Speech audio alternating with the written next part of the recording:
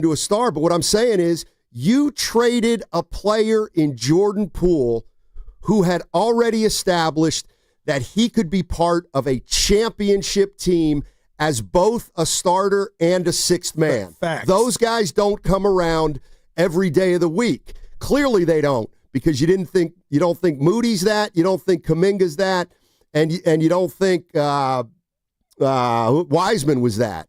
So it's about, when this thing ends, what is your core even going to be? Does Kerr get credit for Harrison Barnes? He should. They got one. He should, right? I mean, sure. Why not? I mean, he's not here anymore, so they used. But he helped you. They at least got Barnes to get him Kevin Durant. So, I'm just saying what Barnes ended up being here. He got bread from another team for what he did. What started here. Yeah. I wouldn't call him, a superstar. He's a good, solid player. Let's go to Andy. Andy's in San Francisco. Hey, Andy, how you doing? Morning, gentlemen. How are you all? I'm good. I had a question to pose, but it is very emotional, and I'm wondering how much this organization is looking at the landscape of things and maybe having the flexibility of trading one or both of our favorite veterans. Oh, you mean Draymond or Steph? Yeah. Potentially. And I bring this up because last season, Steph did say he's only interested in competing for championships. And Draymond has also been on his podcast saying, I was on board with being traded to Memphis at one time. So I'm wondering how much of this might be looking at that kind of landscape to get our guys another ring. Yeah, I don't think we're there with Curry. Jimmy and Dre those would be the two. Curry. Draymond Draymond would be the guy I'd be open to moving. I don't know what you can get for Draymond Green. If I was a team that thought I was close, my gosh, Steiny, the New York Knicks, I could just think of all the teams on the Denver Nut. There would be a line for Dre from contenders, I believe. But we both know that's not reality. I'm thinking of, if I'm Denver, and you think you already got better, and you think you have a chance at winning a title, I'm looking at it the other way. Why would you bring Draymond Green onto that team? He's a wild card. I think the league views him as a wild card. I think the league might look at Draymond Green and say, you take him away from Steph Curry, he's not going to be the player that we acquire. But if you put him in a situation, just go with the Cavs, Steiny, you don't think he would help them? I'm not saying he wouldn't help them. I'm saying I don't think the Cavs are saying, let's go get us a Draymond Green, and when we get him, we're going to give up one of our guys who is already helping us to contribute. It's very possible Draymond Green is now more trouble than he's worth to a lot of teams. I don't know that, but it may be moot anyway because the Warriors probably don't want to trade him. Steiny, I mean what I'm about to say, and I know this is for a different day, but the guy mentioned emotional, and this is an emotional take for me. It's not going to sound emotional, but I mean this to my core. You brought up the Celtic doc, and if it were up to me, one of my biggest sports regrets just in life, watching sports. I'm not a Celtic fan, but I was a Lynn Bias fan watching him in college. I watched him, Steiny. The biggest what if is what had he got with Larry Bird, what that could have turned into, and what his career could have been. But I bring that up to bring up in life. Sometimes you get certain chances. Sometimes you get one chance. A dynasty that was the Golden State Warriors had the number 2 pick. And Steiny, that miss on Wiseman is just, the more you just think about it, is why we're here. If you could imagine, had Wiseman been an all-star, a guy, just think about it, man. That was your chance to get your version of maybe the next Steph Curry, a guy you could hand the baton to. Who? Wiseman. But you botched it. But no, what I'm saying, that's not fair. They botched it. They botched it. But what I believe now is if they would have drafted Halliburton, there was no runway for him. There was no runway, and so I don't think he would have emerged here. I truly don't. And the more I think about it, the more I think, you know who the Warriors should have drafted? Okongwu. How come, Steiny? Because he came into the league as a role player. He rebounded, he defended, and over the course of 3 or 4 years, he's grown his game. But they drafted Wiseman, who they wanted to be a star. Yeah. But you can't develop a star if he's playing with Clay, Steph, Draymond, and Durant. And he started right out the gate. Can't remember if Durant was here. He wasn't here. But you're not going to develop a star when you're playing, when you have 3 stars and you're going for a title. And wow, man. I swear to God, I hate that premise. LaMelo Ball, got our guy. I don't know that he would have played for the Warriors. Let me take care of some business real quick, Keith. You're listening to 95.7 The Game, KGM's the FM, and HD1 San Francisco. On Odyssey Sports Station and home of the Golden State Warriors and Valkyries, always live on the free Odyssey app, coming to you live from the Laughing Monk Studios. And all guests on 95.7 The Game appear on the River Islands guest line. Isn't it time for you to discover the islands? Let's welcome in Keith Smith, contributor to Spotrac. He also has a show on YouTube, the Front Office Show. You got to check that out. He's a salary cap madman. Hey, Keith, how you doing, man? Thanks for joining us. I'm doing well. Thank you for having me. Absolutely. So Mike Dunleavy, before free agency, was talking about Jonathan Kuminga, and he said, ideally, we get something done sooner rather than later, but it can sometimes drag on. Where do you see the landscape right now in terms of the Warriors and Jonathan Kuminga? Yeah, it's tough. Restricted free agency is always hard on players, but it's extremely hard on them when there's one team with cap space, and they don't really have a lot of desire to use that cap space to bring in young guys. The Nets have made it clear they're in the full-on rebuild phase of this, and they are bringing in existing salaries through trades to collect assets as they rebuild up. So that puts Jonathan Kuminga in a spot where it is, unless the Warriors can find a workable sign and trade that he also likes too, it's going to be really difficult. There's I don't want to bore everybody to tears, but there's a concept called base year compensation where if he makes enough money in a sign and trade that he only counts as half the salary on the one side of the trade, but the full salary on the other, which means it almost always has to be a 3-team deal in that situation. So this is complicated. And I'll caution too, because I get a lot of people saying, well, just sign and trade him here. A sign and trade is a two-way partnership. It's sign and trade. So the sign part is the player has to agree. The trade part is the team has to agree. So you got to hope that this gets worked out sooner rather than later. Keith, let me ask you this just about Jonathan Kuminga, in your opinion, because there's some reports going back to last year that maybe he was offered $30 million and he turned it down. We don't know that to be fact. But when you look at his game and this Warrior team, and mainly last season, what do you think Jonathan Kuminga's worth is?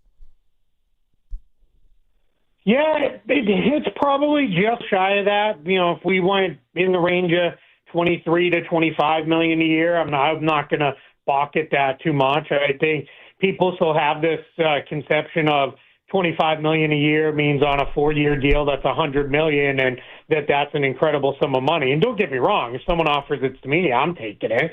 But in terms of the NBA, that's not even anywhere near a max deal. It's 20 plus million isn't all that far above a mid-level contract anymore. So now we're kind of in a spot where it's reframing it, but that's where I would put it, somewhere in that 23 to 25 million range. If a team really loved him and said, hey, we think this guy can be a 20-plus point per game scorer who can give us passable defense and a little bit of rebounding, and they wanted to go into the 27, 28 range. Again, I'm not going to get too upset with that, but yeah, but it's tough finding a team that's where they want to go. Keith Smith joining us on 95.7 The Game. He contributes to Spotrac, and he also has a YouTube channel you can check out at Front Office Show. Let me ask you this. There's been a ton of movement. The Warriors haven't done anything. They acquired Jimmy Butler. They went 23-8. They made it to the second round of the playoffs. Again, they haven't done anything. And they finished 7th. Like, where do you see them right now, pecking order-wise in the Western Conference? Yeah, I think with the moves that the Nuggets and Rockets have made, they've kind of put themselves in that, like, a tier by themselves right behind the Thunder. And then I think the Warriors are in that group with a lot of teams behind that. So you're talking like Minnesota. I think people are getting a little excited about the Lakers, but we'll put them in there too. The Clippers. And I think the Warriors are right in that group of teams. So not one of the top 2 or 3 teams in the conference, but not that far back either. So I think they're set up good. And I was talking with someone earlier today who was like, yeah, the Warriors haven't done anything. And my point was they kind of did their big move at the trade deadline. They did a little bit of pre-agency when they went out and got Jimmy Butler. And they're in good shape. I know they're still in on Al Horford. It sounds like there's maybe a couple other guys that they're looking at. Clearly, I think the roster screams it needs more size up front, but with the Warriors, it's got to be the right kind of size. You can't just throw any guy in there because he's 7 feet and expect it to work. Yeah, I caught a lot of heat, Keith, because I was saying, hey, bring DeAndre Ayton here to this, this culture and see if we could get the best out of him. He's still young. I believe he can play. The Lakers got him, and I'm thinking, okay, we'll get Horford. I didn't know how I felt, but Keith, from a Lakers standpoint, could they take in Ayton and be a player for Horton too? For Horford? It's possible. Hey, we're going to see how they kind of put together their moves. It looks like what they've done is use the non-taxpayer and split it up between DeAndre Ayton and Jake LaRavia, which they should have just enough room to squeeze in a biannual exception signing. Question is, does Horford want to play for that salary? Does he want to move all the way across country? I was told he didn't really have a lot of desire to leave Boston. He really wanted to stay, but he understands the Celtics are resetting and they're not going to be what they are, and he does want to compete. He wants to be, have a chance to win another championship. So it really comes down to, the Warriors can offer more. They can offer a good chunk to their non-taxpayer mid-level and put it in a position where they could say, hey, come here and, either start or at least you'll play a big role off the bench if you don't start. And with the Lakers, it's all right, you're going to be in a backup role similar to what you had with Boston and for less money. So we'll see where that one plays out. I'm not sold, another team doesn't jump in there and say, hey, maybe we could do this. And Boston's still working on their roster. There's always the opportunity they make another move that frees up what they need to do to be able to bring Al Horford back, because the Celtics are extremely thin up front right now. Keith Smith joining us on 95.7 The Game, writes for @Spotrac and also the Front Office Show on YouTube. Do the Warriors have to rescind the qualifying offer to Kuminga in order to gain access to that non-taxpayer minimum?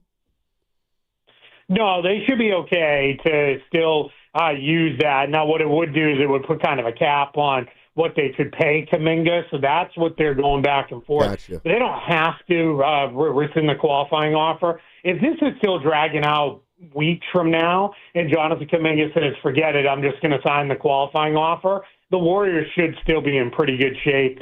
They'll do, my guess is, whatever they do for their next move and a possible signing will be with, hey, let's protect ourselves in case he just signs the qualifying offer. They're not going to put themselves in a position where, all right, now we're hard capped and we're having to get rid of guys and make other trades we don't really want to make. They'll make sure that they're lining everything up for that possibility. What do you see as the most likely outcome for Kuminga and the Warriors? I still think it's probably going to be reach some kind of compromise on a new deal that is maybe shorter term than what maybe he and the team initially thought, which maybe gives him a little bit more. He kind of wins because then he can get back on the market sooner rather than later. The Warriors are protected if we get a year in and it's like, all right, this didn't go the way we hoped it would, and it's not working. There'll only be a couple years left. I think, it could run out like kind of the way Jalen Green's contract did with the Rockets. That was a little bit more. I don't think it'll be quite that much money, but I think they could put themselves in a position where it is, all right, let's, give him a 3-year deal at $75 million. And I'm just kind of throwing a number out there, but, $25 million a year. And then that way, all right, everybody's kind of, he gets paid, but we're all kind of protected here in case things go sideways. We need to make a move down the line. Keith, let me ask you this. I know it's relatively early, but a lot of moves have been made. Is there a team that comes to mind that's impressed you or gotten better through free agency?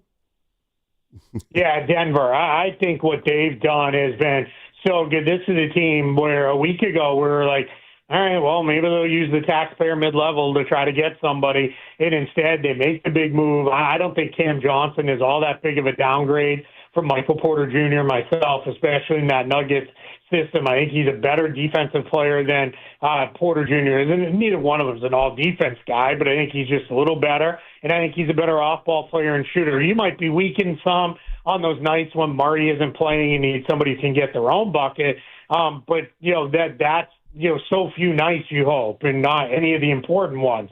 So that was good. And then rounding out their depth, getting Jonas Valanciunas is so big for them because they haven't had a quality backup center for Jokic in a long time.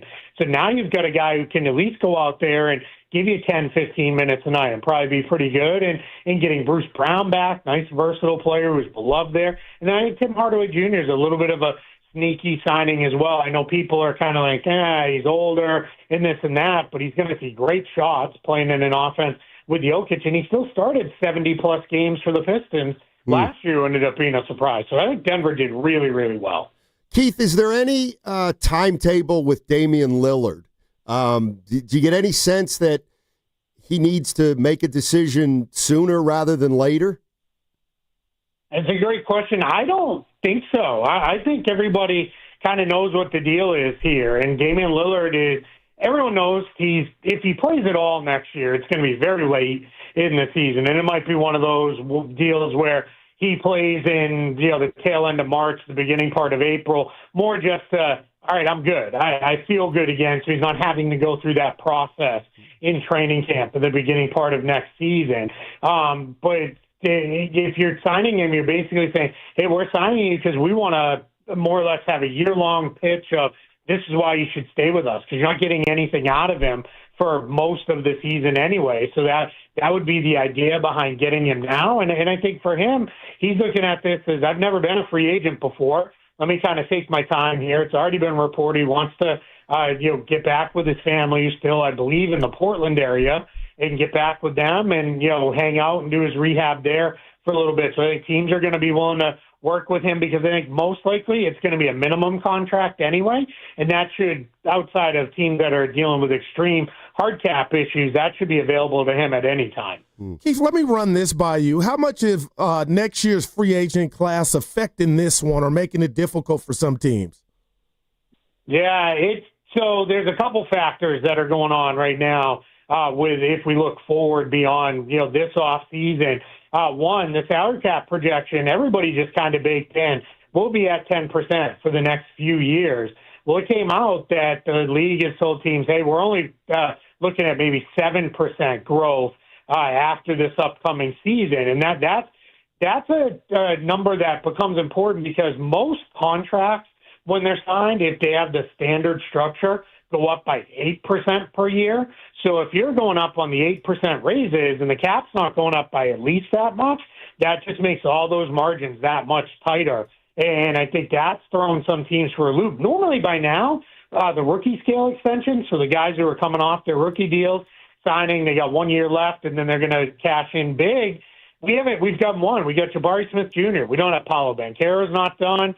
Chad Holmgren, Jalen Williams, none of those guys have been done yet. And I think everybody's kind of pausing a little bit beyond the deals. You can also see a lot of the deals that have been signed, a lot of these are short-term deals. They're 1 and 2 year contracts or a 2 year deal with an option at the end because I think teams are protecting. If the cap doesn't go where they think it's going to go, we could be there. We're also, the last part I'll say is, we could have maybe 10-ish teams with cap space next summer, and there should be a slightly better free agent class. There's a handful of guys who are on, I like to say they're basically unextendable because their contract number this year is too low for them to get a contract where they need to be guys like Austin Reeves and Kobe White and players like that. So should be a little bit better of a free agent class, more teams with cap space. But do you have this uncertainty on where the cap is going? And that's really impacted a lot of what's going on right now. Yeah. Hey, Keith, great stuff as always. Thanks, man. I know it's a busy time of the year for you, but really appreciate your time as always.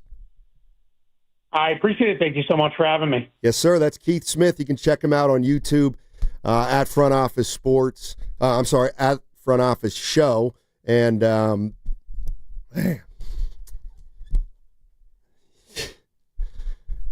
Jonathan Kuminga. If he really truly wants out, what you got to just sign one and done, right? Calipari. Yeah, I guess. I don't think anybody really knows how it's going to shake out. Man. And Keith thinks that, can they come up with a 3-year deal for 60 or something, and then you can move him if you have to? I don't know. But I do know that, the Warriors have not done anything yet this offseason, and some of the names that were kind of hoped for are long gone at this point. And we talk about, real quick here, Steiny, the cost of a dynasty or the price. And Bob Myers is our guy. We love him, Steiny. And I know he wanted to spend time with his family. But the more I just look at this natural evolution of what the Warriors can't do and guys getting older and it being more difficult, I mean, he got out at the right time, it feels like. Yeah. I mean, remember when Barkley said he's leaving a sinking ship?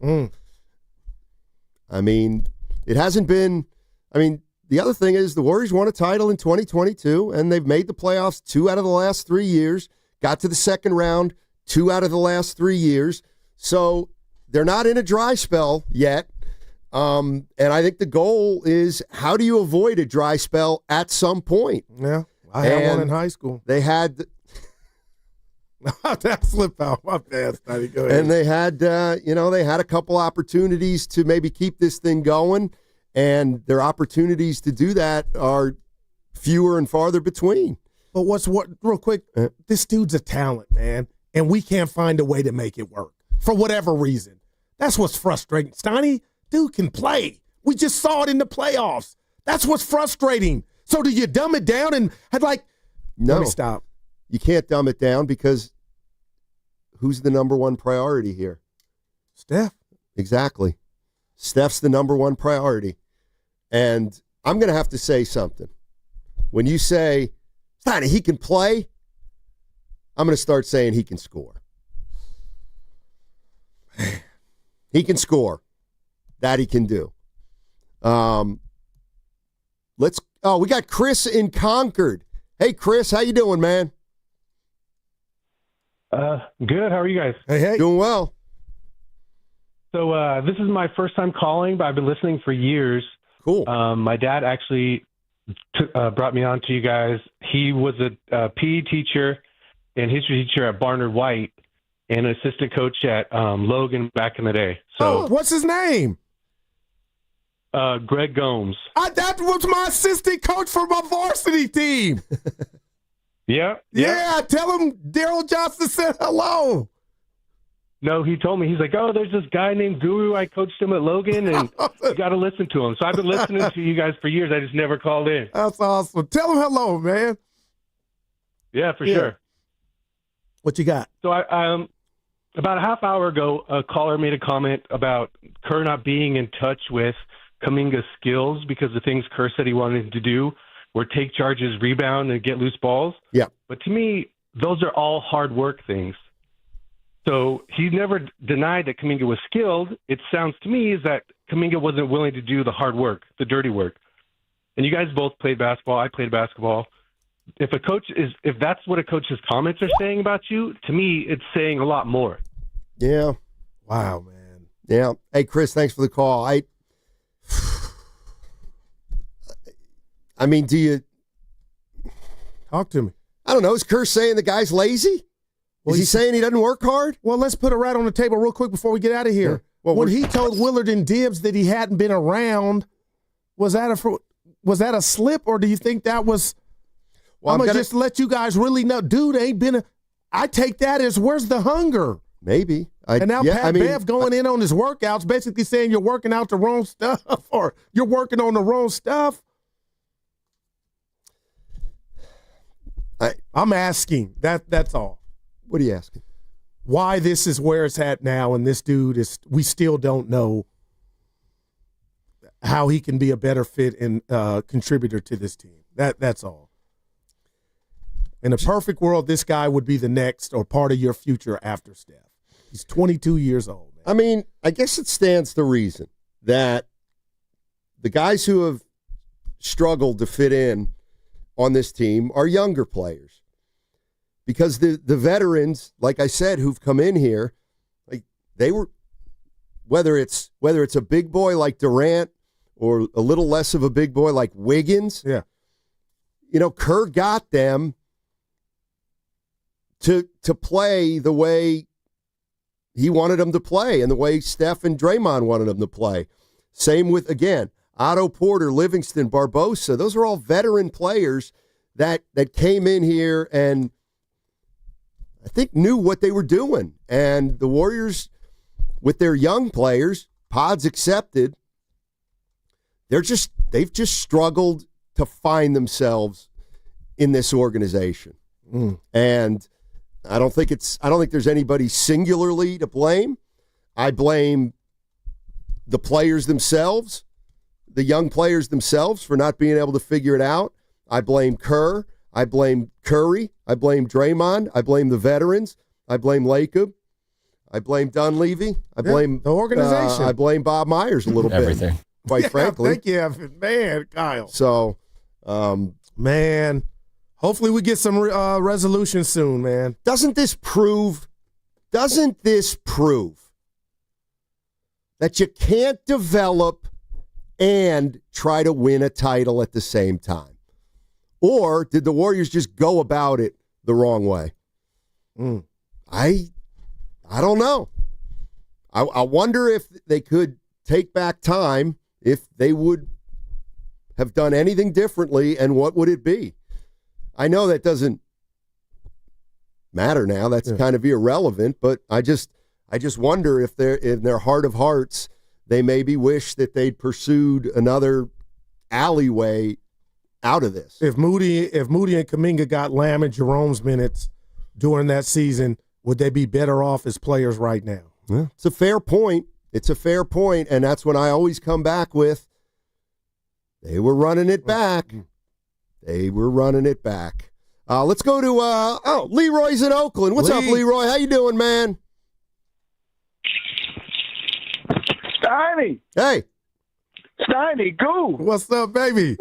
How y'all doing, man? Frustrated, Lee. I've been waiting a little while. I was daydreaming. Look, real quick, because I know you guys got people calling and ready to talk. Real quick, man, Steiny, you asked the question, why can't the Warriors develop, the next young player after Curry? And I just think that that's not what they're trying to do. I don't think they're going to do that until Curry leaves. Who they're trying to find is someone who can assist Curry in what he is doing. The Eric Pastels of the world are not popular. The Jordan Pooles are not popular because they left. But I was listening to some of the stuff they were saying when they left. And Eric was like, look, okay, all that's cool playing with Steph, but I am not wired to set screens and pass up open shots. Man. To look for Curry. I look at Jordan Poole, and he tried to be nice about it because that's Steph's boy. And he was like, well, I just, I wanted a new opportunity. You didn't see a new opportunity there? Because there is none. The opportunity is Steph and Curry. And if you're not willing to be a master at setting screens, being a master at doing like Draymond do, let me just wait that extra second. I'm going to pass up the shot because the world's greatest shooter is going to pop open. Okay, that's Draymond, but guys around the league are not like that. And it's one of the big reasons why they don't want to come and play here. And it's one of the big reasons why Kaminga is like, dude, man, I'm trying to score. I'm trying to get in my bag too. And now you want me to wait to Curry pop open. Now you want me to set screen. All that's good, but this is the NBA. I get buckets. And so this is why people don't want to come here. This is why Kaminga, and it's not Curry's fault. It's just what it is. So if we can't, they're trying to turn Kaminga into that guy, and I don't know if they're going to be able to. We're going to see. Yeah. But I was always saying, hey, real quick, I was always saying, if Kaminga can be Michael Finley from the Dallas Mavericks, his career was 14 points a game, 5 assists, whatever. In 2000 or 1999, he scored 20 points a game, but he's that guy that's just about 14 points for. If he can be that for the Golden State Warriors, we're good. But I don't think he wants to be that. I think he wants to be more. Well, thanks for the call, Leroy. Michael Finley was a damn good player. Yes, he was. Real good player. All right, 888. I see calls here on the other side. 888-957-9570 is the number. What's coming up on the game is brought to you by Fremont Bank. Here for you, here for good.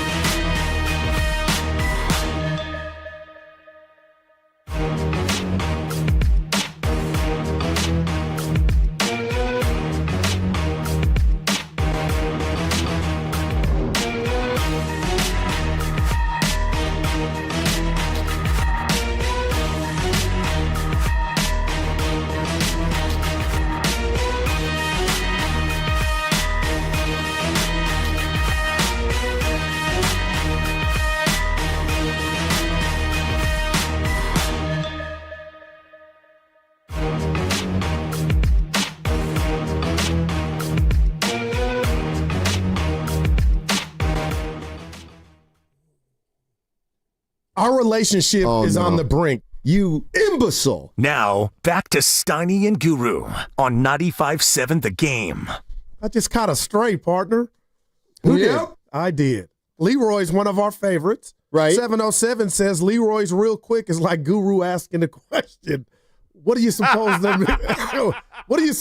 they're getting at, Evan? Damn. I like you take your time, which I like. I was precise though with our guy Keith. I was in and out. Yeah. Animal style. Quite succinct. My man. All right, you know what? We love Leroy. Yeah, he's our guy. All right, maybe Shout out Chaplin. maybe he'll catch a stray from me. Oh. And you know I love you, Leroy, but here, get ready. He's not Michael Finley. Well, I got to. See, Leroy, I love you, but here's the big difference, or many. Finley played 4 years at Wisconsin, played 100 college games. Like when he came into the league, he could play. 1, 2, 3, 4, 5. He had 6 years averaging over 19 a game. Could shoot it. And could handle it. Just, yeah. And smart player. Well, let me ask you a quick question. Yeah. Forget the team concept. Just on an individual basis, how much better has Kaminga gotten from year one to now?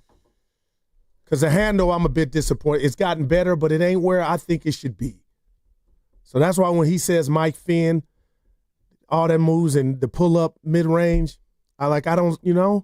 I mean, I think he's gotten better. Yeah. But I'm asking how, I don't know that his game has changed any. I look at him as, okay, when he came into the league, what was his strength? Well, it's the same as it is now, and he's now a little better at it.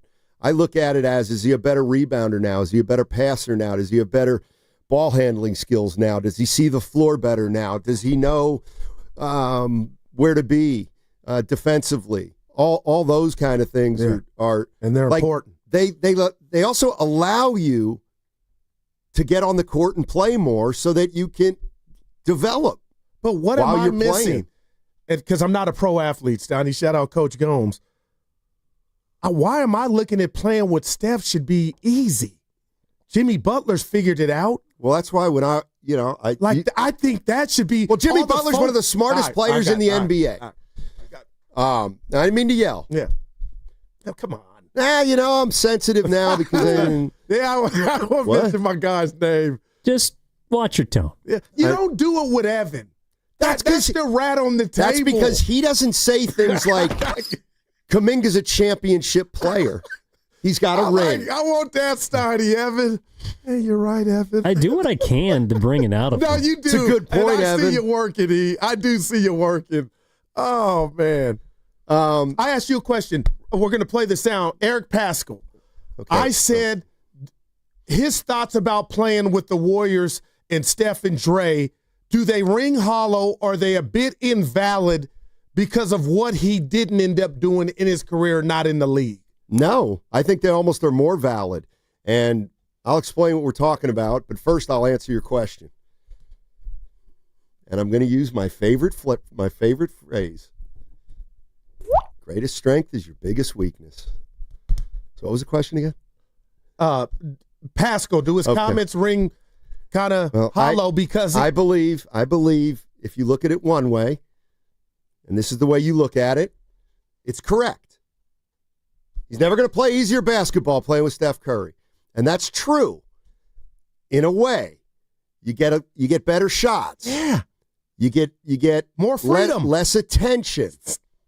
But it's also the hardest thing in the world not in the world, but it's the hardest thing to do too, because Steph Curry is one of the greatest players of all time.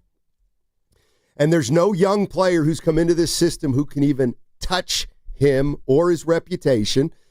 And whether you like it or not, the offense is centered on him.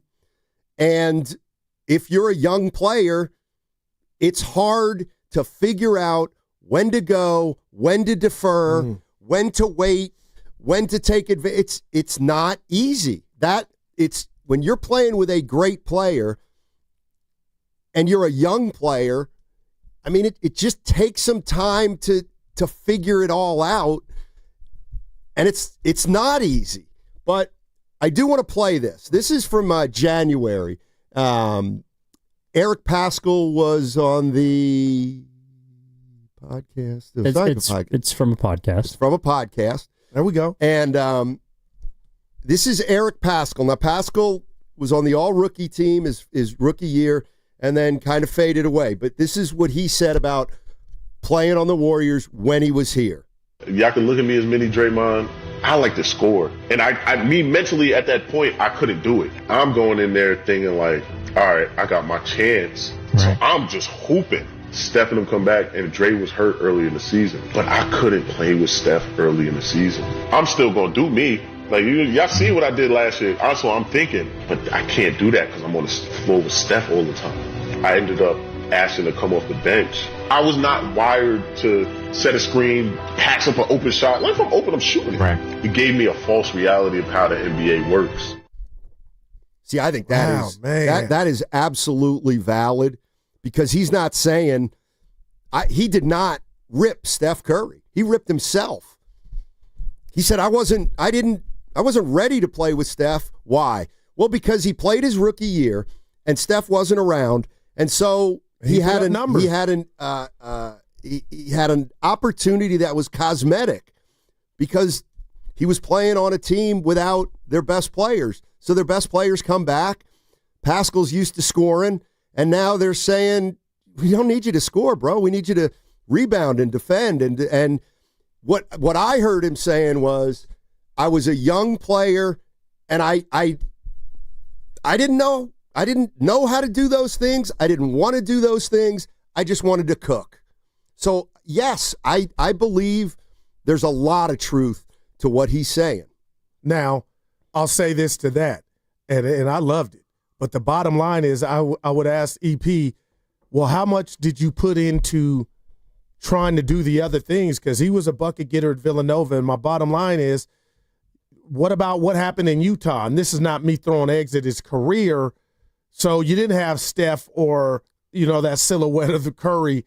What happened there? It sounds like a guy that just knew how to play the game one way. Right. That's correct. But how much did you put in trying to do the other things to survive and maybe stay in the league? Maybe you still would be in the league. Well, and maybe Kuminga's only in the league because he's way more talented than Paschal, but he's essentially who Paschal was in terms of the mindset.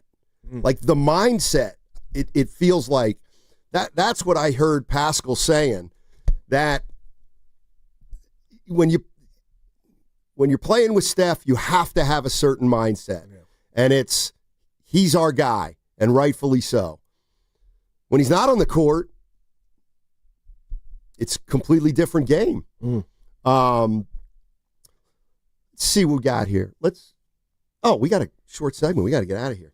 All right, I see Marv, Scott, Trevor, Murillo. We'll get to all your calls on the other side. The number, if you're just joining us, is 888-957-9570. We're getting you started on a nice holiday weekend. You got to tell us about your Costco run, too. People are asking. Yes, Donnie. A lot of people in there. What'd you do yesterday? So Anthony Slater tweeted this out earlier today as it related to Jonathan Kaminga, and it said, there's nothing near the finish line regarding Jonathan Kaminga. Wow.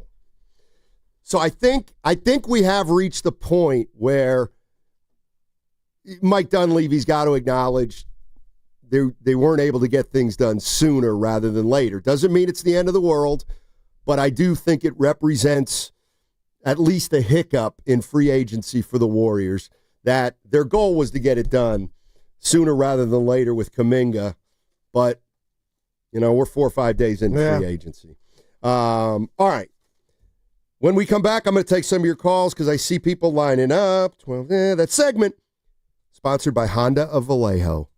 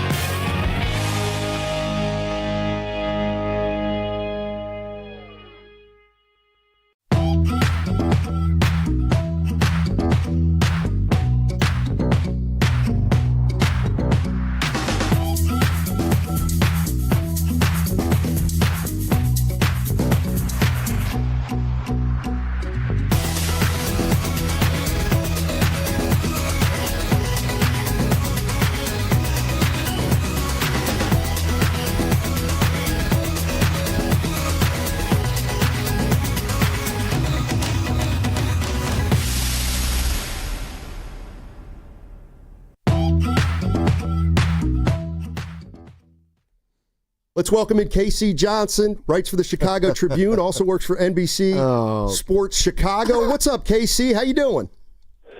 Steiny, I left the Tribune 6 years ago. Oh, man. I don't even know what to say. Now, back to Steiny and Guru on 95.7 The Game. What makes that funny is that's supposed to be your homie.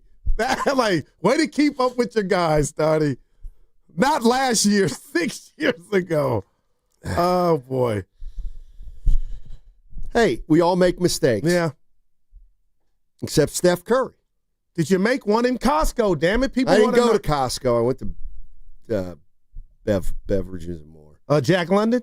Yeah, yes. Yeah. How much? You spent a lot? A couple hundred. Yeah. What else you want to know? Tibbs mentioned something yesterday, and we got what's bugging you today. Oh, I don't want to do this. And if Bonte's listening, I hope I have something coming to the mail when that day does come, when you and Anna tie the knot. But he didn't get an invite, and when he said it, I told myself, I didn't get one either. Of course not. It's not my wedding. It's my daughter's wedding. And this daughter has never even met you, I don't believe. Oh, man. And she met Dibley a long time ago, and she can't stand him. Why would Dibley be invited? How many people is that? 85? No, 75. 60 it'll be. That's 85, but yeah. I get it. It's not yours. I feel better. Hey, how about it's your show, baby. You guys out there want to honor a request from me? Lay low on the fireworks, please. Do it for the dogs. Do it for the dogs. And what about the cats? Out there in the Bay Area? Yeah. I don't really care about the cats. But dogs don't like the fireworks. They get scared. They change their behavior. Well, they get nervous. They get uptight. You're describing me. I can't tell the difference if it's a gun or a firework. Lay low with the fireworks. They've already started. I mean, yes, they go year-round in Oakland. I don't want to throw the show off, but no, go ahead. Let's do it. I mentioned Lynn Hegan's not here today. He's at DMV. In regard to my biggest sport regret of something not happening, does one come to mind for you? Just something that you would have liked to see happen, or something got in the way of that person or that team doing something? I wish Zaza Pachulia would have never undercut Kawhi Leonard to ruin that Western Conference final. And some could say his career. Well, I mean, he won a title after that, but you know what I mean? That was wild. I would have liked to have seen Steph Curry not get hurt this year. Well, that counts. But winner. I really thought they had action, man. Yeah. Let's go to let's get to some guys who've been waiting. Let's go to Marv. Marv's in Livermore. Hey, Marv, how you doing? Good show, you guys. Always love your show. Marv. And Guru, I got some on Domino's for you after my comments. Okay. Hey, I had to call in because the dude from San Francisco, I think his name's Christian, and then the coach's son, it just drives me crazy when they try to talk about Kaminga as not listening to the coach and not playing hard. Like, this is the pros. This isn't high school where you say, hey, take a charge, right? Otherwise, Rudy Gobert, Defensive Player of the Year. What do teams do to him in the playoffs? They run pick and roll, have him hedge up, and he can't do it. When he played the Warriors, they took him out the game. You can't tell him to play better defense. It just drives me nuts that Kaminga could be an 18 to 20-point game of scorer, and the game is offense, and say he only gets 3 rebounds. Where else are you going to get easier 20 points from that? It just drives me crazy that he's the only one that has to do this, and this. Quinn Post 7 feet tall. Well, tell him to block shots. Tell him to rebound. Tell him to cover guys. He can't do it. So you say he's a stretch 5, so just shoot better. So miss me with this stuff of not listening to the coach or not working hard. He has a talent. He's in the NBA. The coach is supposed to maximize your talent, period. That's a great coach. And so that's where we're missing it. If Kaminga leaves, he will be a good player. He doesn't have to be great, but he will be able to average 15 to 20 points in this league because he has a talent, and he's worked to get to this point. He hasn't been lazy to get this point. he's maximized talent to a certain point, and now it's up to the coach to maximize talent on the pro level. And so that's my comment. And then, Guru, next time you have a domino game, hey, let me know. I want to get there because you and your boys will be playing for second place. Oh, listen to him. Wow, the dominologist. I believe that. Yeah.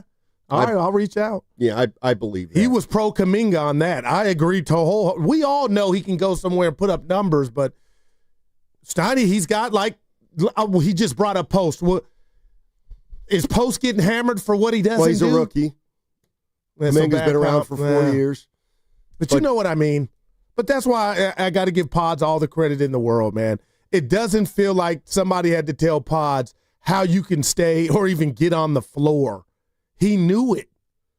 Yeah. He knew it. There's no world where Podziemski should be averaging more rebounds than Jonathan Kuminga. And Steiny, do you think a player, I won't even go in on Kaminga or like Kaminga or saying, hey, I don't want to do it. I don't want to rebound. That's beneath me. I'm on the break. You ain't going too far with a mindset or thought process like that. I do believe rebounders, for the most part, are created. They're not made, meaning you either rebound or you don't. Guys who don't rebound, it's hard to them. Like, if you don't rebound, you'll never be a great rebounder. You just won't. It's a badge of honor to me. Well, I wanted the ball. It's a different era, Goo. It's about the ha-ha, and you play into that. Me feeling better.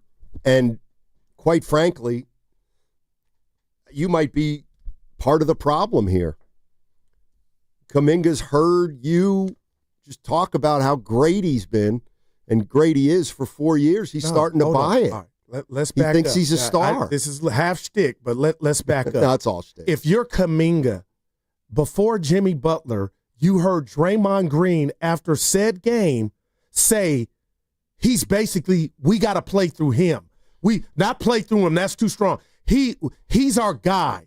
You heard Steph say it. You heard Kerr say it. So just be Kaminga for a minute, Steiny. You hear three stewards, the big three, basically sing or serenade you and tell the masses, it's my time. And then that gets ripped out right from underneath you. How would you feel? And if you didn't feel some type of way mentally, how would that mess with you? Because he's basically saying it never happened, but you guys talked about it. But I'm the problem? So I just don't know if what I want, do I really want? I'm talking about me, Daryl Johnson, Kaminga back, and nothing's changed. Right. They don't create a fostering environment for their young players. You have trying to win. Well, then that's why they don't do it.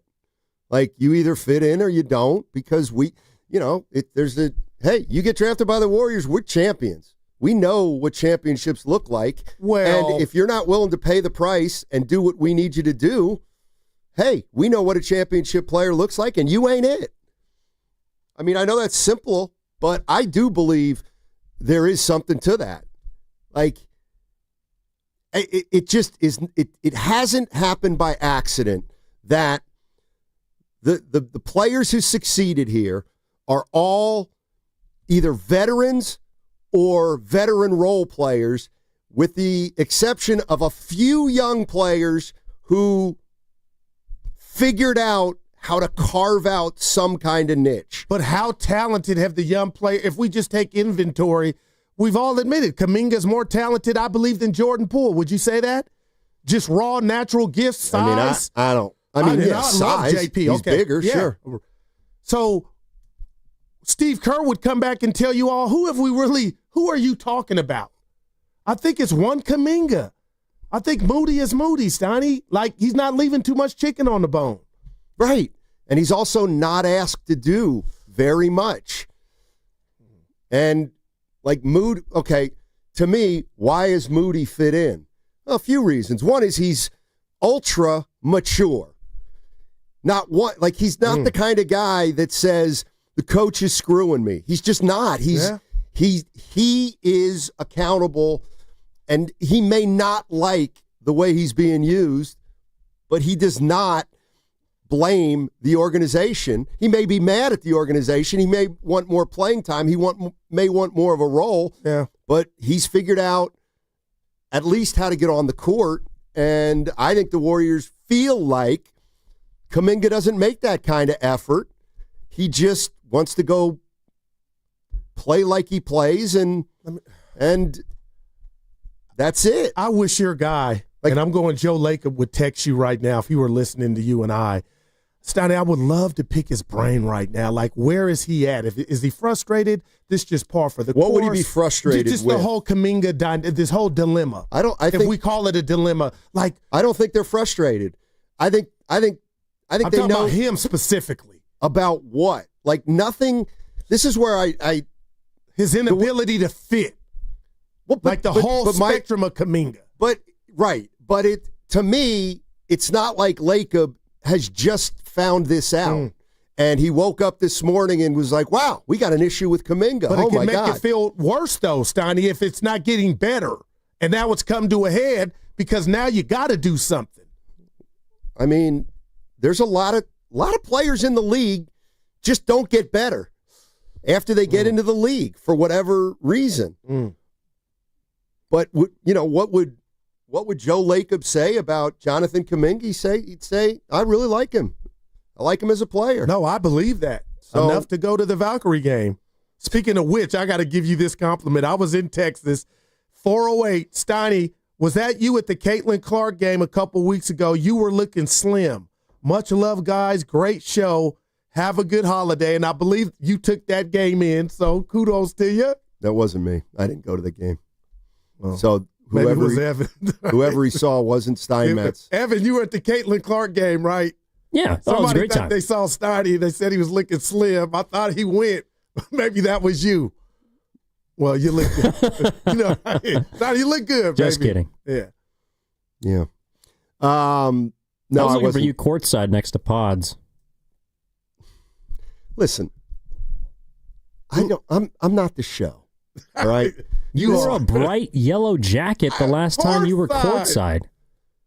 Look at me, look at me. And I told Stephen A. and Bob Myers that you were courtside against Minnesota game 3 here Saturday. Mm-hmm. And Bob, after an hour, goes up to the screen. Goo, I don't think that's Bob. Steiny, and I go, you know what, it's not. Dude looked just like you. Yeah, I'm like Jerry West used to be. I like to stand in an area, watch the game, and pretty much not be bothered. Goes for life, too. Back to what I'm trying to push, sports regret.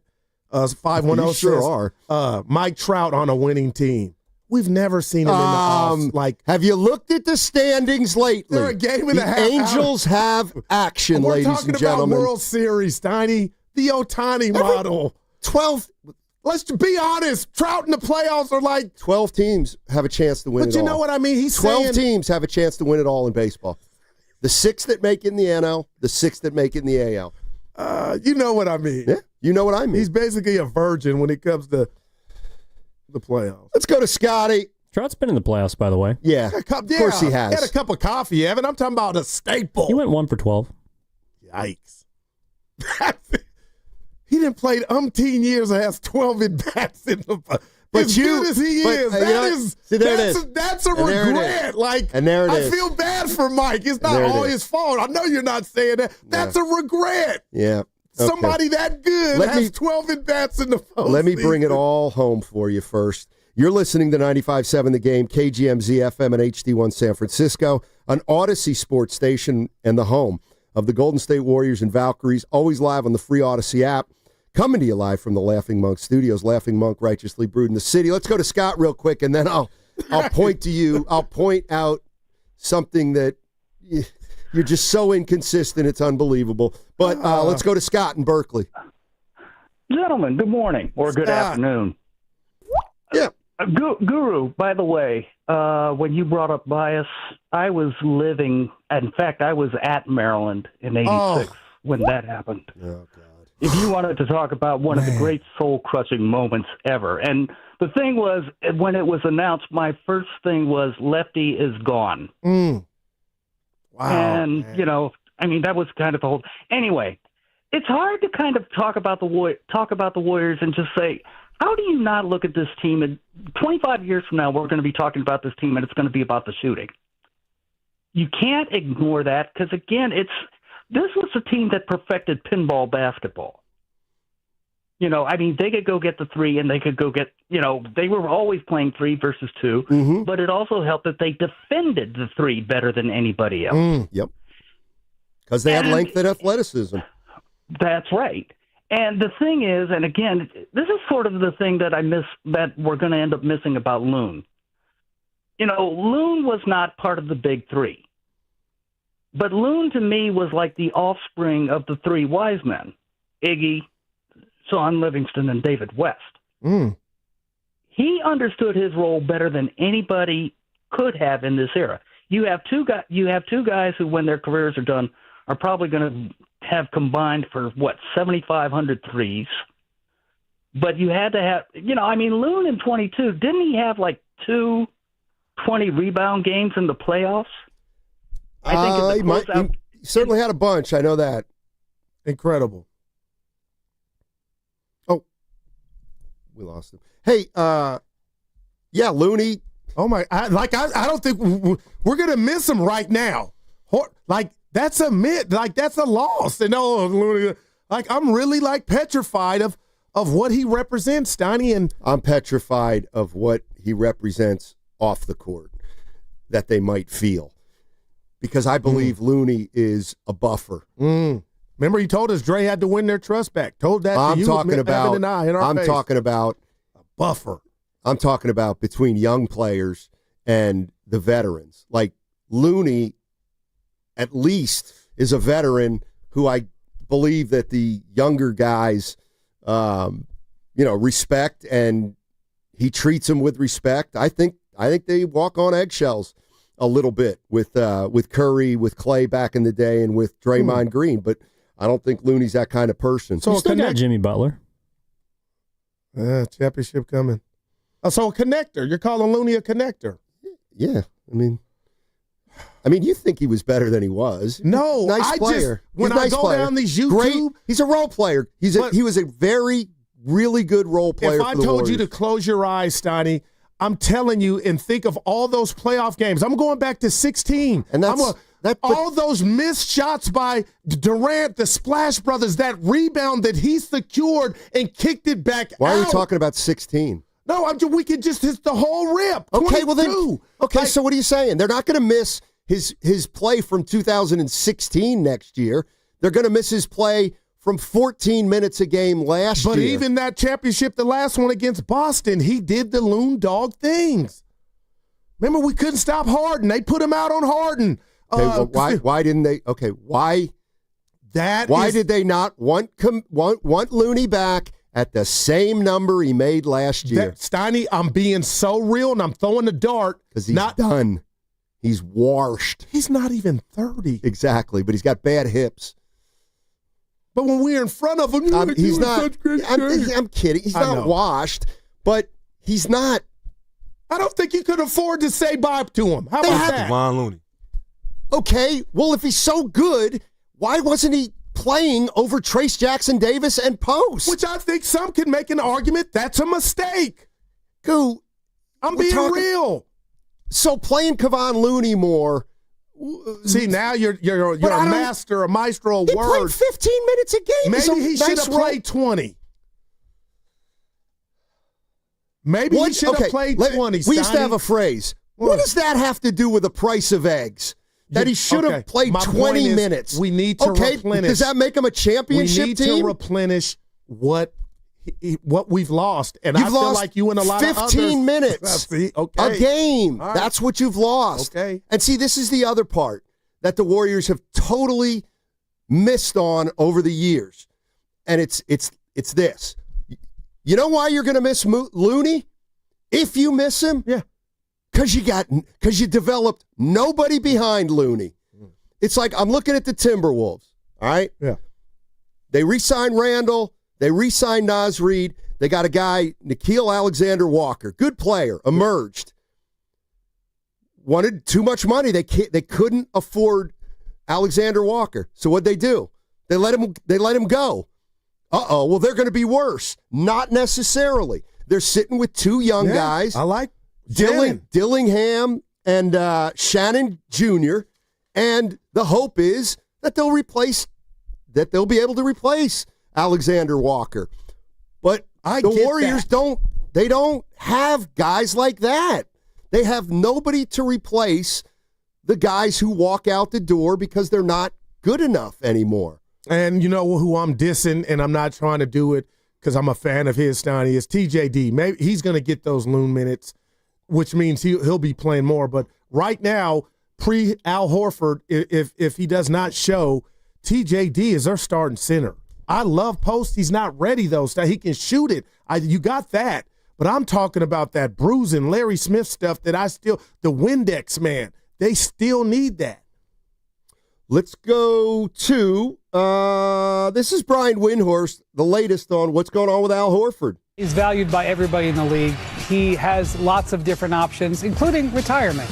But if he decides to indeed continue his career, the Golden State Warriors have been very aggressive in trying to bring him in. He would fit well anywhere. Perfect. But obviously, the Lakers are badly in need of a center, so they have been involved with that too. So I would expect there's a decent chance if he continues his career, it's out here on the West Coast with either Golden State or LA.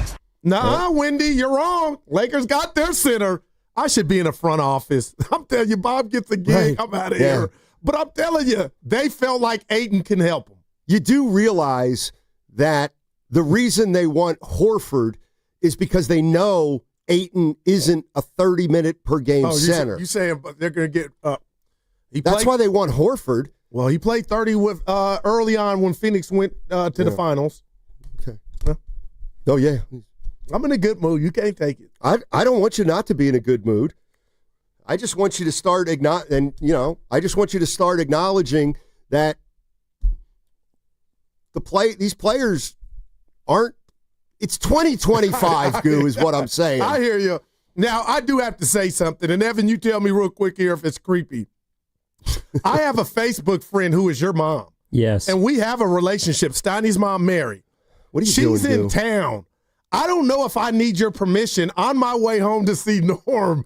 If I just pull up by your house, you may not even be there, and get a quick hug and say hello. That's what the Texas trip has done to me. So I'm just letting you know I'm thinking about it. And I could easily message her and say, hey, I want to just come by, say hello, get back in the caddy, and I'm out. Evan, fair or foul? This is, again, a classic example of how rules don't apply to everyone. Because if Ken in here said that, I would say that's really weird.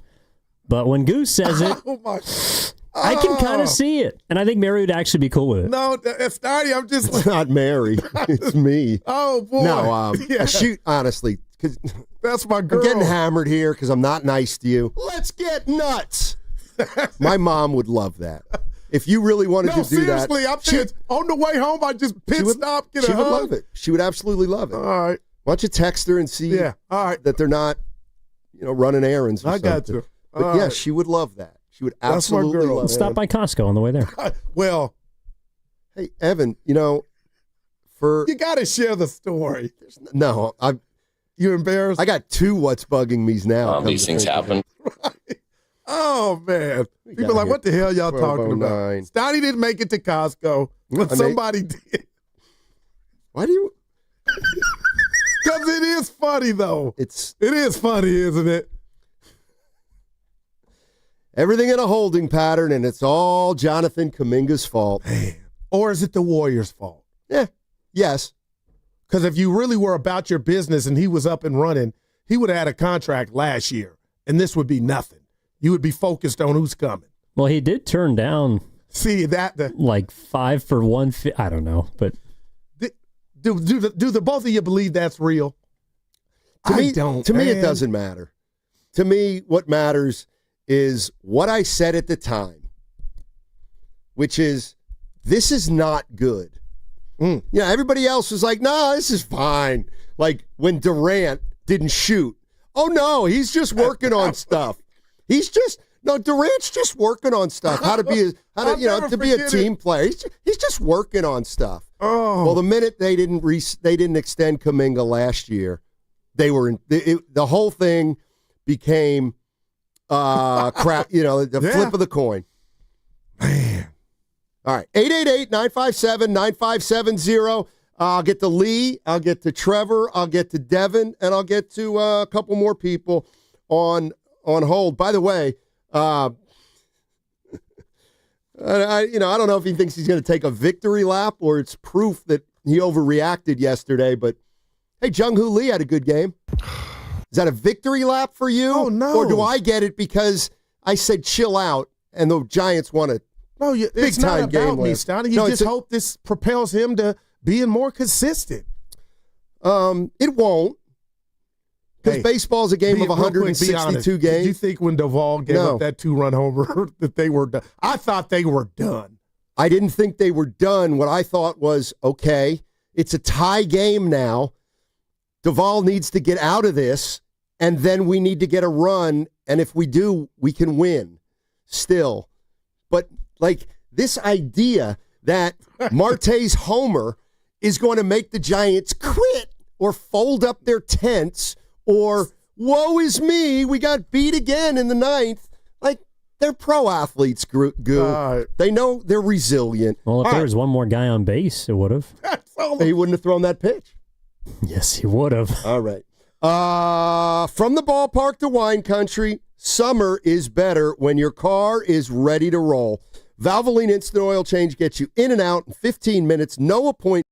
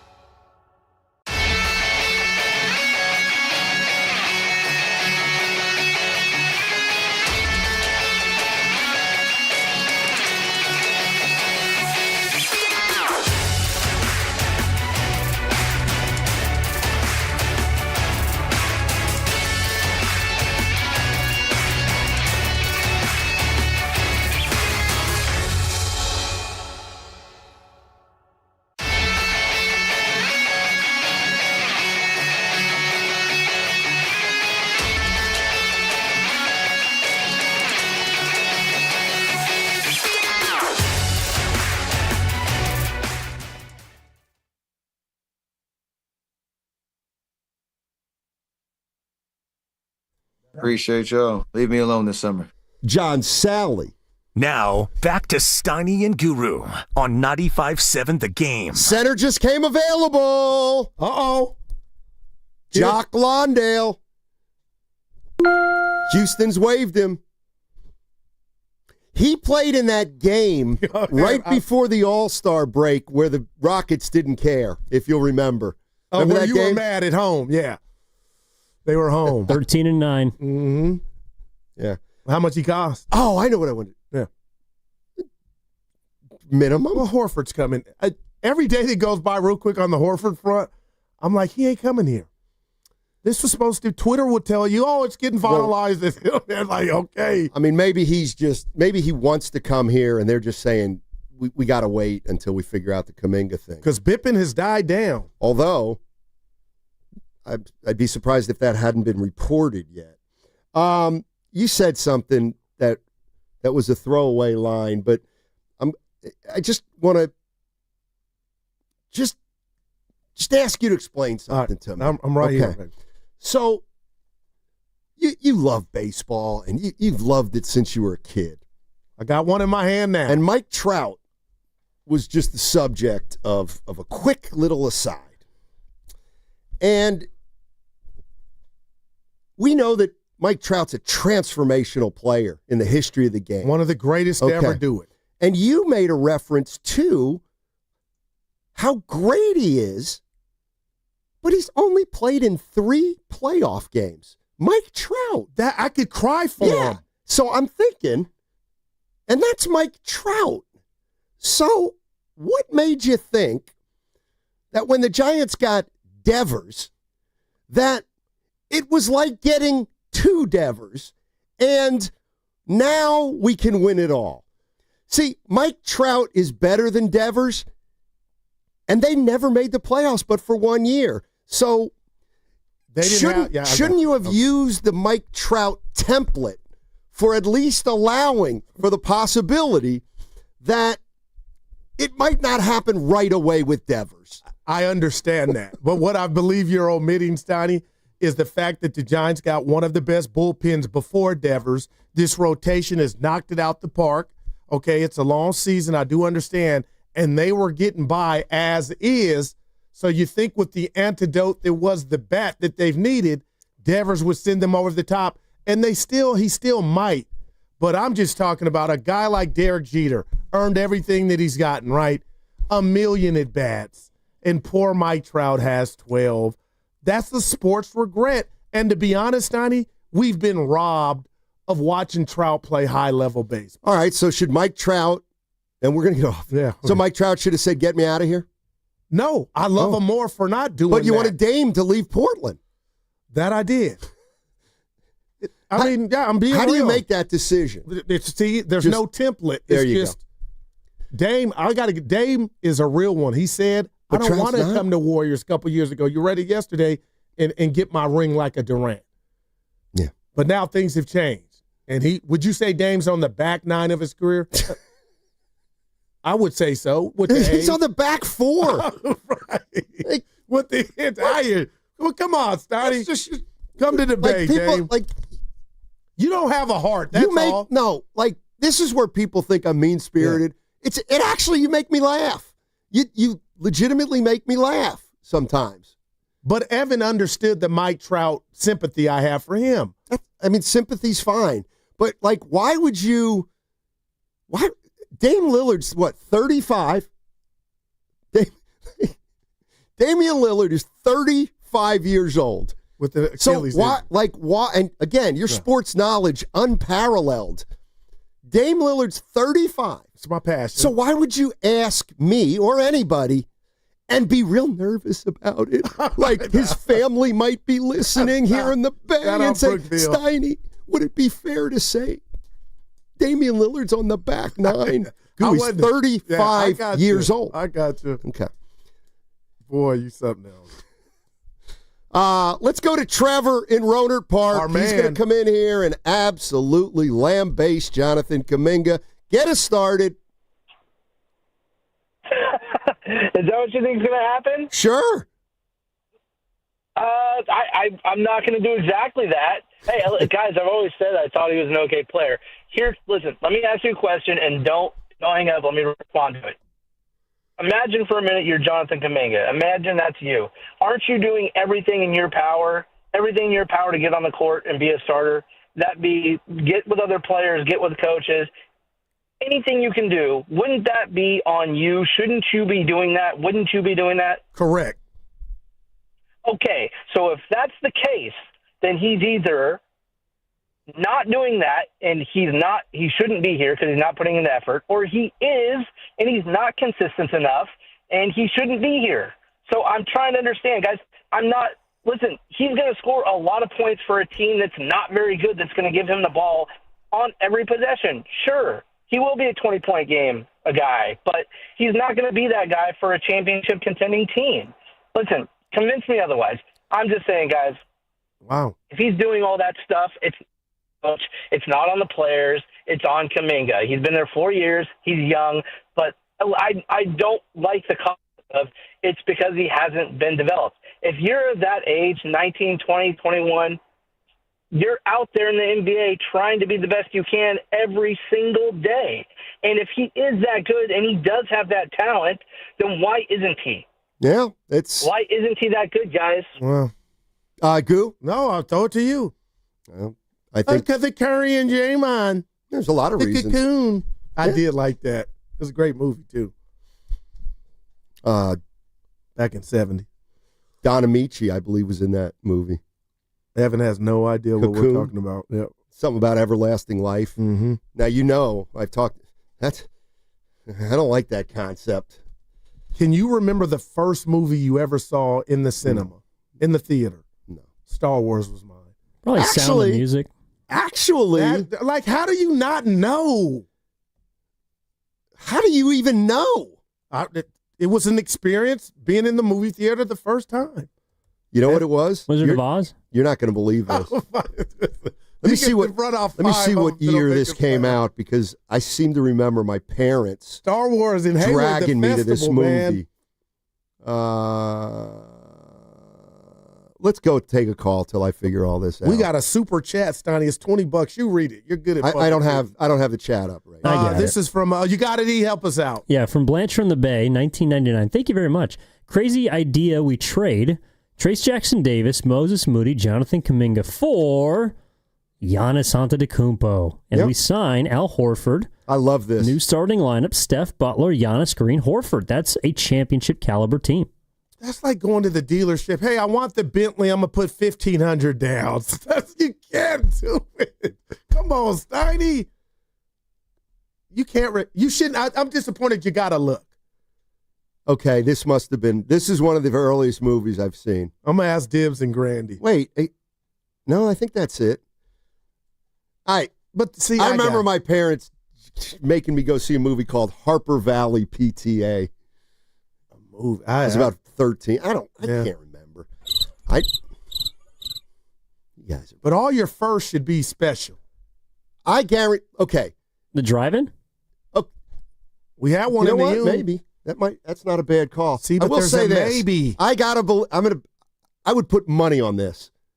Most people cannot remember the first movie they saw in their entire life. I would go the other way and say, if this were Family Feud and that was put it on the board. We got to get something right first. No, put it on the board. That would show up. People remember the first movie they seen. I don't believe it. I don't believe it. Like, you really can. Evan you can believe it. Evans was a couple years ago. I'm not going to try to dissuade you from not believing it, but Hercules. Like, I feel bad for you. It's not even a movie. No, the animated one. I remember being afraid of the theater. That doesn't count. Okay, 650, not bad. Summer School. Steiny's first movie was a silent movie. Got to be able to laugh. That's a good one, 650. Yeah. You got to be able to laugh at yourself. Yep. Chaplin. Let's go to. I did like. What's it called? Rocky. I can't believe I can't think of it. Stupid movie with Rosebud. The classic, Citizen Kane. All right, Lee in San Francisco. What's going on, Lee? How you doing? Stupid movie. Good morning, Jeff. What are the Hey, you guys talking about Kuminga, man. Yeah. On the day like this, it makes me feel like Fannie Lou Hammond. I'm sick and tired of being sick and tired. Yeah, but, that's how I feel. Yeah. Hey, and the bottom line is this. When you talk about Kuminga not rebounding, you Kerr get on him, and you want him to do this, you want him to do that. You bring Post in, and Post may get 2 or 3 rebounds and may get that 1 rebound a game. But the guy's 7 foot, and he's out there trying to shoot 3-pointers. So, it's Kerr doesn't put the same pressure on Post or other players that he put on Kuminga. And Kuminga is a baller. He's a straight-up down baller, and he can play the game. Mm-hmm. But he needs a coach. If Kuminga would have had a coach in the last 4 years in the NBA, he would have been a star. And that's the other thing, because Steiny says, hey, well, if anybody leaves the Warriors, they don't have anybody that can step in like Houston does or Oklahoma does with that length. You're right. That's because of the coach, Kerr. He does not develop young players. He don't give a crap about young players. Either you come in and fit in the system or the hell with you. And that's the bottom line. And it's hard to win like that. Especially when you got aging stars. Let me ask you this, though, and this is okay. So the Warriors made no secret that it was all about titles as Kuminga was getting drafted. So do you believe that the Warriors, could have done that as they won that 2022 championship, or are you a believer that if you're going, you can't develop and win at the same time? Oh, I'm a believer that you could develop and win at the same time. Okay. I mean, it's been proven over and over again. But, and look at Sam Cassell, when he was coming up. But Kerr is not that type of coach. Yeah, he needs vet. He needs people that know how to play the game, the fundamentals, and he builds around that. Kerr is one of those coaches where he throws the ball out and say, go get it. He only marks up the X's and O's when he needs to mark up the X's and O's. He wants people to do the 4 things: rebound, pass, shoot, block, play defense. He wants that. But he also, in developing, I played basketball all my life. I coached it. I played it in high school, college, everywhere. But the bottom line is this: you got to have a coach that sees talent and know how to develop talent. If a guy's a shooter, you say, hey, man, I want you to shoot, but also I want you to go hard on the rebounds, or I want you to go hard on blocking out, or I want you to play some hard defense. You don't try to get an individual to do anything at once. You focus on their skills, and you build upon those skills. But it's back to coaching. All right. Yeah. Good stuff, Lee. Appreciate the call. I mean, so Kerr's married to the system. Yes, and he's not the only one. Do you think the owner, I got to believe. The owner can fix, I don't want to say fix it. No, but the owner can do something. Like if he's got a problem with Steve Kerr, and if Joe Lacob thinks he can't develop young players, then Steve Kerr's got to go. It's really not that hard. You would have never asked Phil Jackson to coach a young team. So I don't know how long Steve Kerr is going to be around. But I wonder if that matters to Kaminga. I guess at this point, I'm not saying I this would bad think blood. it does. Oh, no doubt. It would for me. Wow, man. And here's a question I have, and this just spurred it from the 925. He has a whole organization. JK keeps training with his own coaches. Dumb. Go ahead now. Why isn't he working out here? And I'm with you. And then why did Kerr say he hadn't been around the last 2? I'll never forget that. I'm driving around like he meant something letting us know that. But I'll say this to that. When my kids try to do something I don't want them to do, I fix it. And it might happen one time. It better not happen again. So why are they letting him go free willy and say, get your ass in the – what did because it's not because it's not mandatory. Wiggins is staying in the Bay. Right, but it's not – you can't make a guy stay at the facility but you can tell in them July. what you would prefer. You think they haven't? I can't imagine they haven't. I can't imagine they haven't. Man, that's the easy part of this. If I was trying to impress my employer. Well, he's not, apparently, and he never has. I mean, I shouldn't say that as fact, but yeah, it stands to reason that the Warriors maybe wanted Kuminga around more in the offseason. Godzilla, the creator, just put this I don't know what that means. On the YouTube channel. Oh, okay. If changing the system, you must change the system if you don't have the right players. Well, they need the right, but that's what they do have the right players. When I say dumb, Steph Curry and Draymond Green and Jimmy Butler. When are we going to acknowledge that the Warriors, it's like what, the Maya Angelou? When somebody reveals who they are, believe them? The Warriors are about Steph, Draymond, and Butler. That's what they are about right now. But and that's why they're going after Al Horford. Okay, but no, well, hold on, Scotty. I'm turning into you. I love those three guys, but look around. That's not enough. You still need youth, and you need youth in Thundercats in the area.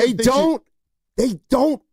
Curry, Draymond, and Butler don't want to play with young Thundercats. Then why has the fit been seamless? Again, just back to him. Because Pods is a role player on this team. He's a connector. He's a starter, though. That's because they have no guards. They do have forwards. Two of them might be headed to the Hall of Fame. But again, this is about Curry, Butler, Draymond, Kerr, and that's why they're going after Al Horford. I hate to say this on the day before 4th of July, but I'm just thinking about everything we're talking about, Dub Nation, what's been written, just where the team's at, Steiny. I'm doing my Obama PSA, State of the Union right here. It hurts my heart. Evan looked at me like, what? It hurts my heart that we all know there's a remedy to fix what's ailing this team and change the next 2 to 3 years, and maybe what is it? What? Trading Draymond Green. Oh. And I want to throw this fastball, this baseball in my hand through the window because that's off limits. Normally when you're in a tough spot, you talk to doctors, we've given you all the treatment we can. That means you exhausted all possibilities. You can look at me right now and say, Goo, if you did that and opened up a spot and then add what you would get back for that, you would be back. You would be further than where you're at now. I'm all for doing that. I don't necessarily think it would automatically make you better. Doesn't mean I still might not do it if I got a player who is young and getting better. But again, I almost feel like talking about it's a fool's errand because it's not going to happen. Because they don't want it to happen. By the way, how about this little stat I came up with? You read it somewhere or you came up with it? I came up with it. Right. Then it's not a stat. This guy. So, Kevon Looney. Irreplaceable Kevon Looney. What you called him an hour ago. Okay. Off the court. Okay. So, you do realize that Quentin Post played more than him, Looney. I do understand. Okay. I just wanted to. But you understand. Hold on. So Quentin Post came into this team halfway through the season. And when he started to play, from that point to the end of the season, he played more than Looney. He played 16 minutes a game. Looney played 15. Steiny, you know where I'm at real quick. Mm-hmm. Yes. You do understand that was a choice. What do you mean? That was a choice. A coach decided to do that. Right. That doesn't mean it was the right decision. And then I'm going to just piggyback on your point. They're two different players. They do different things, right? Yeah. So when you say the way you said Post played more than Looney, he did. It sounded like you're telling us you think Post right now is better than Looney. No, I'm telling you right now that Steve Kerr found more playing time for Quentin Post in the second half of the season as they were trying to win as many games as possible, and Post played more than Looney. Like, I hear you. Yeah. So, all right. Let's see. Chuck in Sacramento. Hey, Chuck, how you doing, man? Hey, boys, can you hear me okay? I'm on the 5. You guys hear me okay? We got you. Loud and clear. All right, very nice. Hey, I want to make some comments about Kaminga and Looney, but before I do that, this is the first time I've ever called the show where Guru's the host, even though I've been listening to Guru for decades, and this goes back to the Pete Franklin days. When I was in college, I'd sit around studying, listen to the Pete Franklin show, and I don't think people realize how bad Pete Franklin used to pick on Guru. Guru would call in. He could be on hold for an hour. He'd get on Pete Franklin's show, and before he would say anything, sometimes Pete Franklin would flush him. I mean, it was ruthless. It got to the point where I know Pete Franklin was all about shtick, but I think he was doing that at times just to be rude to Guru. And did that put Guru in a space? No, it didn't. He just kept going. And I think on the day before our finest holiday as a nation, we need to give it up to Guru. It's an American success story because he put out the effort. Guys would mess with him. Yeah. Well, I remember Guru calling 11:40 in Sacramento too. Yeah, I used to call. So he now he's been a host for all these years. So he gets stopped it, but go ahead. Hey, you're the man. Who's this dude? You know what? Chuck, hold on 1 second. I'm not going to cut you off. Super chat from Ernie Chavez. $2 after adding Horford. How much older could the Warriors get after that? I'll tell you in a second. All right, Chuck, what do you got, buddy? All right. So as far as the Kaminga thing goes, the limitation this dude has to his game is, first of all, he doesn't play as much as Kerr would like to play him because his ball handling, his ability to create off the dribble is pretty much non-existent. He can't shoot off the dribble. His three-point shooting is not very good. He can score in the paint, but his IQ and his ability to mesh with the team isn't good enough. And so I know Kerr's just not going to play the guy as much as he wants to be played. And so there's just these limitations to his game. And Steinmetz, you brought up a few minutes ago with one of the callers about how teams have a difficult time being a contending team for a championship and rebuilding, right? There was that whole narrative with the Warriors going back to the two goals basically the team had. There is an example of a team in fairly recent NBA history that was able to rebuild and keep a dynasty going at the same time. And then there's an example of a team that didn't. So you go back to the 80s Lakers and the 80s Celtics. The 80s Lakers started the decade with Norm Nixon as a shooting guard, Wilkes at small forward, and Rambis at power forward. They ended that decade with Byron Scott as shooting guard, James Worthy at small forward, and A.C. Green. So that was a franchise because they knew how to draft and develop, and that's also a reason why, historically, why Bob Myers is not going to be considered as great a GM as Jerry West, because Jerry West on the fly was able to rebuild the Lakers. That's why they won 5 championships. Hey, Chuck, I gotta let you go, but I favorite caller of all time, Chuck. Don't be a stranger. Call back. That's what life's about. Yeah, no, and Myers heavy. Myers doesn't have the longevity of Jerry West either, but 4 titles are 4 titles. No doubt about it. All right, 888-957-9570 is the number. What's coming up on the game is brought to you by Fremont Bank. Here for you, here for good. Pride is about love, community, respect, and looking out for one another. Celebrate safely. Use a rideshare or public transit. Have fun and celebrate with heart, but do not drink and drive. This is brought to you by the San Francisco Police Officers Association.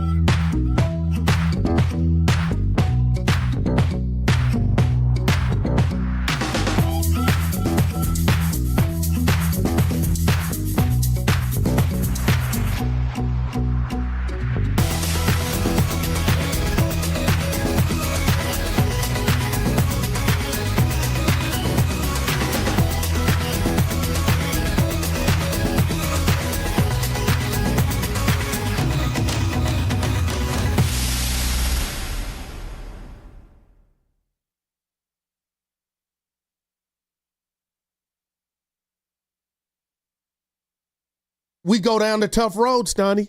Toyota Tundra. You like that? You like that? It's the Guru, Steiny Guru, Steiny Guru, Steiny Show. Let's go. All righty. Might have a little fun a little later. I've been having fun all show. That's true. A different kind of fun. All right. So, you ever lose track of who's dead and who's alive? Yes. Yeah, so do I. Welcome to 50. So do I. So we may have a little quiz. All right. I like this. At 1:18. Can I shout Evan's out? Evan's got some guys and you. women who will have to guess if they're still alive or not. So I got to say this, #random. Yeah. So yesterday we talked a lot of Giants, right? And you were like, Guru, you want everybody fired? And I hope I wasn't sounding. I just want more from Melvin. But during the break, I'd heard Shasky had talked about Melvin at 6 a.m. to start the show, right? So Steiny, I got an hour and a half ride, Evan. I'm driving home. I fire up the Odyssey app. If you want to be entertained, Joe Shasky went in on Melvin something so fierce. I should have sent it to you. Did you happen to hear it? I did not. Oh, he went. Spadoni was trying to defend Melvin. Steiny, I'll play it for you, that's all. But I just want to give my man a round of applause because once it was done, you knew what he meant, how he felt about Melvin. So I'll leave that there. All right. Yeah. But it hit me enough to where, how long we been? Did it hit you in the cardiac muscle? A different muscle of, that's my teammate. Like, it was great. All right. All right. So you never do that for anybody here. You would never shout out another. I just started the show saying I was inspired by Sam Lubman. From 6 to 10. Right. I literally started the show. Did do it. All right. Did do it. Let's go to No. Oh, this guy, too far. I think this may be who is it? Maybe a guy who's also on the YouTube chat. Don Dada in the city. Back to Kaminga. Hey, Don Dada, what's up? Hey, Steiny, man, y'all had me on hold for about an hour, man. I done forgot what I was going to say. That's Evan. Oh, my bad. Feel free to do it to me if you want. I just want to ask y'all a question though, because everybody say that Jonathan Kuminga is not a winning player. He can't play with Curry. He never earned his minutes. He never earned the start. So when Wiggins was out 2-3 years ago for half of the year, did he not step up? Yes, he did. I can't remember. When Draymond out, but all right, Sonya, it's good. It's good. I'm messing. When Draymond's out for who knows what, does he not step up? When GP2 was out, does he not step up? Yes, he did. All right, so I got a lot to say, but I forgot some. All right, all right, Don, I got you. Yeah, I know how old he is. Right, you know, he was on hold a while. Yeah, he was. But that's good for us when there's a line. Yeah. Not that we want people callers, not callers, doesn't matter to me. Like the last guy that gave me some love. Don't tell people I was on hold for an hour. I hate it when hosts did it. Steiny's been waiting a lot. Dude, just go Pete to Franklin me. used to let you wait all day. Evan, man. I couldn't tell if the caller was describing Pete Franklin or Matt Steinmetz. Let me tell you something. Pete Franklin treated Guru way worse than I do. And I'm not proud of it. To his last show, though, Evan. I'll invite you to mine. You ain't going nowhere. Pretty soon. You're a lifer. Guru. No, seriously. What would you do if you didn't have this? I'd find a hobby. What you, Evan, and I have. I'm the first show. Listen, I'm pretty sure the smart money has me getting fired before this place explodes. But even if this place doesn't explode, like I said, Goo, I don't believe him, it's Evan. wind down time. Nah. Yeah. You're still, There's a reason we're going to play this game at 1:18. This job allows you freedom. No, it doesn't. Some other freedoms that I don't think you would have at your disposal had you not. Yeah, it's why players go to coaching. They want to get away. They want to still stay away. You know what I mean? Just a little bit. Listen. You get my drift. Okay. This is a good one from the 408. Let's put it into perspective. Al Horford is contemplating either joining the Warriors or retiring. I'm excited, man. Sure you are. No, you're not. You're not, and you know it. No, he's not a bum. Who? Horford. Of course not. He's 40. Champion. Throw me a jersey. They'll fit right in here. Yeah. And those threes will hit different here than in Boston when everybody was doing them. Oh, Horford missed a three. Nothing to see here. But these are going to be different threes. Oh, by the way, I wanted to address one of these texts. All right. You got it. I do have a list of players the Warriors could go after. I think they'd fit right in, too. This is going to be fun. P.J. Tucker. No! James Johnson. He's doing martial arts. No. He's on the Pacers. I'd love to see him come here and keep Draymond in line. And Kyle Lowry. You know, we all should be at the fitness, 24-hour fitness hooping. He can bring it up. Which is sometimes more than Curry can do against pressure. I'm kidding. Stop. And the guy sent you a signed jersey. Yeah. Where is it? It's in my man cave, just like mine is in his, I'm sure. Somebody said, oh, gosh. When you were talking about Horford, somebody said, you said, Steiny, low post. And somebody said, Guru, what are you talking about with Horford in the low post? He doesn't play in the low post. That's what. And what I want to tell the listener is, Guru has a habit of doing that. When he talks about the low post, for whatever reason, it's both offense and defense. I know when we talk about a guy with low post skills, usually we just focus on the offense. Horford is on the perimeter, but he can still get you down there. Guru uses that so that, when he says Horford's good in the low post, which we all know he's not. Can I say something? You can say, no, I meant a defensive presence in the low post, which is fair. I've come around to your terminology. Hey, I'm just all over now thinking about the Warriors. So it was a bear to beat the Rockets in 7, right? Would that be fair? I would say that, yes, it was. And they've added Kevin Durant. But let's avoid doing what we did with Devers with Durant. But how can you when it's good and you add greatness? Well, we'll see. Yeah, it's basketball. It's a thing called chemistry, Goo. No, but the point is, what have we done? Nothing. But we should have known that. We knew they weren't going to be a big player. Perhaps.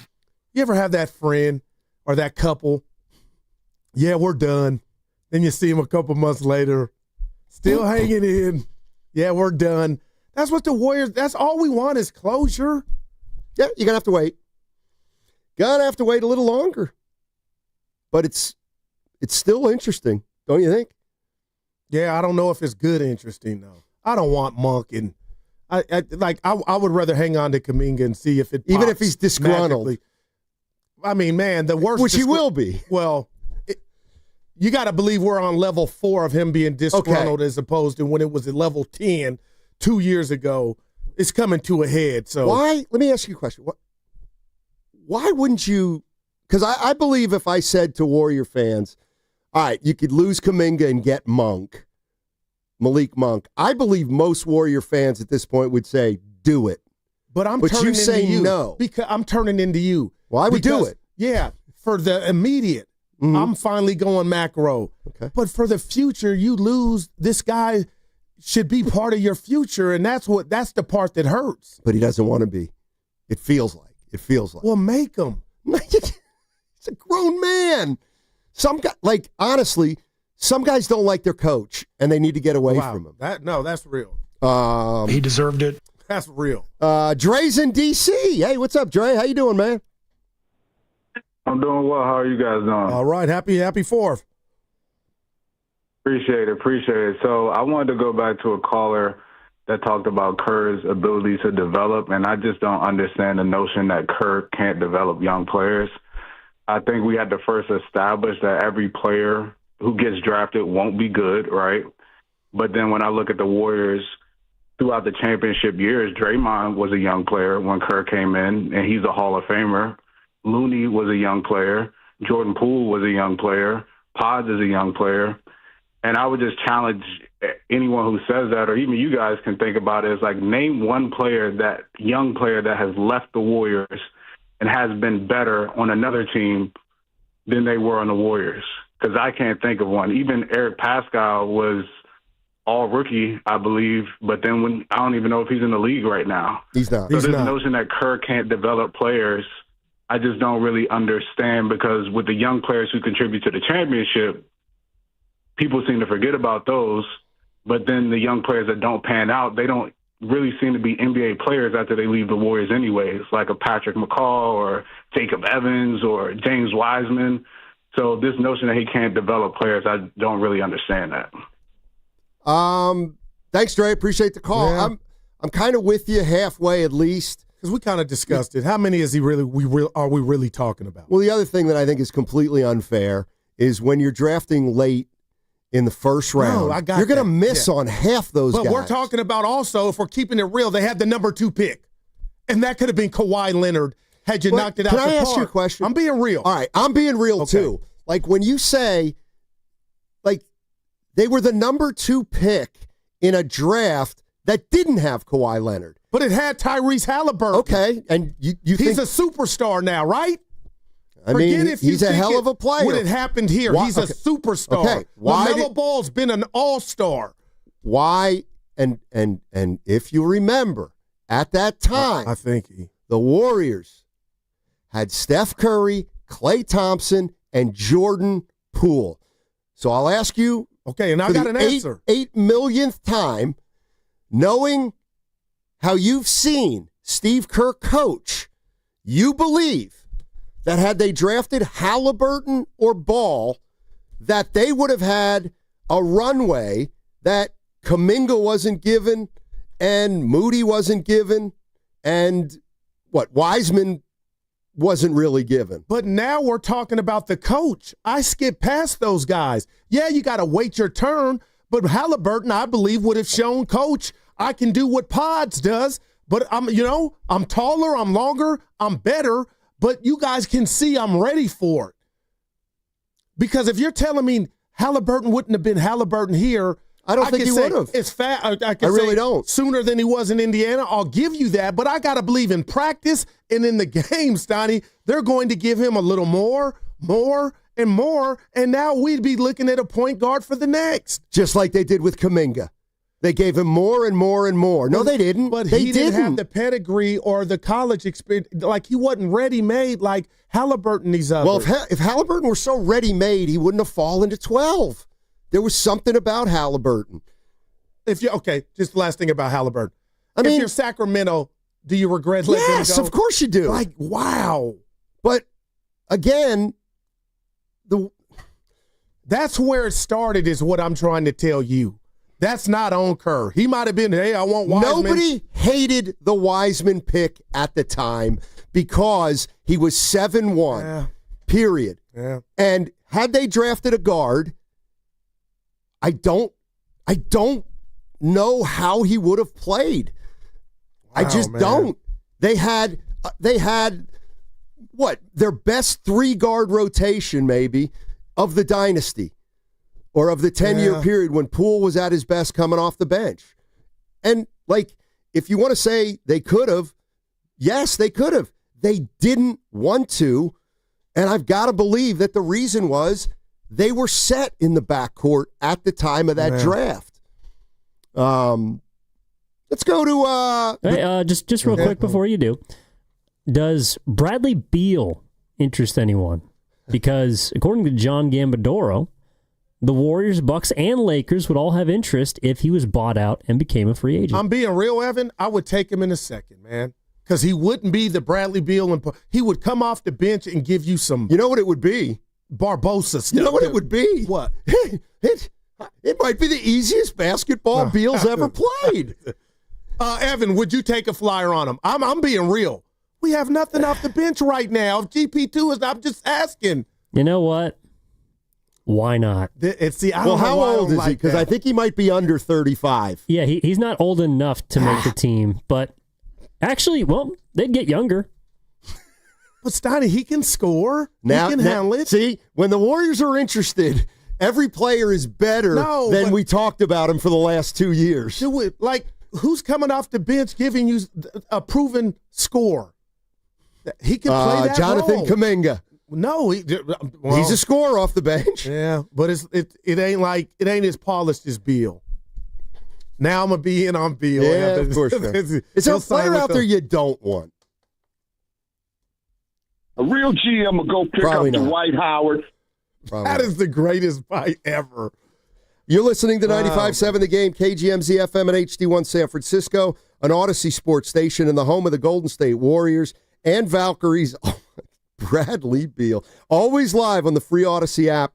Coming to you live from the Laughing Monk Studios. Laughing Monk, righteously brewed in San Francisco. But you would be getting them for much of nothing. That's the whole thing. You're not getting Bradley Beal like Phoenix bit and it blew up in their face. You're getting them for, Sure. Come off the bench. Sure. A guy that could get you 20 points every, Like, you're really down on Beal as a ball player to where if you look at the state of the Warriors and what we don't have, a guy that could get you some points off the bench. What I'm telling you, the way I feel is, if you got Bradley Beal in here, you know what? He'd probably be one of your top 8 players. Yeah. So what? Like, okay. Now you got a guy coming off the bench. But if we went top 8 last year, wouldn't that be a better top 8? He could back up Pods. I mean, okay. If you're looking for scoring off the bench, you got a guy who can do that. Kuminga, who's 22 years old. And I'm dead serious on that. Here. Like, if the Warriors end up with Bradley Beal as a part of some kind of Kuminga move along, yeah. Now, how do you feel about Beal? I'm nice. If losing Kuminga gets you Bradley Beal, how we feeling? Well, that's a whole different subject right there. How are they going to get Bradley Beal? On the minimum, like they get Lillard? Yeah, that's what I'm thinking. Well, and then what if we find out what we kind of know? And that is, Beal doesn't want to come here. Beal doesn't want to come off the bench. Yeah. Especially to watch Pods play in front of him. No, I'm being real. You gotta, guys like that, Beal, look at that. Like, I understand not starting, but I'm sure that would have the ingredients to get old. How many years does Beal have left? Too many. He'd have to waive his no trade too. Oh, you're right. If they bought him out. Oh, if they bought him out. Yeah, that's correct. Okay. Yeah, then he'd be a free agent. Sure. Yeah. And then but you know what? Getting bought out is like having a no trade clause because then you don't have to go anywhere you don't want to go. I asked you this yesterday, you and Evan, and I mean this, Steiny. Let's just say you're Beal. Would you want to be a Laker or would you want to be a Warrior? You got Jimmy, Dre, and Steph until we find out what. But you got Luka, LeBron, Reeves, Ayton. Where would you want to go? Probably to the Lakers. Because of Luka? No, not because of Luka, just because it seems like there'd be more playing time there because I view him as a guard. But, I mean, I think the cold, hard reality might be guys like Beal, not that he's a world beater, don't want to play for the Lakers or the Warriors. Maybe. It all depends on what kind of role he wants to have. And we're talking about Bradley Beal. Where did that report come from, E? John Gambadoro. Oh, right. Radio host in Arizona or Phoenix. And he's guys pretty getting bought out left and right. He's pretty tapped in. Gambadoro, Filipponi. Remember that one? Your guy. That Brandon Ayuk. That was man. I'm done. I'm not. Yeah. I don't like to do that. We got okay. All right. Will's in Marin. He's going to stick up for Steve Kerr. Rightfully so. He's got rings. What's up, fellas? How are you doing? Doing well. Hey, I think one of the pieces that not a lot of people are talking about, and the salaries are going to have to work, but when you saw that 7-team trade rumor yesterday when it came down to the Kaminga thing, and just think about how this organization has moved, where Lacob has forever had talked about light years ahead, I think he is saving his assets and his cap, the limited cap space he may have and flexibility to go after LeBron or Giannis. And I know that sounds crazy, but go back to 2024. We have it on good authority. I think it was trade deadline 2024. Woj reported this. Lacob called up Jeannie Buss trying to get LeBron there with Draymond's blessing at the time. We nearly had Durant last trade deadline too, but he kind of said no shot at the last second. We pivoted to Butler. I'm not saying it's the right move, but knowing how Lacob thinks, I think that is what he is doing right now, especially with this LeBron thing being seriously in play. How much I'd want to give for a 40-year-old player like LeBron, who I'm not particularly a fan of, as I'm a fan of Golden State basketball, and he's our main rival throughout the years. I don't know. But I think that has to be weighted given how Lacob has talked, how it's moved, this 17 trade kind of crazy conundrum here, and the fact that we tried to get LeBron and Kevin Durant in the last two trade deadlines as a whole. Is that a crazy thought for you guys as we get closer and closer to the decision of Kuminga? Not at all after you explained it like that, and I'm dead serious.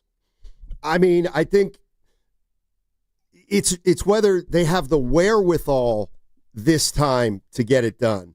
But I think it's a fair point. I don't see a way to get Giannis.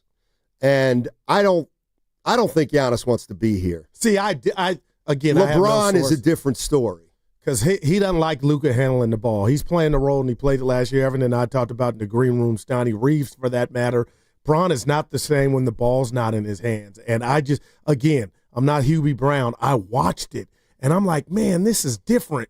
And Reeves had to take a step back in regard to when he would get the ball because Lucas get. So I'm just saying, if Bron is really getting frisky, I'm starting to believe. I told you he's not going anywhere. He wouldn't leave Bronny. But if he came to Golden State, I mean, what's that look like? Because you ain't stopping nobody, with where he's at. Well, you lose Butler for sure.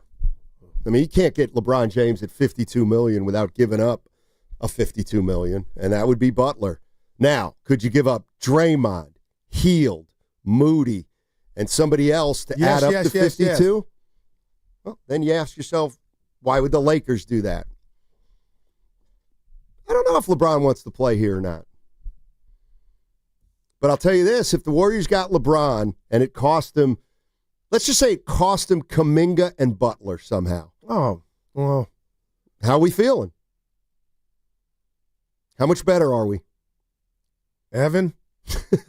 I'm like the Guru computer didn't work. It didn't load right there. And that's what life's about. Here's the other thing, though. How better are they?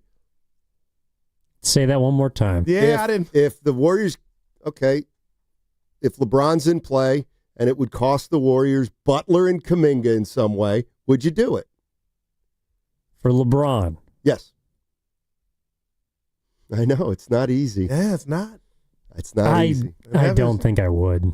But here's the bigger issue. That's amazing. Okay, now if you said, what if it were straight up for Butler? Then I think I'd do it. Yeah. Right, and I think I would too. Except, how's Kuminga going to play with those guys? Like LeBron? I'm still trading him, but... Oh, okay, gotcha. I just need that to go get something else. Yeah. And my guy, our former producer and board op, Brian, remember the tall guy with twins, our guy?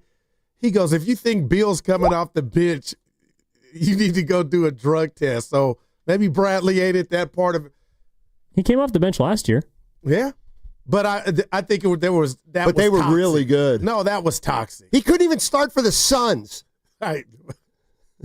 Why are we talking about LeBron? He opted in already. If he wanted a different team, he would have. Wrong. Oh, and I don't need the Jesus. 707. Why are we talking about LeBron? He opted in already. If he wanted to go to a different team, he would have opted in. He wouldn't have opted in. Jesus. You're wrong. You're wrong. To him. You're wrong. He opted in because he wants $52 million. Now he can get traded if he wants. And go read the papers, 707. There is speculation out there LeBron ain't staying because he doesn't feel good about it not being his team and knowing it's not his team. It's DeAndre Ayton's team. I cannot wait for you guys, man. You cannot. For him to have a good season. I cannot wait to see DeAndre Ayton play, said nobody. Steph. And what about that literature I sent you and Evan? His numbers compared to Şengün's. That This is what he does. No, I didn't do it. I just forwarded it, and you guys take it out. You sent a graphic of DeAndre Ayton's entire career numbers against Şengün's first 4, and Şengün's were comparable. I'll tell you what, LeBron and Luka signed off on bringing Ayton to town. Well, Luka did. Well, all right. Hey, planning a trip, maybe Tahoe, Napa, down the coast. Make your first stop Valvoline Instant Oil Change. Drive in, stay in your car, and be done in about 15 minutes. Your ride will be ready before you even pack the snacks. Visit BayAreaOilChange.com for coupons. And if you are wrapping up a holiday week like me, it is July 4th after all. It's time to flip that metal switch, fire up the grill, grab a cold one. When I'm off the clock, it starts with new vodka, NUE vodka, American-made, award-winning, distilled 7 times for that clean, crisp taste that belongs in every holiday cocktail. With new, you're getting real quality, no fluff, no gimmicks, just great vodka that's easy on the wallet, because freedom shouldn't come with a velvet rope.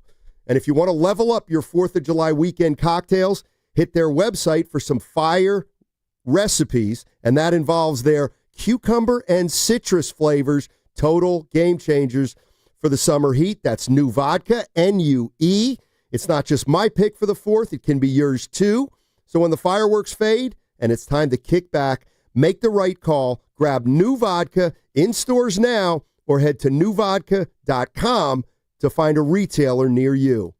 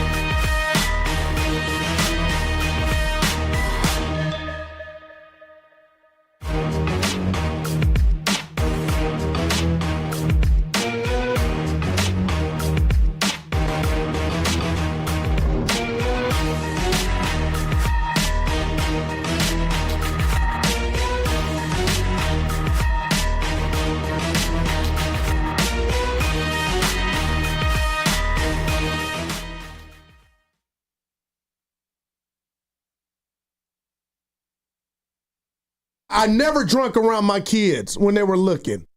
Lamar Jackson stinks. Now, back to Steiny and Guru on 95.7 The Game. You want to take that back? You said he stinks. No. Steiny, there's so many similarities between hitting a baseball and hitting a golf ball. And then I said, well, we know about your prowess on the baseball field. Yeah. Why can't you hit a golf ball like a baseball then? If I had that answer, I'd be Tiger. It's because they're mentally different I go skills. in and look at the ball and I say I'm going to crush. It's ego. Hey, I want, dude, why did he say his name? But anyway, Steiny, it is, man. What is? Those two similarities. I just saw a dude hit a bomb. It went foul. I go, he hooked it. If that was a golf shot, he hooked it. And did Willard bail me out yesterday when he goes, Guru, when you replace a bad shot and you get to do it again with the better shot, I go, oh, mulligan. He goes, yeah. I don't think I got that right. Was that the definition of a mulligan? Yes. Because you would have jumped in, now you're wrong. So I did get it right. I was driving on like Willard just played along with it. Go ahead, baby. I got nothing. No, we got an Evan special coming up, baby. Evan. Warriors. Giants. Pulled out a big one. Yeah. Oh, they're going to be in Sac over the weekend. You going? Nah, I'm going to be out here in the Union. Yeah. It's going to be all 8,000. What's that place feel? I have no idea. No clue. We'll see. Let's go to Will and Marin. Get the show on the road, and then we'll get Evan in here. All right. Will. Hey, what's up, guys? Thanks for taking my call. Sure. I just wanted to say that I don't think that Steve Kerr, it's his fault on developing, and I just want to say miss me with the fact that he's not connected or doesn't have a way to connect with players, because I just watched the documentary, The Court of Gold, and he even goes up to Ant-Man and says, hey, he first starts out and says, you're a very special player, but when are you going to take the next step? And we all know that Ant-Man has a very strong, confident attitude, but he even acknowledged that, yes, he does need to get more physical on the boards and crash more bodies and be better. Bam Adebayo acknowledged that he loved playing for Steve Kerr because he was more of a player coach, and he had a very special way to approach players on getting them to do stuff with constructive criticism. And then even Durant, even though they said, oh, he never had a home in Golden State, Durant couldn't give Kerr more praise and said he was extremely happy that he was back there with Kerr and Steph, with the winners, and he was in a building with something he was familiar with. And after they qualified for the gold, all the coaches and the staff are sitting there drinking a beer on the amphitheater steps, and he offers a beer to LeBron, and LeBron happily goes over there and starts chopping it up with Kerr. And we all know LeBron. He doesn't just blow smoke up anybody's behind because he wants to. So my thing is that I think we're finding out that, Jonathan Kuminga isn't terrible, but he's really good at being one-dimensional. And we know that Steve Kerr has had these conversations with him, but I don't think Steve Kerr at the Warriors facility is bashing on Kaminga. I don't think he's being any different than he's been with anybody else. And I'm not comparing Kaminga to any of those athletes because I get it. It's easier to win with better talent. But I don't think that if you're lesser of talent, that Kerr's not going to acknowledge you or try to give you the keys to be successful. So I just think that Jonathan Kuminga is a good player, but I think he's one-dimensional and he doesn't fit for Warrior basketball, and it has nothing to do with Steve Kerr because Steve Kerr can't make Jonathan Kuminga better. He can bring a horse to water, but he doesn't mean he's going to drink it. Thank you for taking my call. Have a good day. Thanks, Will. Appreciate the call. I like Will. The only thing I would say to that, and I'm not saying he doesn't have a good point, but, Anthony Edwards only has to be coached by Kerr for a month. So right. That's a little different than a guy who's been here 4 years who may be not as enamored with the it's the like head going out coach. on a few dates as opposed to being married. What do you mean? Like if you go out with when I was single, you go out with a couple of dates. You're like, oh, this is great. We're compatible. But compare that to can we be married? Yeah, I didn't have nearly the dating history that you've had. Your boy. I was in the lab, as you would say, but unfortunately not that kind of lab. I got you. It was, Let's get to the nitty gritty. All right. Okay, so this is how this started. You know what? Every once in a while, you reveal something, and when you reveal it, I'm sometimes worried that people will be like, how did you not know that? Well, the boss ain't here. But somebody... DMV. So the other day I'm getting home from Bart, and I see this really, really nice Mercedes. Oh, God, this was a nice Mercedes. And I see this guy getting into it. And the guy looks at me, and he catches my eye. And he nods. Yeah. And I nod back. And he gets in his car.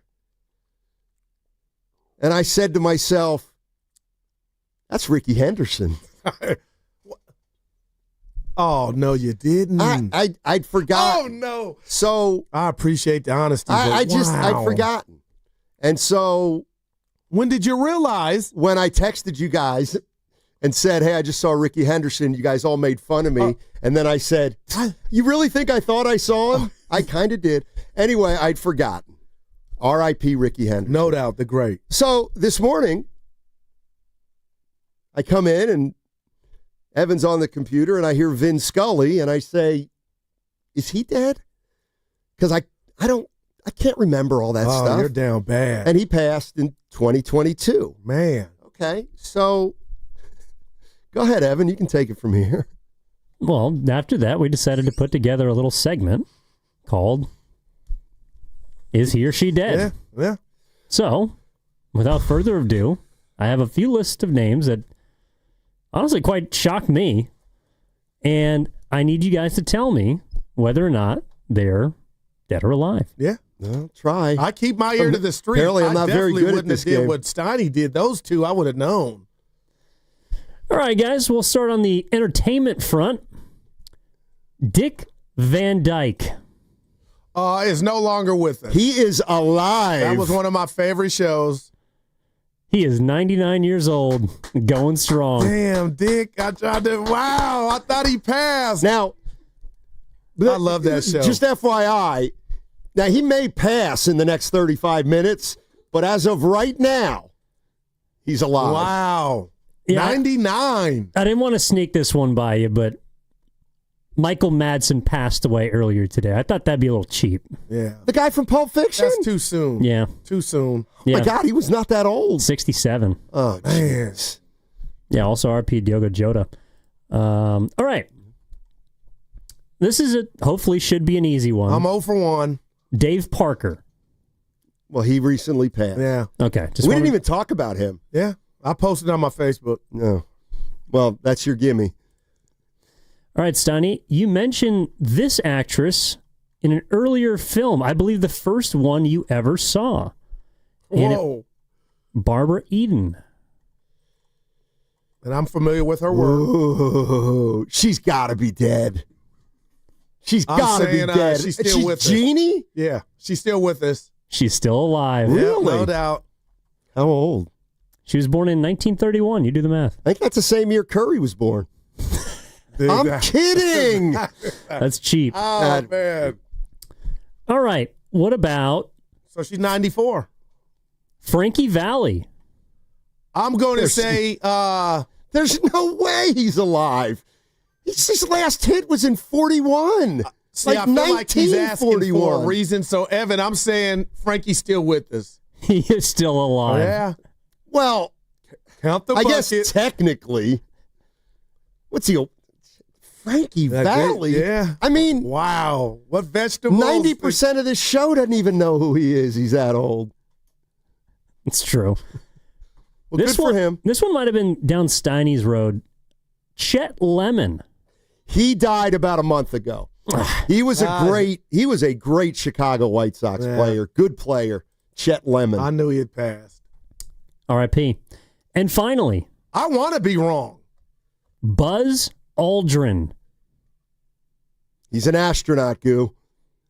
Second man on the moon. I ain't gonna front. I didn't know. He was a guy, and I see. No, dude, I didn't know. That's not. There's no race involved. No, I didn't know. No, but he was. He was the second guy on the moon. Right. So, it was like when you follow John Wooden. Nobody remembers it was. Some say that we've Gene never been Bartow. there. But go ahead, Evan. He's no longer with us. Who? Buzz Aldrin. The guy you're telling me about. I mean, how do you even come up with that name unless he's alive? I'm going to say he's alive. 95 years old. So I can't say buzzkill. Yeah. I stole that to YouTube. It's not bad. Oh, that's pretty good. Who did that? Booker Barnett in the YouTube chat. All right. Wow. Okay, now one of the things that I'm a big fan Kind of. of hard to transition. No, it isn't. Yeah. Actually, it's easy. Watch. Because you think about your life and mortality. Yeah, watch this. It's very easy to transition. I'm a big believer in dialogue, any kind of dialogue. I had a guy hit me yesterday. You know, he differs politically from me. Let's put it that way. Boy, you need to read it. I'm not going to read it. And, he said, I don't want to really tell you where I'm coming from because, I'm afraid it'll affect our relationship. I was like, yeah, we got to be able to talk about stuff. So the 707 says, I don't know about this game, guys. I like it, but some people are going to get offended. Okay, I need you to be more specific. Who would be offended and why? Everybody passes. Yeah. But can we keep it real? Yes.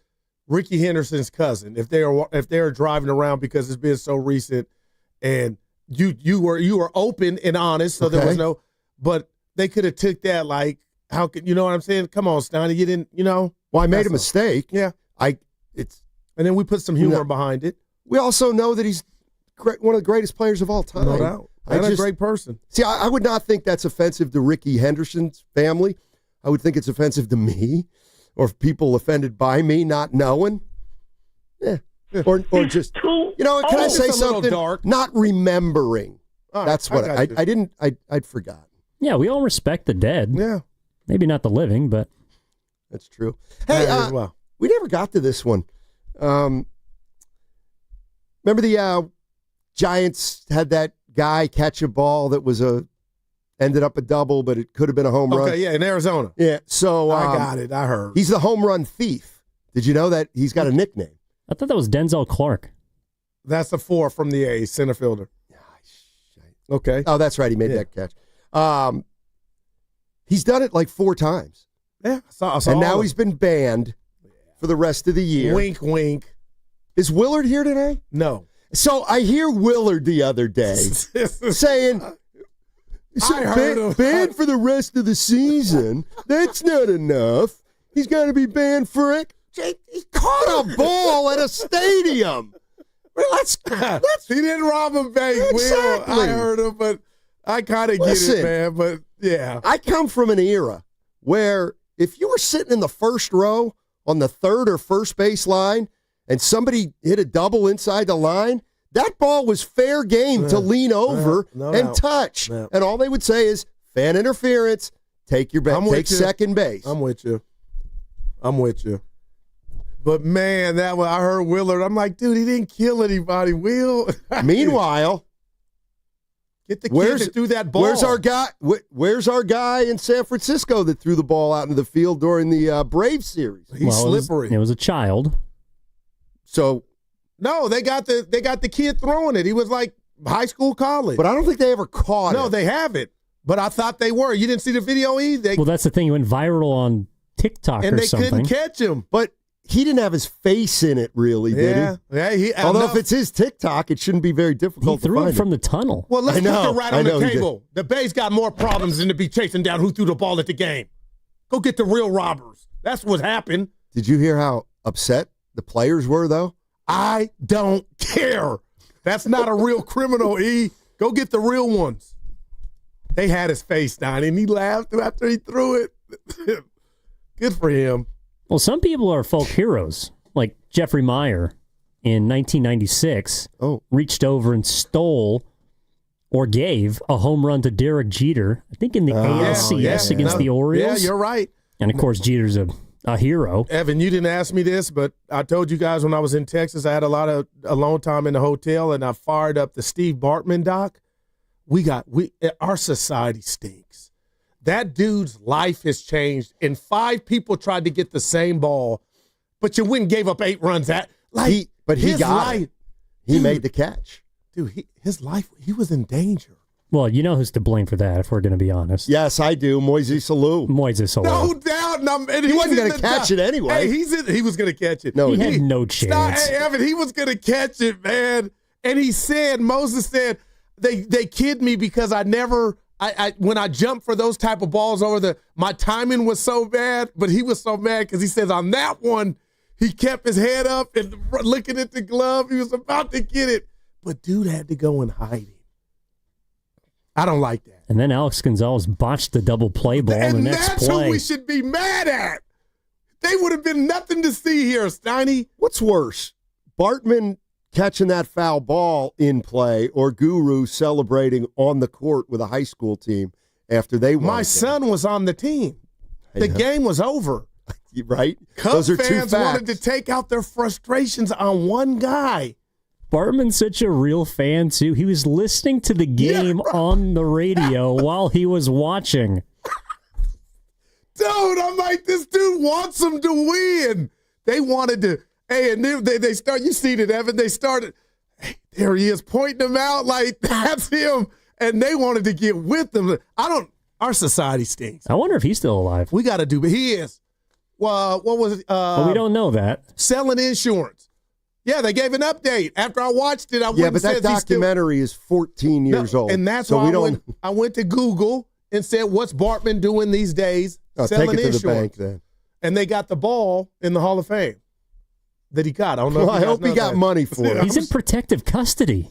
Well, he's selling insurance. Yeah. And they won a World Series. I'm very distracted. Shocker. So, Costco?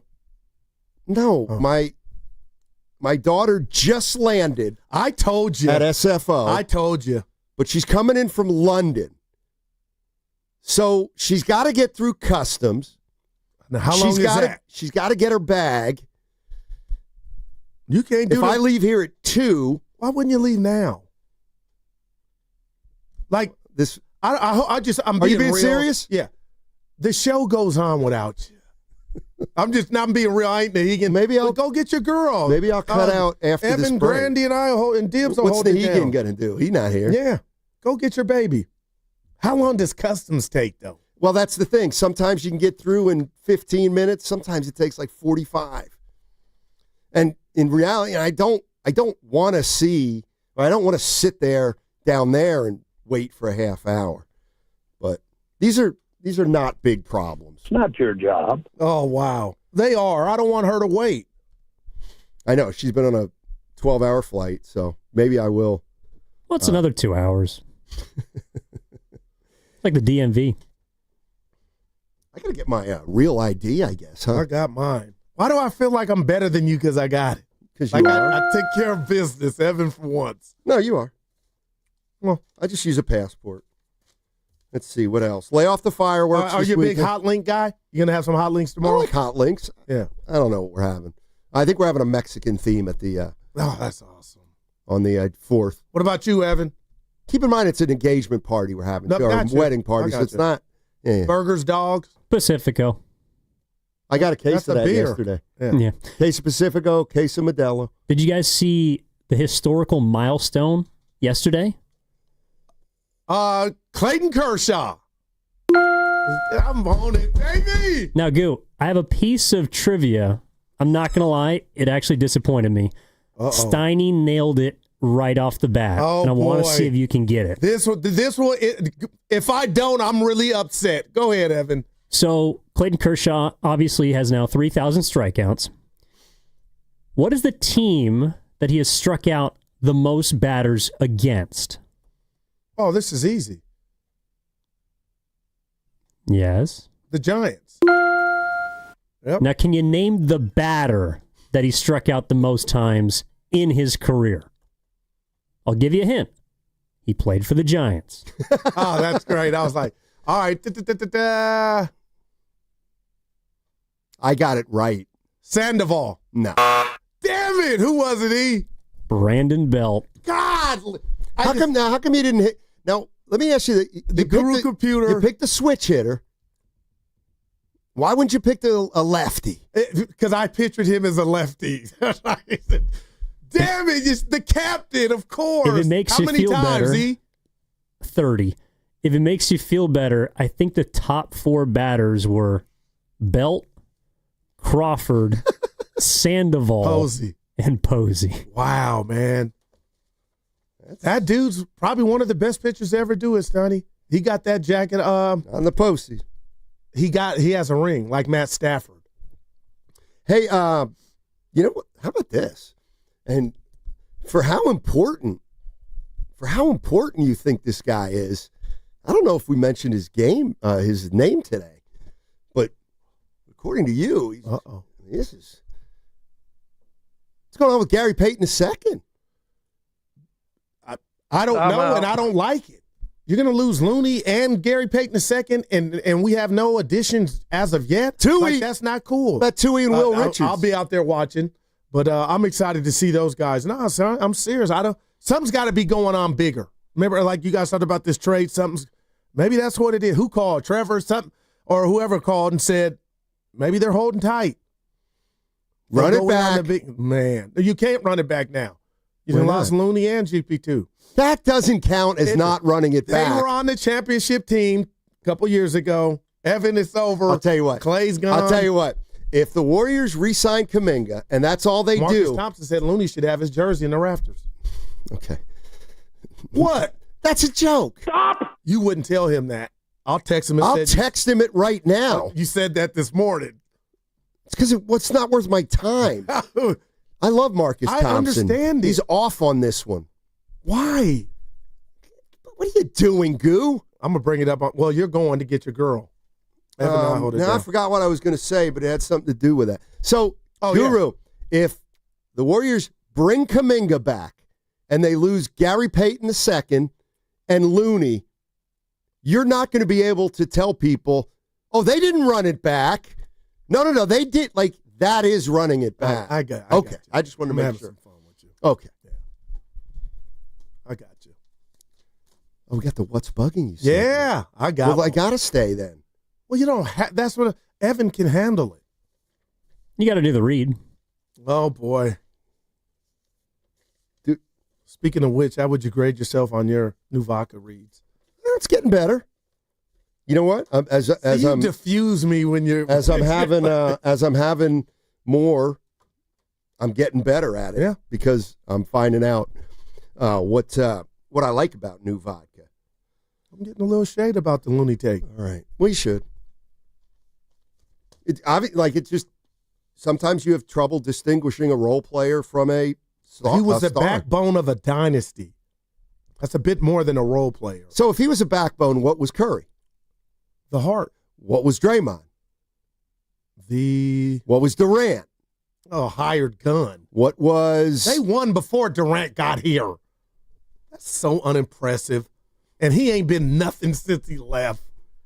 Don't get me started. Yeah, but you wanted him back. Who wanted him? You did. Oh, wanted him back. Yeah. Yes, of course. Right.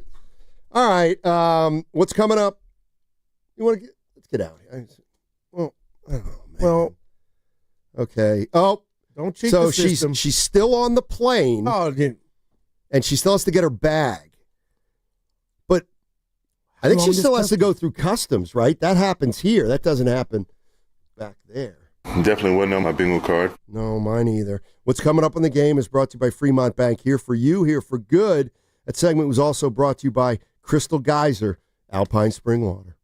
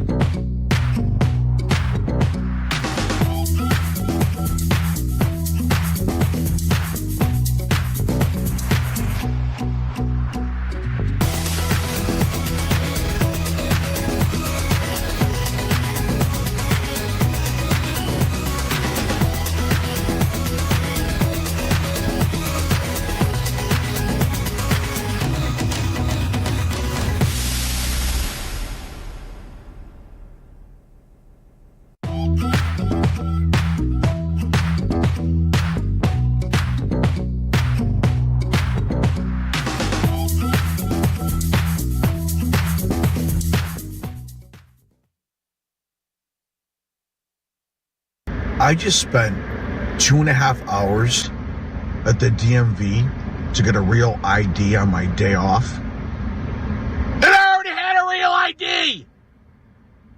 Oh my God! I can't believe it. I got to the freaking desk and she's like, you don't need a real ID. You already have one. I hate my life sometimes. Now, back to Steiny and Guru on 95.7 That's The our Game. boss. I don't think that's ever happened at DMV. Right. You already have it. Oh, no. Well, and I'm trying to think of when I've actually done something that boneheaded. Yeah, wow. And the one I'll share is I went down to Santa Barbara a few weeks ago. UCSB. And, yeah, my son's graduating, and so I stayed up in Ventura because Santa Barbara is way too expensive. So you stay about 40 minutes north, and, you commit yourself to a bunch of drives. And so I go to my Airbnb, and, I had my pre-authorized code, and I enter it. It doesn't work. And I enter it. It doesn't work. And I enter it, and it doesn't work. And so now your boy's running hot. I just drove 6 hours. So I call the company, and I said, what's going on with this code? And, this and that, and I'm starting to get hot. At least you got somebody. After about 12 minutes, they said, do me a favor and send us a picture of the building where you are. And so I send it, and the phone rings again, and she says, you're at the wrong place. You're at the wrong building. And neither of these buildings had the address on it. So I walk out, and I go down one door, and I look, and here's an apartment, and beep, beep, beep, beep. Door opens. Wow. No. Totally. Dibber. So yeah. I called back and I said, I just want to let you know how sorry I am. It was human error. And, I was tired. Classic. I was beleaguered. I was bewildered. But that's kind of what the boss is going through. Where, dude, you have the real ID. What are you doing, bro? Hey, what are you doing back at the dentist? I got a root canal. Oh, you already have one. All right, I'm going to get out of here. Yeah. Just because go pick up your baby. She's there. The What's Bugging You segment will come up at 2:00, and Grandy will have the read. Dibs wants me to do one quick. I'll do one quick. And what's bugging me now is my partner's bugging me a little bit. Not you, Goo. I was like, my real partner. The look in Goo's eyes. So, as you know, my daughter's getting married Sunday, and I'm probably going to have to say something. Oh, boy. And my buddy just had his 60th birthday, and I had a talk there last week in Philadelphia. So, I went up, and my rule is not too long, so I went about 3 to 5 minutes talking about my buddy from college. Is this Bastian? Yes. Oh, you better give him 5 minutes for all he's given you. No doubt. And so I finished up, and, I'm walking back, and so it was a great job, Steiny. Steiny, that was great. Great job, Steiny. Thank you. I get to my partner, and I'm not going to mention her name right now because I'm mad at her. And she says, she goes, that was good. She said, it's good practice for you for Josie's toast next week. That was good practice. Get it?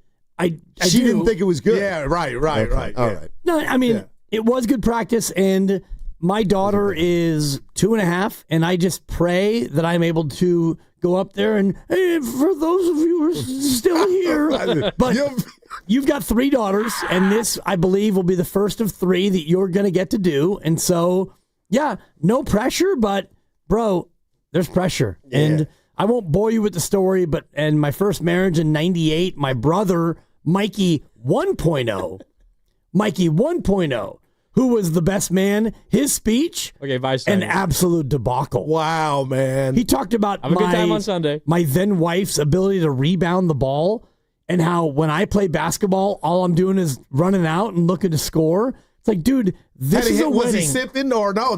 He was natural. Deep. Oh, right. So deep, now I understand like the mines of Minolta. Now man. picture this. Dude. Yeah, so he was... shout out Devereaux. Yeah, thank you. Sip, and it was a deep dip. But, these speeches are not always easy. You gotta come up with something. No doubt. You got to have a plan. And, you have a daughter, and she's 19. Is she 20 already? Yeah, she just turned 20. Yep. Yeah, and so, you'll be in that spot where it's like daddy's girl, and... you got to come with your A game. I got to be honest real quick. I had a shotgun wedding in Sacramento in the backyard. And my best friend, Ralph, I grew up with him. We were like Ice Cube and Smokey on Friday. Which one were you? Q. Yeah, I wasn't a big smoker. No, you have to ask because, I mean, you love smoking, but you probably don't want to be smoking. But I told him, Craig, it will mean a lot to me. No pressure. Just, I got some uppity cousins. They're going to grade what you say, and it's a reflection on me, too. Kind of just bring your A game. He had the gold teeth. No, nothing wrong with the gold ones, right? No. And he got up there and nothing came out. But he got an ovation basically because they thought he was so emotional. The emotion. From the day. And I'm sitting there like, no, he flunked. Nothing came out. And they just gave him hugs and, you're really just overwhelmed for your boy's day. And we always laugh today. Yeah. Like, dude, you had nothing. Sometimes less is more. And Grandy, not one word. Yeah, my ex-wife's. How long was he standing up there for? Like, and he was smiling back, so it wasn't like he cried, but they took it like he was having a moment. And I was like, you mother. I went up to speak at a memorial about 2 months ago for my ex-wife's father's girlfriend, whatever. It's not important, the relation, but I went there to try to, like, offer up words. And I walk up there. I'm in like the 8 hole. There's like about 14 speakers. And I waited. I didn't want to be the marquee because I'm not that guy. And I get up there and I get about 14 words in and it's waterworks. And your boy's. And finally I was like, I'm going to miss her. And I just walk away and same thing. People are like, oh, that was so great. That was so touching. And I was like, I talk for a living. That was awful. That was awful. Oh, man. Anyway. Grandy, you ever get tongue-tied? Trying to think. No, I mean, I used to. It's too early. All right. I used to be afraid of, like, public speaking growing up as a kid. And then got behind the mic on the radio, and that kind of fixed everything I'm going to go #random for you, too. Go ahead. I asked Steiny, can you remember the first movie you ever saw? Oh, yeah. Mine was Star Wars, Hayward the Festival on Hesperian. Oh, yeah. He couldn't. I remember mine. Grandy and Dibs will, so I'm asking both of you. A Bug's Life in theaters. Where? Oh, at home. Okay. In Santa Rosa. Yeah. Oh, it's it because Windsor didn't yet have a theater? Or our theater is technically in Santa Rosa. But wow. It's like, gotcha. Right real close But by. you remember. Is that A Bug's Life. Cottingtown or is that the old... No, it's the airport theater by the Sonoma County Airport. Gotcha. Yeah. So up by like Mark West Road for those of us who Around partake. There. Yeah. I love it. You. Well, because mine was Bad News Bears, Northgate. Kelly. Shout out Lucas. I know you're not working today, but he loves Northgate. And I must have been like probably 8 years old. Your first one. And there was themes and storylines in there that I was not ready for, quite frankly. But Bad News Bears, old Buttermaker. I don't know why I remember it because if I remember Bug's Life came out in 98, I was born in 96, so I was young, but I remember being terrified of the grasshoppers. This dude makes me feel like I'm 90. Right? What was your first movie, you? Star Wars. Oh, Star Wars. Luke Skywalker. There you go. And that's how the popcorn was made. I'm like, that's pretty good. In the Union? Yeah, no, Hayward. Oh, he was okay. at Hayward, the festival. Yeah. It's now a golf course. Which one? Oh, boy. Right next to Kennedy Park. Oh, that golf course is closed. But what was the name? Sky West. Sky West. My Yeah. brother used to live on there so much, so I can't remember the name. But it's the actual theater is a not Walgreens. Give it to me. CVS. Keep going. Rite Aid. Keep going. Longs. Walmart. What is Target? it? Andy. Target. Look at my man. Target. Yeah. Look at him. I know this because back in a lifetime ago when I was doing traffic, we got a real 3-car conundrum on 880. I was flying out of Hayward. I was actually a helicopter traffic reporter for Cron 4, and I would go up in the morning in the Bird out of Hayward, right there, the airport right next to there, right next to Kennedy Park and the golf course. So I would fly from 6 to about 8:15. We'd land, and I'd have to be back in the Bird by 3 o'clock for the afternoon commute. And so many days I would just drive around and go play Sky West, grab a quick nap, a little nappy nap, and then, because the kids were in school or, the kids probably were in school by then. And so you play golf at Sky West and you get back in the helicopter and, we got a 4-car conundrum on 280 and then call it a day. Randy, I never would have gotten up in that crop duster or whatever you were in. Like, that's scary. You scared of heights, Scoo? I went on the roof not too long ago, but to answer your questions, I used to be a daredevil. At my age now, I am. I was on the roof like, whoa, I got to get out. Oh, for sure. Yeah. But in a helicopter, you get up there, and there were a couple of moments where, like, you hit turbulence and you drop about 30 feet, and then boom, it's like, oh, yeah. I'm not your guy. Well, and the thing about a helicopter is if the engine feels, you have only one thing that they can do, and it's called auto rotate, where they slam it forward so that the blades that are flat, they pitch it at like a 20-degree angle, which as you go down, it slows you down, but you are still sinking like a rock. No parachute? No. If you're in like one of those little Cessnas, which I did for many years on KCBS back when we used to fly for traffic, Sky 5, but at least in the Cessna, if that propeller stops spinning, you've got wings, and it's meh, meh, meh, meh. You can glide. And like, where can we land this thing? Helicopter is wham! Oh, man. Did you have Mike Breen would I'm say, out, yeah. Bang! And he's not retiring, by the way. Yeah. Did you see everyone at ESPN got duped by that? Scams. Sharanya. It's a bad beat. Did you have any like moments where you thought you were going down? There were a couple where you drop about 30 or 40 feet, but never where the engine, stopped. What's funny is the helicopter pilots ask you every now and again, like, do you mind if we do an auto rotate for practice? And I go ahead. I trust you. Right. So they would cut the engine. They wouldn't turn it off, but they would like put it into neutral basically. And then they would practice what to do. And then the engine goes back on and you continue my goodness. About your business. Yeah. The other one is I had one, because you had a different pilot every day. That's the way it works. And so one of my pilots was a Vietnam veteran, and he flew helicopters back in Vietnam. And so occasionally he would go into what I would call NOM mode, where we would drop down to about 300 feet, and he would pitch it forward to where at about 45 degrees. And he would like simulate what it was like if we were doing a run back in the 70s. Man. That was a little unsettling. Yeah, I wouldn't need to experience that. You know, here we are. That is wild, Dibs. I didn't know that. Yeah, it's a life well lived. Yeah. Go ahead. It's almost 2:00 on Thursday. Goose, still nothing from the Warriors. You worried? Let me go do my Steiny. It all depends on what I want, right? I am worried that Kuminga will walk for nothing. I don't think that's on the bingo card, but it's a possibility. But I want him to come back, and if we get Al Horford, what the heck? But I am saying this to you two real quick here, and I mean it.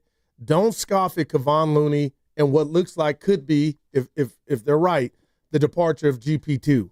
I mean, that's an on-ball defender, a dude that Steiny only played 15 minutes. He could have played 25. But the point is, where are replacements for that, or is something bigger happening when you hear this 7-team trade?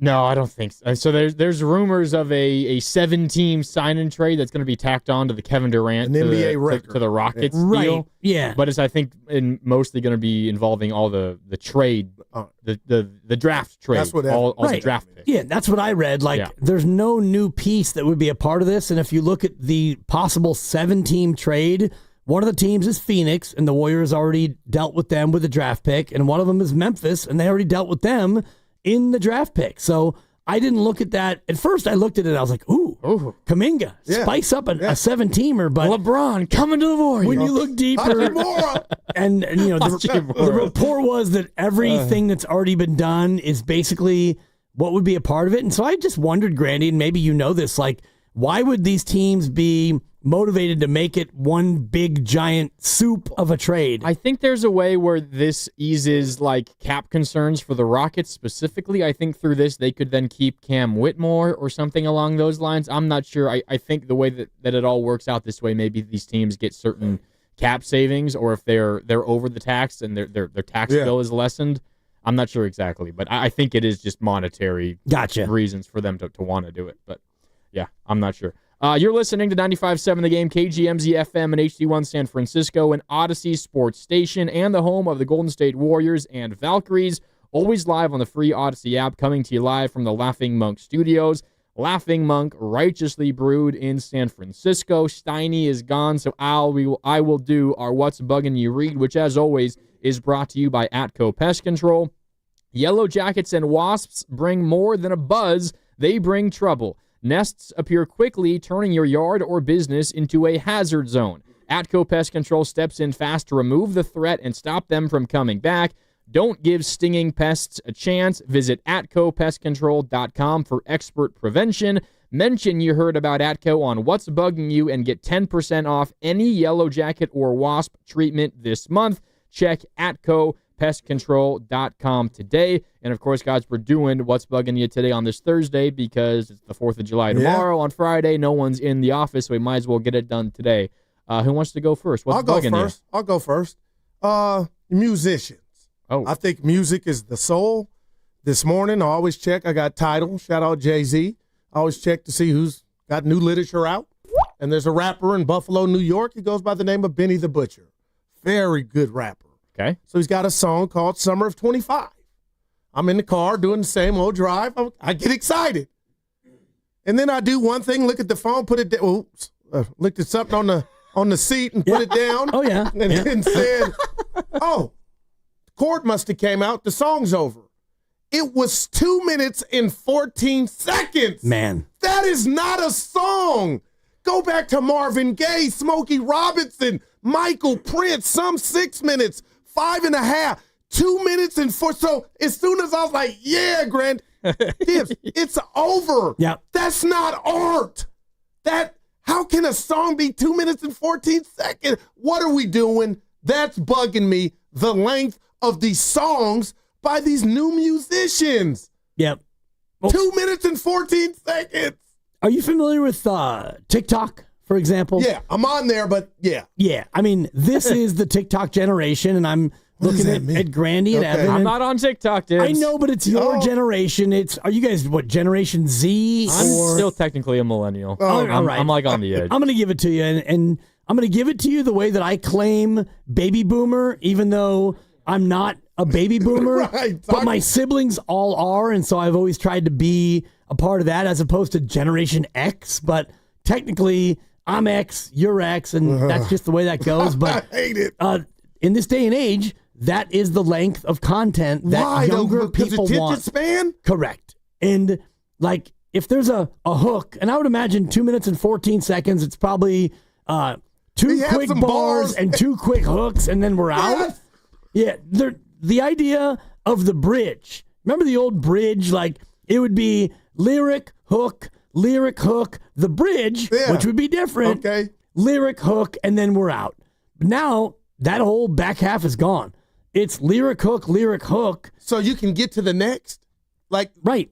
It's because you don't have to actually be that creative. You come up with like 17 or 16 good, catchy lines, and then you're out. Did it end abruptly, or did it sound like it was ending? No, I initially thought, I knocked the wire, something, it malfunctioned, and then it was at the end. I go, you got to be kidding me. But if that's the reason, we're getting dumber by the second. Shout out! I don't like that. Shout out American Pie by Don McLean. What was that, like 8.5 minutes long?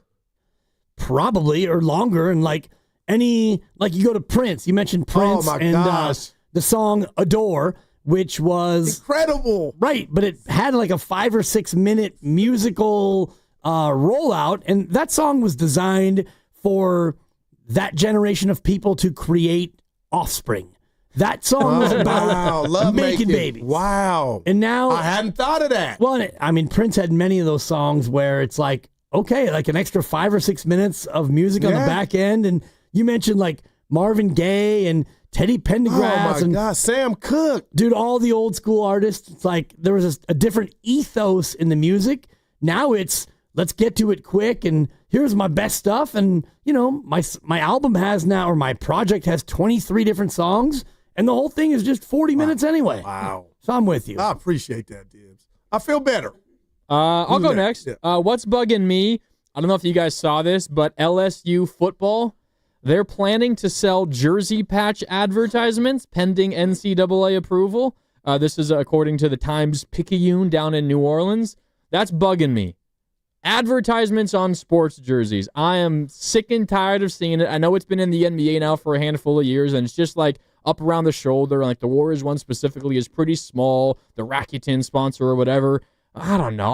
I like the jerseys being clean and neat and straightforward, not these weird shapes and colors on the jersey, and specifically college, like an iconic jersey like LSU football. I don't need any extra stuff on there. I'm sure LSU football is not hurting for money either. That's bugging me. I want to go Joe Namath. I could kiss you right now, but I won't. But no, I want to go Joe Namath too. You're struggling. No, that is real. But it's so bad, and I'm with you, that now I've tricked myself into believing the endorsement or whatever's on there is part of the, like, I block it out like it's not there for the reasons it's there. Like, it's so irritating. It's like we're selling out, dude. The red Rakuten on the Warriors jersey. Oh, my God. But I tricked myself to, like, that's just part of the design. I understand. And, but I think about Mark Grandy, the sports fan, and I think about his number one, maybe not his number one most beloved team, but one of your most beloved teams. Are you talking about? No, he's talking about soccer. Talking about soccer. And soccer or it's football, gigantic. It's all over the front. He loves Arsenal, as does Lucas, and the jersey has Arsenal, like where your disgusting star is, and across the front is Emirates. Word Emirates. And it's been Fly Emirates for a long time. Yeah. I give them credit for that. They haven't flipped it every year like a lot of soccer teams, but it just strikes me as a little bit hypocritical for a man. I don't like that loves either. Arsenal. I love Arsenal. I don't like the business sponsorship on a jersey. It's more commonplace in soccer and has been for a long time. It's the same thing in the WNBA. Gigantic sponsorships on the jerseys in the WNBA. Yeah, I hate to see it. EPMD. But before Strictly you go, business. yeah, I love that. That's Thank the you. three. Speaking of uniforms, Giants, keep wearing those blacks on the road. That was eye candy. Just keep wearing the blacks with the gray on the road. Granny goes, I text him. My alone, kind of clashed with the gray pants a little but it bit. brought out that orange on the side. It did. Oh! The side view is better than the straight on view. I agree with you there. I don't even speak uniforms. Like, if I watch a game, it's like, they're wearing different uniforms, and I know Orange Friday and City Connect Tuesday, and we're wearing this here and we're wearing this there. I don't really traffic in that. Like, when the Niners will go to their 96 throwbacks and Butch will lose his mind. And so will I. And I'm just like, it's incredible, man. It's great. And I appreciate your love and passion for it. But even like when the Warriors go to their various uniforms, it's like, oh, okay, those are the Run TMCs. Yeah. Cool. Or they'll go to their slates. Or they'll go to their... it don't do nothing for their... the Richter scale. I mean, I notice it, and it's like, oh, the court looks different, and the uniforms are different. Cool. Hopefully, Draymond won't turn it over 4 times tonight. It doesn't really hit me in that way. I'm such a nerd, Grandy and Dibs, that if the uniform has hit me so well, or the clash, the scheme, let's just say Florida State's on the road playing Notre Dame, I can go watch that game again predicated just on the eye candy of the visual of the uniform. Pretty exciting. Yeah. I mean, that's that's also what's bugging me about the NBA and just all the different jersey combinations that we have. You should never have to wear white. The visiting team should never be in white. And they were doing it for Game 7 of the finals. It wasn't even just give me the classic home white road colored jersey. I'm all over, Please. but you two are sport fanatics, and I got to throw this to you, and you guys kick me out when you Wait, can't. really quick, we got to get Dibs to do what's bugging you first. Yeah. And I talked so much, I thought you're good. did. No, you're doing awesome, and you could stay as late as I hope Steiny the did. boss is not listening. One time. No, he's in line to get a real ID that he already has. That's where he is. I should have gone right after the read, because what's bugging me is actually wasps. Because we've got, outside my garage, we've got the roof line, and we bought this house 3 years ago, and there's a tiny, about a half an inch crack between the wood that leads to the roof and the wood that leads to the garage, and somehow there's a wasp nest in there. And so we moved in, and I immediately put up one of those lime yellow catchers with the little the nectar in there, and then I caught about 200 of them. Wow. And I thought, you know what? I think I got the queen. And then you go through a whole year, and then the next year you start to have the weird occurrence of a wasp actually in your house. Like, you wake up and there's like a tired wasp that found its way from my attic into my house, and it's like, oh, that's not good, because we didn't leave a door open. we didn't leave a window open. So last year, I go up there and do the same thing, and I caught another 200, and I thought, you know what? I'm sure by now it's an eradication sensation. They're gone. Yeah. And about 3 days ago, it was 90-something at my house, and I walk outside, and in that same spot, there's about 4 wasps outside just sitting there. Like, yeah, some fresh air. Yeah, we're still living in your house, Dibs. We're still here. So I'm going to have to call ATCO and get that 10% and let them come in and go medieval on those wasps. So what's that nest like? Did you get a broom and go just destroy the nest originally, or you don't want it? That's too honestly, Goo, and I don't want to come across as too soft, but it's a crawl space issue where I'd have to go through the crawl space into the attic, walking on boards, like with a flashlight, and like you're talking about in heights, like I'm not about to go on the roof. We ain't 18. I'm not about to climb the ladder and cut a tree. Like, if something that's more than 5 feet off the ground needs to be handled, I'm going to have to pay somebody. No doubt. Because I'm not about to have one of those, a slip and fall off a 10-foot ladder and, now what? And that's one of those, I'll be glad to pay you to come do it. No doubt about it. Yes, come on out, Atco. I need you. But that was a great one. Before I get out of here, I asked Steiny, because we brought up Len Bias, and I followed Len Bias in college. I think he was going to be Jordan, before Jordan, different positions, but ACC basketball. But my one sports regret, and I'm not even a Celtic fan, is Len Bias, his career, what he would have been with Larry Bird in the Celtics. When I throw that to you, is there anything that comes to mind from you two that it could be injury or something that didn't happen to where, gosh, I wish that would have, I could have been around for that? I'm going to go with Hank Gathers just because I went to college with his brother, Derek Gathers. Oh. Derek Gathers went to Cal State Northridge, shout out the Ridge, and Hank and Bo in the summer would come over and play. Come on. With Derek. No, and you know me, Goo, I'm a gym rat. Like, I'm not playing with these guys, but I'm around because I'm into it. And so you would see Derek Gathers, who was our Jordan at Northridge. He was the truth. Yeah. And then his brother would come and Bo would come, and it'd be summertime runs. Loved it. I'd be whatever shooting on the side when I could and just watching. And then the next year, the tragedy happens, and, Derek just collapses and dies on the court. Wow. So that's the one to me. He wasn't going to be Len Bias, but that whole team and that run at Loyola Marymount was incredible. Man. You can tell me if this counts or not. In fact, Dibs and I were just talking about this before we walked in here, because we were talking about the WNBA and Sabrina Ionescu, and I was thinking back to her time at Oregon when I was there, and this actually was after I was there, but 2020, the Oregon women's basketball team was coming off of a Final Four appearance. They lost in the Final Four, led by Sabrina Ionescu and a couple of other really awesome players. Lost in the Final Four. They come back. Everyone comes back the next year. They dominate the entire regular season. And then COVID hits right before March Madness. Wow, man. They were going to win the national championship that year. It was Sabrina's senior year. So she graduates without that last bite at the apple. Man. And Oregon women's basketball has come nowhere close to recovering. Oh, you guys height. are great. That was wow. That's the sports what if for me. 2020 Oregon women's basketball led by Sabrina.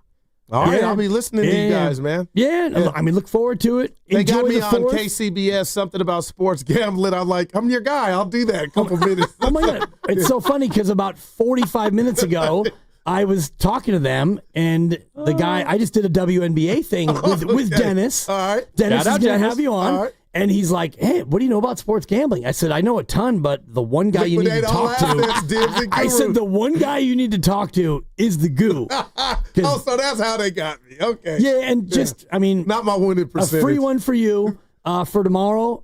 Bet the under on Joey Chestnut, 76.5 hot dogs. Oh, see, that should have been what's my bug. That'll be next week. He said that if everything goes according to plan, he's going to blow past his record, Dibs. Wow. That's what he said. Right, but I do think that he's going to have about a 12 or 15 dog lead, and when you get down to bun crunching time, do you really want to dig deep? How many times has he lost?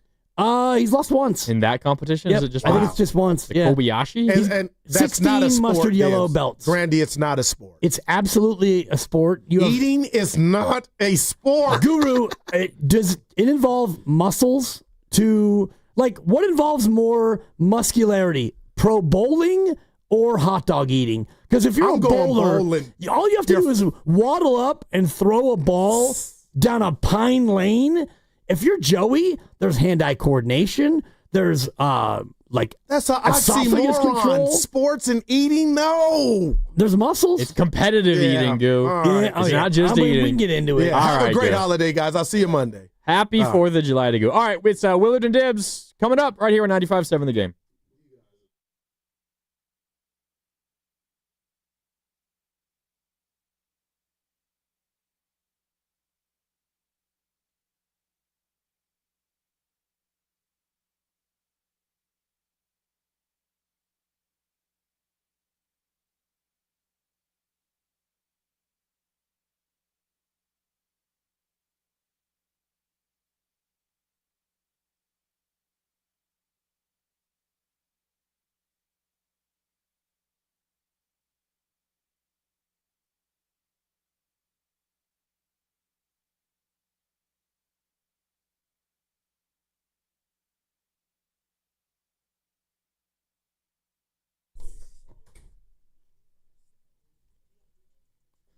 Yes, it is. Although no Mark Willard today, it's Dan Dibley, Mark Grandy with you until 6 o'clock here on this Thursday. Feels like a Friday. Happy early 4th of July. Happy holiday weekend. Dibs, we're gearing up for a 3-day weekend, and I can agree with Mark Willard on this today. Today, this Thursday, feels like the best day of the week. There's no doubt about it. It's a pretty good Thursday. Yeah. If you want to rank all the 52 Thursdays that come up in the course of a year, you can look at a calendar, and if you have a July 3rd, that's a Thursday. Yeah, that's a pretty sweet Thursday. And I know come NFL season, there'll be some Thursdays with a Thursday night game. And I know the Niners play the Rams in October on a Thursday. I was just looking at that today because they've got Jacksonville at home, and then they've got the Rams on a short week. That's going to be a great Thursday as well. Thanksgiving Thursday is maybe the best. Always. You can put that on the board. Yeah. Number Probably one. my favorite Thursday of the whole year. It's a great Thursday. Yeah. And in my family with my wife's supper and her father, who actually wrote a cookbook on Thanksgiving sides. If you need it. Craig McMullen is his name, and he's a published author on Thanksgiving sides. So in our family, Thanksgiving is the Super Bowl. So that is the best Thursday every year. Thanksgiving is probably my favorite holiday, just period. I love Thanksgiving. And I know the morning show did this earlier this morning, and I don't mean to start the show because we got a lot Warriors related to get into. The morning show, they did their this or that. I don't know if you listen like at 9:30, I think, every day. Missed it today. They ask a question like, would you rather have this or that? And it's just one or the other, and you pick and choose. They asked best holiday or favorite holiday of yours, 4th of July or Thanksgiving. And that was the easiest one in my mind for me. Not that I dislike 4th of July, but Thanksgiving is just the pinnacle of holidays for me.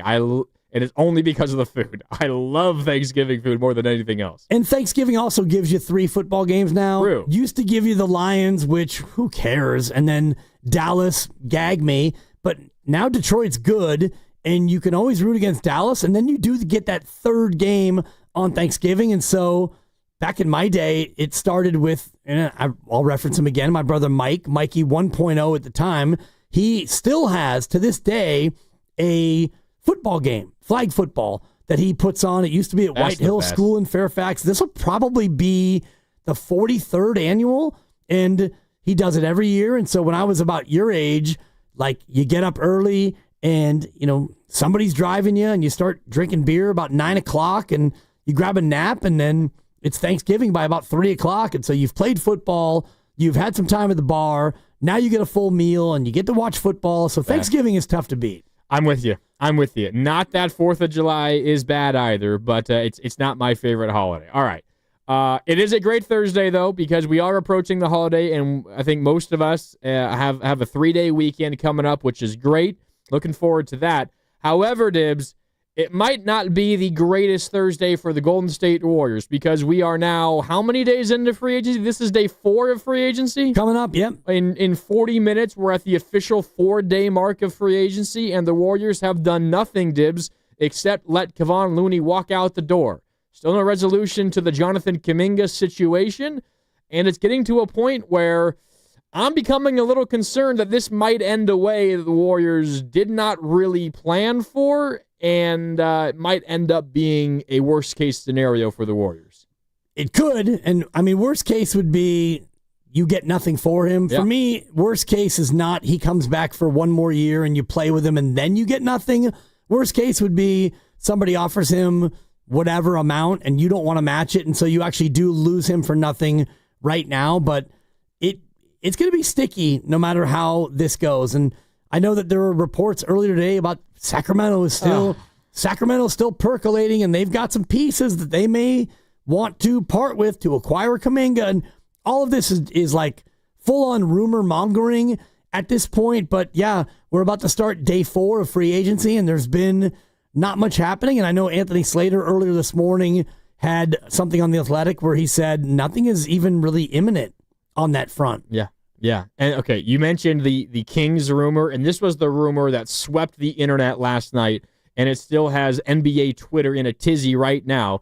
And I could give credit to Tristy Rodriguez and Ali Thanawala is where I'm reading this article courtesy of NBC Sports Bay Area in California, but there's like 8 different people who had the same exact reporting on this. Let me just read a chunk of this piece, again from NBC Sports Bay Area in California. The Warriors, Kings, and Detroit Pistons are discussing a 3-team blockbuster that would send Kaminga and veteran point guard Dennis Schroeder to Sacramento in separate sign and trade deals. The Kings would send Monk to the Pistons, that's Malik Monk, and second-year NBA guard Devin Carter and newly acquired big man Dario Saric to the Warriors. Oh, yeah, come on, Dario. Yes, that same Dario Saric. So these reports are the Warriors trade Jonathan Kuminga for Devin Carter, who was a lottery pick last year, was hurt to begin the year, didn't play all that much. When he played, was largely unimpressive. And Dario Saric, who the Kings just acquired from the Nuggets for the trade of Valanciunas earlier this week. And Dario Saric, of course, was a Warrior a couple of years ago, and that signing failed miserably. So if we were to believe that this were to happen, Dibs, the Warriors' return for Jonathan Kuminga would be Devin Carter and Dario Saric. I find it very hard to believe the Warriors would ever consider doing something like that. No, of course not. I mean, I would rather have a disgruntled Kuminga, and I'm not saying that he will be disgruntled, but if he doesn't get a new contract, and if the reports are that maybe he didn't get a contract offer last offseason and he comes back and plays on the QO, the qualifying offer at $7.9 million, I can't imagine he'll be thrilled. And the Warriors have already shown that they don't love playing him in high leverage spots with Jimmy and Draymond and Steph. But all that being said, I would rather have a disgruntled Kuminga coming off the bench and a full year of that as opposed to Devin Carter, who I'm looking at it here. He played 11 minutes a game for a Sacramento team that was not very good. Yeah. And Dario Saric, when he was here, he was awesome for about 4 weeks, a month. My mind said like 2 or 3 weeks, but I'd have to check the game log. But I thought that he was all right to begin the year. Yeah, he had a good 15 games of whoa, yeah, stretch 5. He can shoot it. The next Nemanja Bjelica, whatever he was going to be. Pretty soon it was, oh boy, he lost confidence in the shot and he can't defend, and now he's not playing, and now he's really not playing, and like, who's that big guy on the bench? That's what he became, like in a hurry. Yeah, it was bad. It did not work. Yeah. Now, you didn't spend that much money on him, but when you're a team in the situation of the Warriors are in, and they were in that situation then, they're in the same situation now, you have to fill out your roster with veteran minimum-ish kind of guys, and they're going to have to play meaningful minutes for you. The pickings are pretty slim generally, so you need those guys to kind of hit for you at a rate, a higher rate than maybe other teams, because other teams don't have as many veteran minimum guys playing major minutes. And when one of those veteran minimum guys you're relying on to be good for you fails, you're kind of dead in the water, because then everybody else, your older guys, have to play more minutes. But this rumor, Dibs, that came out of Sacramento, that the Warriors might sign and trade Kaminga to the Kings for, again, Devin Carter and Dario Saric, really interesting to me, because everybody in Sacramento had it. And when I say everybody, I mean literally everybody. Everybody in the know, anybody with any kind of source, heard the same exact thing. If you follow Detroit basketball people, they heard the same thing, that this was morphing into a sign-and-trade where Schroeder would go from Detroit to Sacramento and Malik Monk would come from Sacramento to Detroit. So everybody in Detroit had it, everybody in Sacramento had it, yet crickets here in San Francisco. Why is Anthony Slater not hearing this? Why is Marcus Thompson? Why is Tim Kawakami? Why is Danny Emmerman. Why are none of the Warriors beat reporters hearing this, but everybody else is? This to me just stinks of not made up, but this stinks of maybe the Kings floating the idea to the Warriors immediately saying no, and then the Kings linking it to the media for some reason to put some pressure on the Warriors. I don't know exactly what this accomplishes, but I very firmly believe this is nowhere even on the Warriors' radar. I don't think that the Warriors would make a deal like this in lieu of just having him come back and make 7.9, because we all want to get something for the asset, but Devin Carter and Dario Saric, for me, is not getting something for the asset. Now, you could love Devin Carter, and maybe the Warriors would look at that and say, yeah, he's a piece that could help us down the road, but so is Jonathan Kuminga. And if you're the Warriors right now, why are they linked to Al Horford so heavily? Because he's a guy with a track record. He's a veteran who can come in and you know what he's going to be. And that's really what you want if you're the Warriors. You don't want another project. You're not going to trade your project for Sacramento's project and a guy who you have already seen not work out. Yeah. Right. You kick the tires and then you ultimately deflated the tires. Yeah. You took the tires off and you put them on blocks is the way that went. And you threw them away. Basically. You got rid of them, and you don't want them back anytime soon. So we'll continue talking about that. Plus, I am worried we're entering a real possibility of the Warriors, their nightmare scenario playing out regarding Jonathan Kuminga. We'll get to that when we come back. From the ballpark to wine country, summer's better when your car's ready to roll. Valvoline Instant Oil Change gets you in and out in about 15 minutes. No appointment needed. For locations and coupons, visit BayAreaOilChange.com. It's Dibs and Grandy with you. We're back with more next on 95.7 The Game.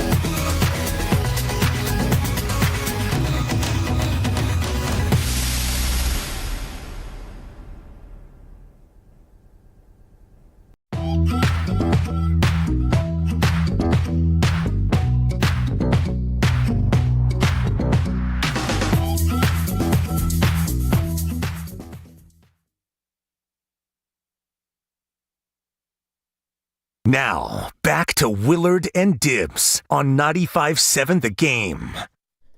Welcome back. No Mark Willard. It's Dibs and Grandy with you here on Willard and Dibs on a Thursday, getting ready for the 4th of July tomorrow. Welcome back, 95.7 The Game. We're on until 6 tonight, and then we're taking tomorrow off, but we'll be back Saturday morning for Giant Stock with Sam Lubman and company, and then we'll be back on Monday like normal here on 95.7 The Game. But until then, Dibs and I, we got you covered until 6 o'clock right here on 95.7 The Game. Dibs, I was looking at the Kings roster because of the report that, I'm sorry. I'm sorry about that. Yeah, you got Zach LaVine, you got DeMar DeRozan, you got Malik Monk. You got a lot of overlap there. That's a bonus, right? Still it's a on bonus there? still, Okay. yeah. And you got a promising younger player in Keegan Murray. They just drafted Nick Clifford, I believe, out of Colorado State, who I actually like as a draft pick. I think he's going to have... yeah, they were good last year. Yeah, they were really good. They almost beat Maryland, I believe, in the NCAA tournament. That was one of the best games of the tournament. Oh, it was a heartbreaker, I think in the right? second round. Derek Queen, who was a first-round draft pick he hit that running banker. Pelicans, hit the running banker. Good call. Good Amazing callback. game. That got to be the best game of the tourney. I mean, there were some... One of them, yeah. Well, there were a lot of really good ones. And that was controversial because did he walk or didn't he walk? Yeah, And you're right. There is no gather step in NCAA, and in the NBA, that's a classic gather step. Yeah. But did he walk or did he not walk? And I was watching it in the casino in Vegas. Oh, that's right. You were there. Yeah, that was the Saturday game, I believe, and remember, yeah. felt like watching it in real time. I was like, wow, what a shot! And then you break it all the way down to micro slow mo. It's like, oh, that's a travel. Oh, I think you traveled. Yeah, I think so, But they ruled Derek Queen did not travel. Maryland wins. Colorado State and Nick Clifford go home, but Nick gets drafted by the Kings. Anyways, I'm looking at the Kings roster because this report that broke from like 8 different sources, 8 different reports in Sacramento last night, that a potential sign-in trade of Jonathan Kuminga to the Kings is looking likely. And we even have people like James Ham, who is plugged in Sacramento and works at our sister station, the ESPN station up there in Sacramento, and Odyssey Station, and we love everybody up there. James Ham saying he, at this point, would be surprised if Kaminga is not a Warrior by the end of the or a King by the end of the weekend. I'm not believing it until I see it. But I bring this up because I was looking at the Kings roster and I see Valanciunas is technically still on the Kings roster. He was traded to the Nuggets for Dario Saric, and he's still technically on the Kings roster because trades can't be finalized until the 6th of July. Yep, Monday. Monday. When the new league year all begins and Or all Sunday. these Yep. trades and signings can officially become finalized. So at this point, Valanciunas is still a King. Did you see the story about Jonas Valanciunas that broke today, though, Dibs? No. He is reportedly considering leaving the NBA for a EuroLeague move. So the Nuggets trade for him, and before the trade can even be finalized, he's already mulling leaving the NBA to go play for a team in Greece, in Athens, to be specific, because they are reportedly willing to offer him a multi-year deal that's worth a little bit more money than the potential money that he could get with the Nuggets. Anyways, it has no impact on the Warriors at all, but just crazy that Valanciunas is currently on the Kings roster, has been traded to the Nuggets, and is mulling leaving the NBA entirely to go play in Greece. And I understand it for where he is, and I'm looking at his deal right here, and he's making 10.4 this upcoming year, and then he's set to make 10 the next year, but it's not fully guaranteed. I don't know what the guaranteed portion of that would be, but even if it's just half, he's on the hook for 15 more million guaranteed dollars, and he's 33. So if you can go to Greece and get more than 15 million guaranteed over whatever 2, 3, or 4 years, maybe that's the time. Weird. Your option is to what? Go be a backup with Denver, or maybe you find your way out as a leverage play. If this is a leverage play for him, maybe if he wants to go be a part of a team with a better chance to win, or maybe he gets more playing time. I don't know. When Valanciunas has been here for a long time in the U.S. At least a decade, yeah. Yeah, and so you get to a point where maybe you just want to go back to Europe and be in a more comfortable spot. Maybe. I don't know. It's weird. I don't know how this works. Like, say he leaves before Monday, before the trade to the Nuggets can be finalized. Does that trade get rescinded? Does it not happen? Are the Nuggets just left holding the bag and they don't even get the player that they traded for? I don't know how this would work. I don't either. When, if a player decides that it's a failure to report, does the team get some financial cap relief, maybe. Or does the trade immediately get undone? I don't know no idea. exactly how that works. A lot of these are different. And I'm thinking about Andre Iguodala when he got traded to Memphis. That was a classic trade where they're going to buy him out. Yes. And so they announced up front, we're going to buy you out. And so he never actually even flew out there to do the dog and pony show of like, I'm a Grizzly. It's like, and I'm always going to be a Grizzly. Thank you. I mean, he got traded and they were going to buy him out, and that's just the way that went. And so, then he became a Heat. Right. And then he came back to the Warriors. Yeah. So I don't know what this would be like if a player just up and decides he's going to retire. If that is cause for a trade to be rescinded, that's something to keep an eye on, though. I don't know. And the 650 asks, didn't the Kings sign Schroeder on the 1st? They agreed in principle to the deal. Right. It cannot become official until the 6th. So all of these trades, whether it was draft pick trades ahead of the draft or whether it was free agent signings, those are all not official, and they can all still be changed and added, and they could be part of sign-in trades and make a 2-team trade, a 4-team trade, and so on and so forth. So all these things, they are agreed to in principle, but they're not official until the 6th on Monday. So the Kings have agreed in principle, but up to that point, they could still work out a way with the Pistons, specifically on the Schroeder deal, to make it a sign-in trade instead of just a free agent acquisition. But again, that goes for everybody, not just for the Kings and Schroeder. It does not go for anything involving the Warriors, though, Dibs, because they have not agreed in principle to anything up to this point. So they're not waiting for anything to be finalized. They're waiting for anything to take shape in the first place. And based on what Bobby Marks told you and Willard yesterday, Dibs, what came apparent in my mind was the Warriors' nightmare scenario. I don't think it's that far away from actually happening. And maybe you and I disagree on what the nightmare scenario is. The nightmare scenario, one way or another, whenever it happens, is losing Jonathan Kuminga for nothing. He walks away and you don't recoup any of his value, whether it's 50% of his value, whether it is 100% of his value, whether it's 20% of his value. You let him leave and he brings you back nothing. That is a disaster. There are a couple of ways that could happen.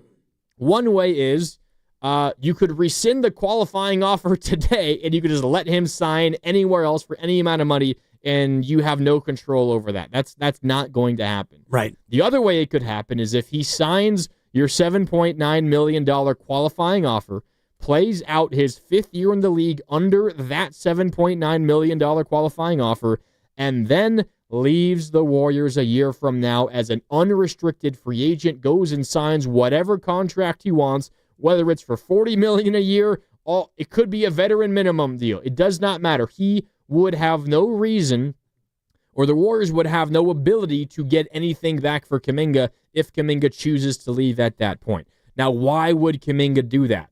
Because as Willard pointed out yesterday, and you were right there with him, Dibs, Kaminga playing on a $7.9 million one-year deal for this coming year, that's a major, major risk. Because who knows what the hell 1 year might hold. I mean, we're, knock on wood, never want this to happen to anybody, but we've seen a rash of Achilles injuries, and not just from old dudes, from young dudes as well. James Wiseman and Tyrese Halliburton, 2 young guys. Tatum's also young, another younger guy who tore his Achilles. Also ACL injuries. You could have something that happens to you this season that drastically changes the course of your career. So it's a major, major risk. Let me ask you, Dibs, why do you think Kaminga might potentially be willing to take that risk and play on a 1-year, $7.9 million qualifying offer when clearly he's been wanting a whole lot more money than that? Because you don't have any other best options. And right now, the qualifying offer's out there, which means he can go out there and take any offer from any other team, and the Warriors would have 2 days to match it. And so far, we're sitting here 17 minutes away from the start of day 4 of this process, and it doesn't feel like there's a lot of clamor for his services at a level greater than $7.9 million per year. So if you're Kuminga, if so-and-so team comes to you and says, you know what, we're going to give you 3 years and $54 million, $18 million per year. That's less than probably what he wants, but $54 million is more than $7.9 million. So at that point, he would probably take that offer and realize, all right, 3 years on whatever team, and then I can go out and be a free agent, unrestricted. And, at that point, he's 26 and he still has a lot of prime left in his career. But right now, if there's no other offer and there's no other option, what is he supposed to do other than come back and play one more year? And you get $7.9 million, which is not nothing. It's not what you would hope to get. It's not what many in your draft class have gotten, but you play one more year and you do this dance one more time of, he's been a good soldier. He hasn't been out there like faking injury or complaining or pouting. I mean, there have been moments, but that's natural. So if you're Kuminga, can you do the dance one more time and play for this team one more year, and then you get to go out there and, do whatever you want to do? That, for me, makes the most sense for him. Okay, I hear you. And you threw out the potential. He gets 3 years, $18 million per, just to throw out a number from some other team. Right. And that gets offered to him. He might be willing to take that, but at that point, it's also the Warriors' right to match or to try to sign and trade at that point. And at that point, the power is taken away from Kuminga, because then it's the Warriors' decision to match the offer and keep him, or it's up to whichever team Kuminga agrees with in principle on a contract, and the Warriors to agree upon a sign and trade for whatever the player value picks going back to the Warriors might be. And that might that might be difficult, and the Warriors might not be able to come to an agreement. So then they say, all right, what's better, having Kuminga for 3 more years at $18 million per year, or letting him walk for nothing and getting nothing for him at the end of a year? Right. Well, that could happen right now. Right, if he got that offer. He could get that offer. The Warriors could say, that's too rich for our blood. All right, JK, bye. And they get nothing for him at that point. Right, but if they make that decision, then you at least have the money to go out there and sign other people. True. If you give Kuminga $18 million a year, and Bobby Marks told us that yesterday, that 17 is about the most, 15 to 17 is about the most that the Warriors would be able to tolerate to stay out of the punitive tax and the aprons, and I won't bore people with all the minutia of it, but $18 million, and he actually said $20 million was probably the walk-away point. Yeah. So if it's 18, you got to rub the beard a little bit and think, well, Kuminga for 3 years, and really Kuminga for 6 months if we want, and you could trade him and his $18 million at the deadline and get $18 million back in player, because you're not then slave to the sign and trade provisions, or you let him go, which is not ideal, but you're able to use that money to get, whether it's Horford and Melton and maybe one other player, and you get better in the near term. That is the calculus that you have to kind of solve. Yeah, no, I agree. But again, then the decision doesn't ultimately lie with Kuminga, and if this takes a while, Dibs, which it very well might, then what's left for the Warriors to spend money on if, say, the Kuminga situation takes another week or two to play out? Like, what's left for them to spend that saved money on if they let him leave for whatever? Not a lot. And that's why, Mike Dunleavy talked about how they really want to have this thing done early. And here we are, July 3rd, and day 4 is 13 minutes away from actually beginning. And so it hasn't really gotten done early. But if you're the Warriors, you realize that what's happened already in free agency was probably too rich for your blood anyway. I don't think that the Warriors have missed out on anything. Like DeAndre Ayton and what he's going to get from the Lakers is more than you would have been able to spend. And Miles Turner, too much. And Brook Lopez, I believe that's too much. And Clint Capella and all the other centers that you maybe had your eye on, I do think that all those players were going to be outside your price range anyway. So for me, I don't think that the Warriors have really missed out just yet on things that they might want or things they might be able to afford. Who knows what the next week or two might hold? And maybe this 24 hours even, right? Yeah, maybe this is a Kuminga thing that doesn't resolve itself for a while. I mean, this could carry on through most of the month of July. Potentially. It could, but I do think that, you're going to start to see the teams that are out there with the ability to make him a restricted free agent offer. I don't know if that's going to continue to be something that's viable as we get further down into next week. It feels like teams are going to have made their decisions on players a lot by then. Okay, and I hear you, and I agree. So I think with that in mind, Dibs, I think we can come to a relatively safe conclusion that the market for JK just isn't really there. And it's not just for him. I mean, this is something that Bobby Marks told you and Willard yesterday. It's a bad time to be a restricted free agent, and a free agent in general, but a restricted free agent specifically. This is not just Kuminga, although Kuminga's wonky 4 years with the Warriors is definitely a factor in this. And we're debating this based on if he got, say, a 3-year, $18 or $16 million per year offer. I don't think he's getting that. I don't think he has gotten that. I don't think he will get that. So let's zoom out and attack this. Let's play this out from a different angle. Let's just assume, Dibs, that Kuminga's market is relatively dry, which seems like it is. He's not getting the offer that he's willing to sign on, that he wants, that he would will. Because, again, if it's a sign and trade, he has to sign for 3 years, which means he's tying up the next 3 years of his career. And I don't know, is the only team that's willing to sign him his dream destination? Is he only dead set on the team that's going to pay him money, or does he want to go to a spot where maybe he has a chance to flourish and a chance to win? I don't know exactly what Kuminga wants, but let's just pretend, and I think it's a relatively safe assumption, let's just pretend that he's not getting the offer that he wants. So he's not going to sign that multi-year thing. Let's also think about his relationship with the Warriors. I think, personally, based on what I've heard, Dibs, he is frustrated with the Warriors. He's frustrated with Steve Kerr, and he doesn't really want to be in Golden State anymore. That's my read on the situation. And if that's the case, he's going to have no reason to help the Warriors out. He's going to maybe feel some type of way about the Warriors, so much so that he is willing to take a risk himself if it means he can kind of stick it to the Warriors a little bit based on how they've handled his 4 years here. And if that's how it plays out, I think it becomes very, very possible that he says, you know what? The market is terrible this year. I'm not getting the offer that I want. I want to minimize the amount of time that I play on the Golden State Warriors for the rest of my career. So I'm going to bite the bullet now, and I'm going to be upset in the short term and take a 1-year, $7.9 million qualifying offer from the Warriors. And there's nothing stopping him from doing that this second, by the way.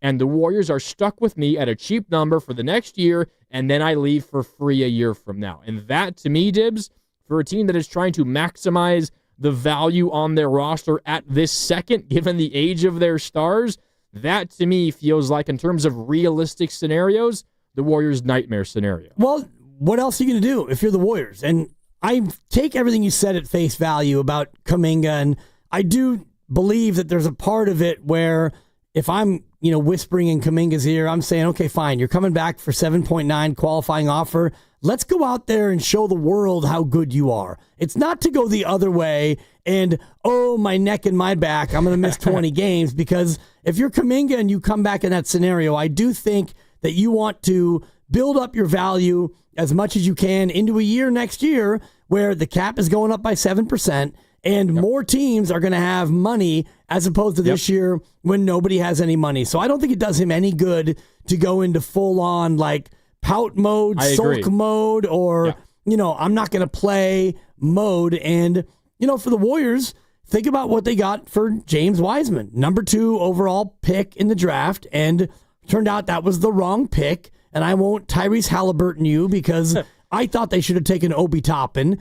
And going into the draft, I was big on Obi Toppin. What about LaMelo Ball, Dibs? I was not into LaMelo Ball because you already had your starting guards and you had Jordan Poole. So did we really need a fourth guard? I liked Obi Toppin as an athletic finisher, a guy who could rebound and defend a little bit. And it took him some time to be now a good, serviceable NBA player. But that was my guy at the time. So I'm not going to sit here and pretend that I was all, Halliburton, I was there from the start, because I wasn't. But you had Wiseman, And what did you get for Wiseman when you traded him? Like 5 second-round picks? Well, you gave up a bunch of second-round picks, and you got Gary Payton II back. Okay, so right? there you go. Yeah. So if you want to talk about like getting pennies on the dollar, you've already been through that. Oh, yeah. And even Jordan Poole, you got 1 year of Chris Paul, and my partner Mark Willard likes to say, well, you got that salary slot, and you got below the tax. Big Did deal. nothing with it. You did nothing with it. Yeah. And he walked for nothing. And so, you sent away Ryan Rollins, who's an okay player, and a first-round pick with Jordan Poole for them to take that contract. Yeah, and PBJ, I think, was a part of it as well. Patrick Baldwin Jr. He's no longer in the league, I don't think. Right, but my point is, you've already done this, so it's not like you've done this and it's devastated you. You did it, and you still won a championship in and around that era, and now, you're all in on Steph Curry, and so if Kuminga doesn't fit, then you got to do whatever you can to maximize the last 2 years, and if it means he leaves for nothing, that's an inconvenient truth. Shout out Al Gore, but it's something that you may be facing. I think they are staring that they're staring down the barrel of the gun with that, because I've been in this whole process trying to find the way in which Kaminga has power, and up until Bobby Marks opened my eyes yesterday, and we got to take a break here in a minute. I will play a lot of the Bobby Marks when we come back, so you'll get exactly what I'm referencing. But up until Bobby Marks opened my eyes yesterday, Dibs, the only power I thought Kaminga had was just waiting, being patient, and forcing the Warriors to feel like they're missing out on other opportunities because they can't solve the Kaminga opportunity or situation. And then the Warriors, maybe they feel a little extra motivation to do it. They're willing to take back less in a sign and trade, and they send him off to wherever, and they agree to the deal. Or maybe they offer him enough money to where he can put their differences aside and say, you know what, that's enough money for me to come back. But I also now realize, Dibs, Kaminga has that on his side, and he has the detonation scenario where he just says, all right, Mike, all right, Steve, all right, Joe, I'll come back for 7.9. You can't trade me because I have a no-trade clause if I take that qualifying offer, and even if I do agree to a trade, I'm only worth $8 million next year. You're not getting anything back for me. And then I'm just going to leave for free a year from now. Right. And I think the Warriors will do everything in their power to avoid that. So that's where Kaminga has some bargaining power. A little bit, but if you want to tank your own value, then tank your own value, because we were able to do pretty well last year without you. We DNP'd you, and we still beat Houston. So if you want to go that route, fine. You can go that route, and then we'll see what happens next year in April and in May. Let's see where your value's at then. And nobody wants that scenario, but if he's going to play standoff for the whole season. Right. You want a good young athletic player to play for you and help you win. That's what you want. And if I'm Kuminga, I want to be able to go out and average 16 a game and then shake Joe's hand and say, thank you for 5 years. I'm a free agent. Deuces. I think Kuminga would kind of enjoy that. I think he would, considering how frustrated this 4 years have been for him. I get it, and we can get into this more on the other side, but if you want to look at the other restricted free agents right now, Cam Thomas and Josh Giddey, they don't have contracts either. So it's not like Kuminga's the outlier. There's no money for anybody. It's a weird market, which again I think is why you have a motivation to not sign a multi-year deal now, and you just re-up as soon as you can when the market recovers. The market's going to recover next year. So don't sign a multi-year deal now. And if it's a sign and trade, it has to be 3 years. I don't think that's in Kuminga's best interest. We can talk more about that. What do you think? Is this the Warriors' nightmare scenario? Kuminga just takes the qualifying offer and leaves in a year? 888-957-9570. Plus, we have so much sound you need to hear, including from Bobby Marks yesterday. It's Willard and Dibs. Dibs and Grandy with you. We're brought to you by Fremont Bank, here for you, here for good. More coming up next on 95.7 The Game.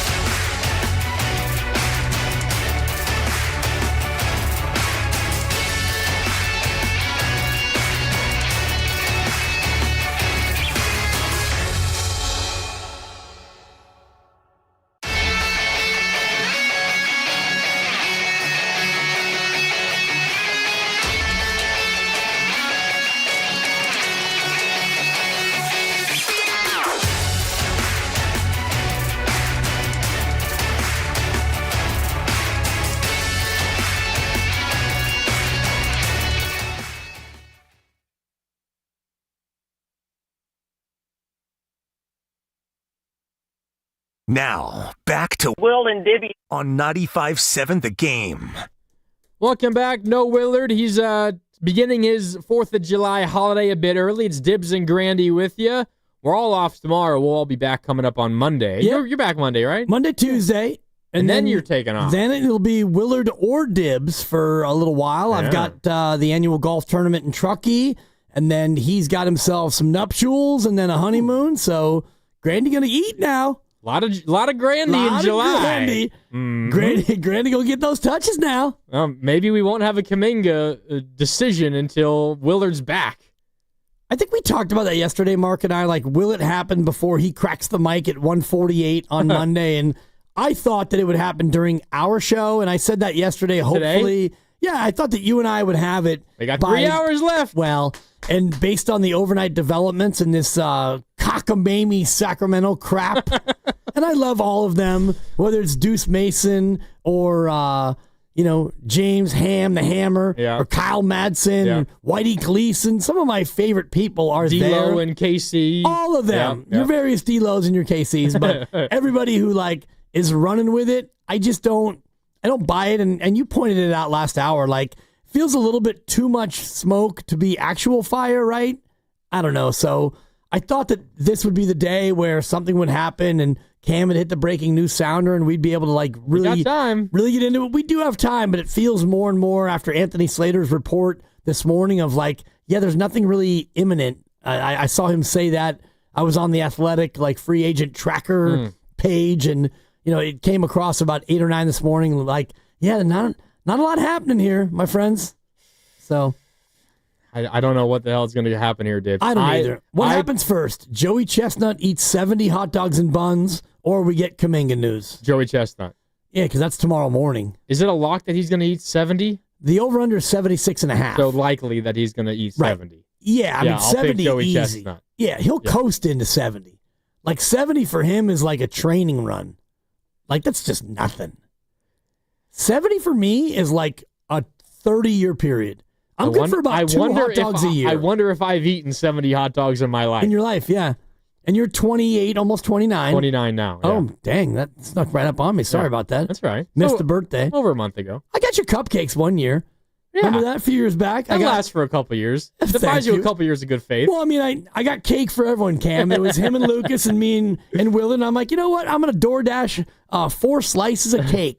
And it was like $47 or whatever. As hell. But 4 different cakes, and so let them eat cake. We all had cake, and it was his birthday. Don't worry, Dibs. You're on my good side. Right on. Don't worry. I'm just bummed that I missed it. And you're not a big, it's my birthday. I'm not going to draw any attention to myself. Yeah, mine is 6 weeks from tomorrow, just in case anybody was curious. That thing's coming right up on you, so I am that guy. You know that.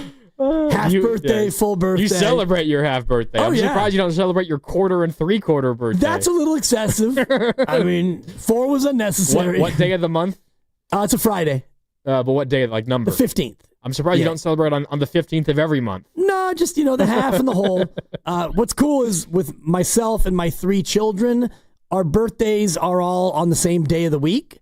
And my daughter is 2 weeks after me, and my first son is 4 weeks after my other son, and so we're all on a Friday this year, and so you can kind of you can kind of make plans, and you can kind of understand when it's coming up. The quirk for my birthday is I was born on my mom's birthday. That's awesome. Yeah.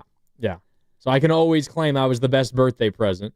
But I always feel. Does she back you up on that? Yeah, she does. Okay. But I always feel a little guilty because she basically, growing up, you have a kid and their birthday that takes precedent over your own birthday. No doubt. So I kind of feel like I hijacked her birthdays from age. I mean, I don't know what happened my first birthday, but up till I don't know, I was 15. Back when then you kind of realize okay, birthdays aren't as big of a deal. Right. It's funny you say that because my daughter's birthday is 2 days after my wife, and so when she had her first birthday party. It happened to fall on my wife's actual birthday. And, we're singing happy birthday to my 1-year-old. And she's like, what the hell's going on here? This is my birthday. That's what my wife is saying. She's like, this is actually my birthday, people. And her parents are like, happy birthday to my love. Yeah. It's like, no, it's my birthday. Yeah. Anyway, I'll get the hijack. My mom had similar thoughts, I would imagine. Anyways, we're talking about Jonathan Kuminga. There's been no news at this point in this in this specific instance, I don't think no news is good news. I think no news is bad news for the Warriors because I think we're drifting awfully close to a potential nightmare scenario for the Warriors where Kuminga just opts into the $7.9 million qualifying offer and says, you know what? All right, I'll stick out in Golden State for one more year, and then I'll leave in a year, and you guys can do nothing about it. You'll get nothing back in return. I think we are drifting close to that. We'll get back to that in a sec. But first, let's go out to the phone lines, and you can join the conversation, as always, at 888-957-9570. Steve is in Oakland and wants to talk about Kuminga. What's up, Steve? How you doing? How's everybody doing? We're doing good, man. What about you? What do you got? I don't think Kaminga has any bargaining tools. I think he overpriced himself. To me, he irritates me how he plays. He can't shoot. He doesn't have any handles. He doesn't have any go-to moves. And I don't think in 4 years he tries to work on any of that. I hear you, Steve. I think Kuminga has a degree of leverage. I think where this conversation becomes a little unique, Dibs, is Kuminga's leverage is in an area where it's also not the best for Kuminga. Like, Kuminga doesn't have a win, like an easy, no-doubt win situation here, I don't think. Based on the market and based on who's interested and who has cap space, like, Kuminga is at a situation where now he's left to kind of choose, like, the lesser of whatever evil is out there. It kind of feels like in my mind. So the leverage that he has is more to kind of stick it to the Warriors as opposed to doing what is best for him, because even Kuminga doing what I think is the Warriors' worst-case scenario, opting in for 1 year and leaving with the Warriors getting nothing in return a year from now, that is still a major, major risk for Kuminga because who knows what could happen over the next 12 months. Exactly, and I don't think that there is a best-case scenario out there for him anymore. The best-case scenario would be a big number, a sign and trade, and he goes to a team that really wants to let him cook. Yeah. If you're Kuminga, that's what you're hoping for, that, you know, somebody is willing to have you come in for 4 years and $100 million, and, you know, you're whatever fill-in-the-blank team that needs a scorer, and you get to go be that dude. You get to go out there and try to average 20. You've got a nice fat contract, and you don't have the same pressure of trying to fit in somewhere. They got to fit into you because you're now the dude. That's the best case scenario. The worst case scenario is, you know, tail between your legs, and you have to come back here and play for 7.9. And I suppose he could, if he wanted to, just, you know, pull up the plug and decide, I'm not playing at all, and, you know, forget your qualifying offer. I'm not going to sign it, and I'll wait out the year, and then I'll be a free agent. I don't think that that helps him in any way, shape, or form. But, you know, for the Warriors, I think that their best case scenario is the same as his, which is find a team that is willing to pay him $25 a year. The Warriors can sign and trade him. Maybe it's Chicago, and you get Kobe White, who makes about half of that, 25. Kaminga for Kobe White. Boom. Warriors get a player who is expiring, but a good young player who I think would fit better than Kaminga right now. He'd probably help the Warriors more than Kuminga this coming year. Good backcourt scorer, yeah, 6'5". He's a two-guard, a guy who can fill it up a little bit. And so for the Warriors, I do think that that would be their best case. What are the odds, you think, of that happening, though? Chicago being willing to, one, part with Kobe White, but also pay Kuminga $25 a year. Probably a 2% chance. Yeah, not great. That's not great at all. Yeah. And I look at, even if it's Vucevic and you had to throw in Buddy Hield, who would make it about 9, whatever the numbers would be to make that work, do you really want Vucevic in place of Kuminga? So for me, the Warriors are trying to thread a very small and tight needle to actually make this work in a sign and trade. And if you're Kuminga, you want what is not available. So the more we get down this road, and we are now in day 4 of the free agency period, the deeper we go in this week and then into the weekend, I think that things are drying up on both ends. They really are. And then do the Warriors get to a point, Dibs, where they view this nightmare scenario as I lay out as a real possibility, and they say, okay, you know what, JK, you previously wanted X amount of money, we're willing to meet you there, and we'll give you this amount of money. Is that enough to bring Kuminga back? And for him to forget all of the trials and tribulations of the last 4 years? Or is he so done with the Warriors that almost no matter what the offer is, he's saying, no, to hell with you guys. I'll come back for 1 year on my terms and then leave. That's what I think. And for me, the telltale sign will be if the Warriors go out and they sign Al Horford today, and I know they can't officially sign him until Sunday, but if they agree to terms with Al Horford before the close of business today, or if they agree to terms with DeAnthony Melton, or both, if they sign any other free agent outside of Jonathan Kuminga, that tells me that they are willing to just have him play on the qualifying offer, because if he comes back for $7.9 million, you do have room to do other things. So if you do the other things first, basically what you're saying is the sign and trade is dead. And Kuminga, go out there and see if you can get another offer for more than we're paying you. That to me, Mark, would be the ultimate tell. I don't know how something else happens first, right? Yeah, because they only have a certain amount of space, and it obviously depends what the money is for those guys. Yep. But if you're using although I guess technically, nothing is official, so you have until July 6th to clear up that space on your salary cap table, and then use, say, the full non-taxpayer mid-level exception, which is about $14 million, right? On some combo of Horford and Melton. Yep. You don't have to have your roster completely set in the moment that you agree to it, because it doesn't become official until the 6th. As long as it's ready on the 6th when it comes official, then you can do whatever the hell you want with that, as long as you've created the space and you own that mid-level. And so you could do it backwards. You could sign these other two first and then figure out the Kuminga later, knowing that your offer for Kuminga is not going to change. And you could bet that another team out there is not going to offer him more than 7.9. It's risky, but you could do that. It's weird. I don't know how this is going to play out, but the more and more time that passes, I get more worried as a Warrior fan. All right, it's time for a break. Charlie, I see you on hold. We'll get to you when we come back, plus so much sound that you have to hear. I think we have a lot of hints about how this Kuminga situation is going to play out. We're sponsored by Crystal Geyser Alpine Spring Water. It's Willard and Dibs. Dibs and Grandy, though, here on a Thursday on 95.7 The Game.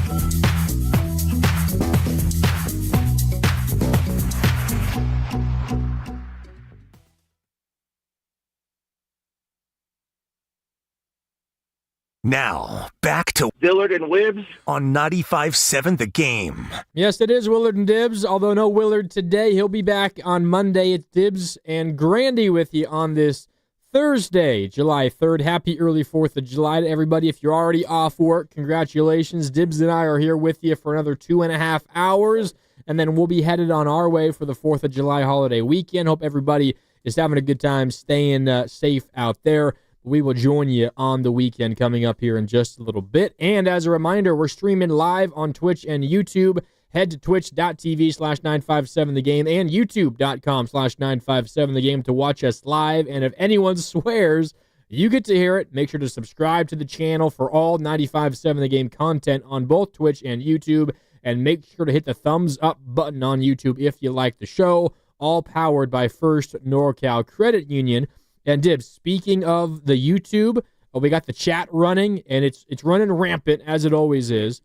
I wanted to circle this one comment. We were talking about Jonathan Kuminga, and I threw out the nightmare scenario for the Warriors. The way that I see it is, if he just accepts the Warriors' $7.9 million qualifying offer, and the Warriors put that out there to make him a restricted free agent. You send that out so that your player becomes restricted, and then you kind of control how the free agency can play out.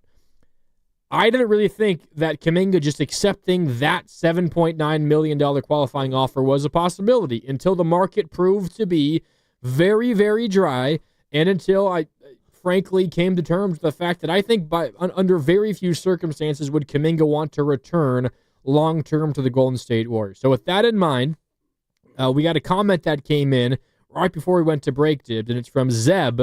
Zeb says, another team will offer Kaminga more than $7.9 million.